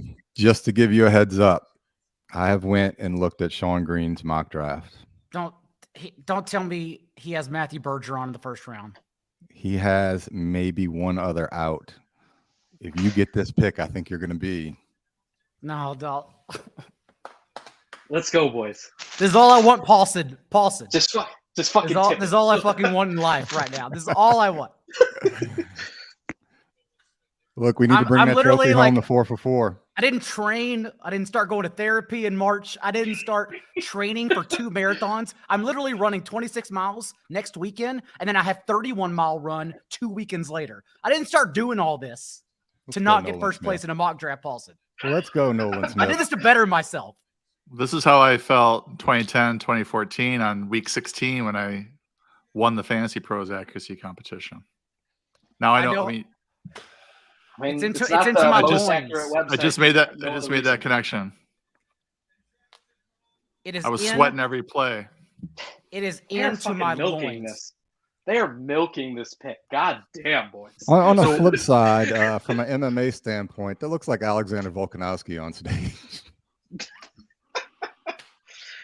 So we want Nolan Smith? Is that who we want? We want Nolan Smith. Nolan Smith at 30.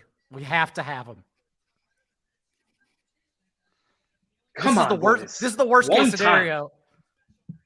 Come on. This is the worst case scenario because I don't want Dude Perfect also giving me the win. I want any other group giving me the win.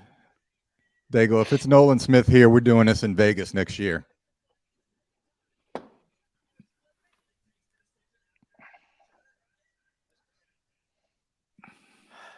What the hell is this nonsense?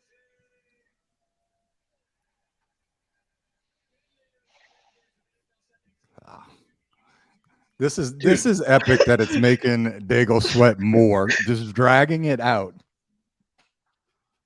I mean, the only thing making him sweat. Ooh. Yes, Daigle. Yes. That's it.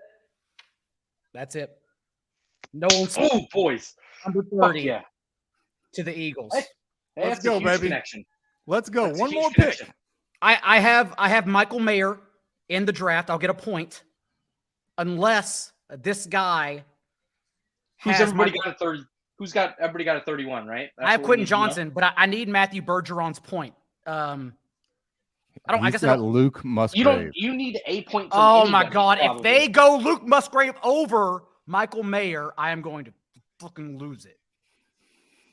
So the only options are at this point, right? Like the only outs are somebody you don't have. I would say. So. Ooh, hold on. Yeah, the tweet says that Sean Green's alone in first. Yeah. Oh, the mock draft that I looked at that he had on mock draft database may not be his last one. Oh, boys. It has to be his last one. Or else it doesn't say final, then he's fucking out. Fucking out. Poor Daigle. The Philadelphia Bulldogs. I still have it on pick 30, and I'm 1 point behind him.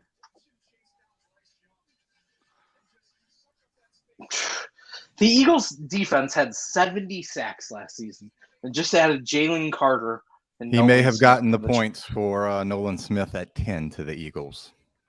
Oh, fuck. But I get 2 extra for 30 though, right?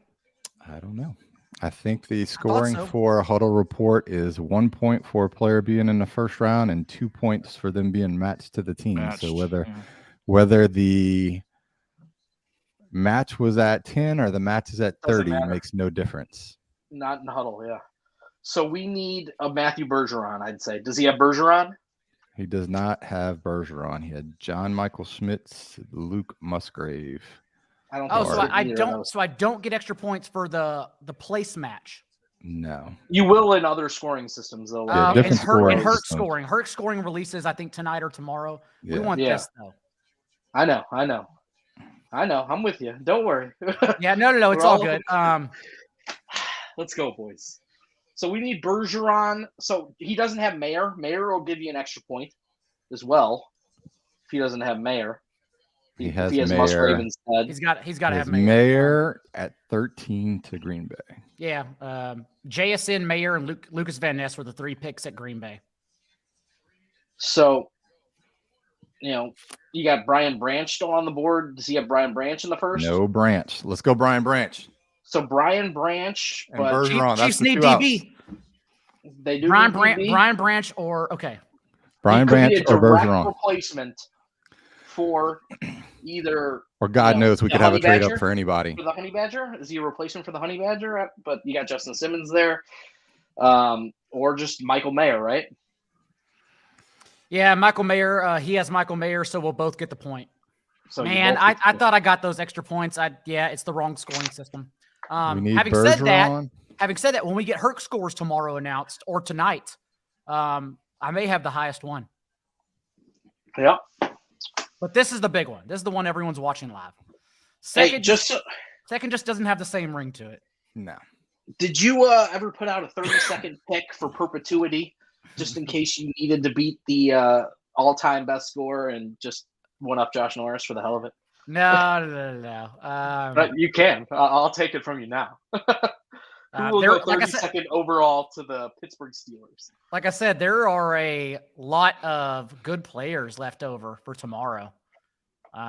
Joey Porter. The Steelers at the first pick tomorrow, right? Yeah. The Oh, Steelers have buddy. the first pick tomorrow. Joey Porter What are Jr. Joey lock it Porter's in. odds right now? Just Hey, lock it all in. actually, in some of the scoring systems, you still get points in the second round. I've got a Joey Porter, which would work for me. You get a team fit second round. You still get a little bit there, but I think we all killed it. Daigle, I'm rooting for something here to pull out. So we need to we go all Bergeron. did well, but I don't think I'm getting this upset. Hey, John, who's our sponsor? My chat was tucked away. League Tycoon is supporting all this cussing and sweating over winning mock drafts here at 4for4.com because, of course, we couldn't do any of that without League Tycoon. Built for contract, salary cap, dynasty leagues, built-in automation. That's the whole point, because I know you don't want to do that yourself. So download their modern, up-to-date, beautiful app and allow them to do that for you to make team salary management easy. League Tycoon. That's the app. Get it today. All right. Well, Pick is in. it inflates a little bit, though, even with the pick in, because Bergeron or the other out I had, Brian Branch, it'd still just be a point. So I think I'd tie for first, which is good. Hey, a tie is a. Right. Again, grateful. You're right. You're taking Picture. that imaginary trophy home. Yeah, I'm splitting the trophy like a banana split. Yeah. Whew. Let's go. Who we They're got love, too. Who do we have Bergeron here? and Branch are love. Bergeron, Branch. I'll take Branch. Also, the main takeaway is that Will Levis. I mean, those rumors. Bad night. Yeah, I mean, I had some early from last July prior to college football starting. Will Levis #1 overall tickets at 20-1. They're not going to cash, obviously, but he was an NFL quarterback, right? He's the NFL prototype. So I'm surprised at least somebody didn't take a chance on him. Now with the Chiefs sort of milking this pick, I wonder if somebody's coming here. Nah, the pick's in. Or else they're just extending it to 11 p.m. So the first few picks tomorrow: Steelers, Cardinals, Lions, Colts, Rams, Seahawks, and Raiders. So there are some teams that, and then obviously people could trade up. But he should go early tomorrow. But tough night for him. We see this every couple of years. We see a quarterback just drop. Yep. I mean, some people have made some great points about mock drafting, that mock drafts always push up quarterbacks. Whether they think it's for the clicks, or in their mind it actually works out. Mock drafts tend to have people lower than the consensus, and then the consensus ends up being more right in the end. And even the consensus is typically higher on quarterbacks. Like I had Will Levis at 17.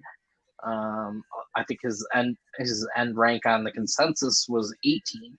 So, I think people might, that overrating of the importance of the quarterback position, that once the NFL actually gets going at it and the draft actually starts happening, that they might fall. And we've seen it happen for a couple of years.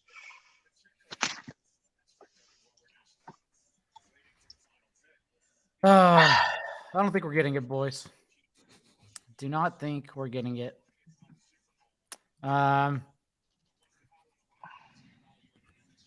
Sean Green, luckily not the snowboarder Sean Green, is in first, and it seems like he's the one who gets to pop Norris's champagne, not me. That's unfortunate. On the Norris front, I don't think anybody will ever reach 17. But it's the bar. He set a bar. The bar. That's a high bar. I don't know that we will ever see that again.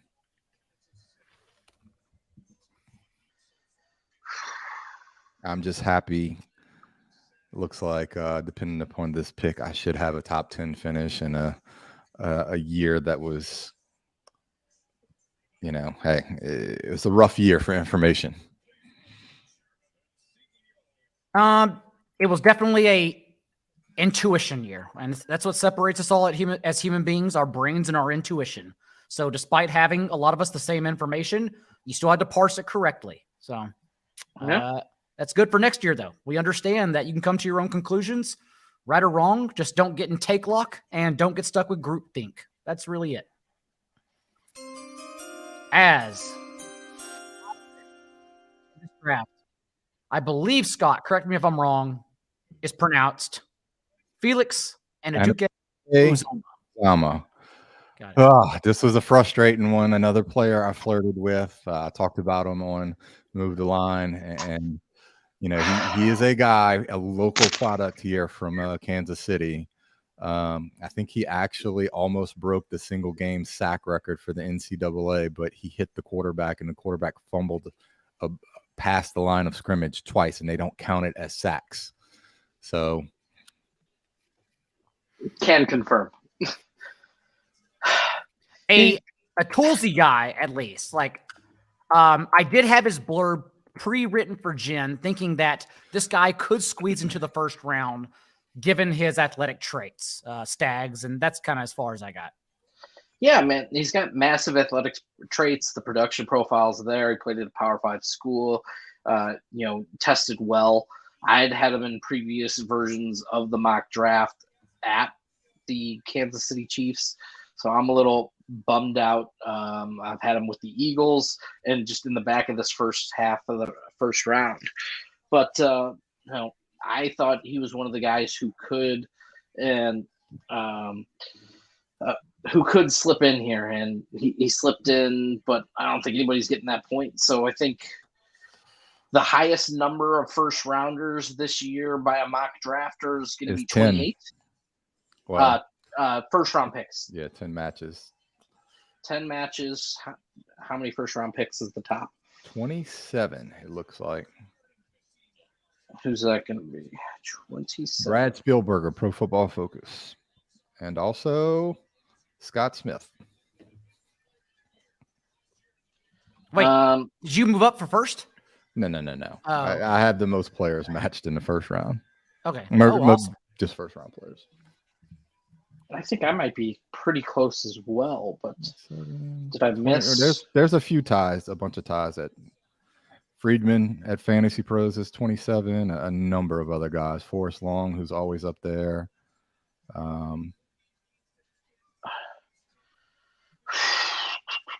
So I missed Joey Porter Jr., I missed Brian Branch, I missed Michael Mayer.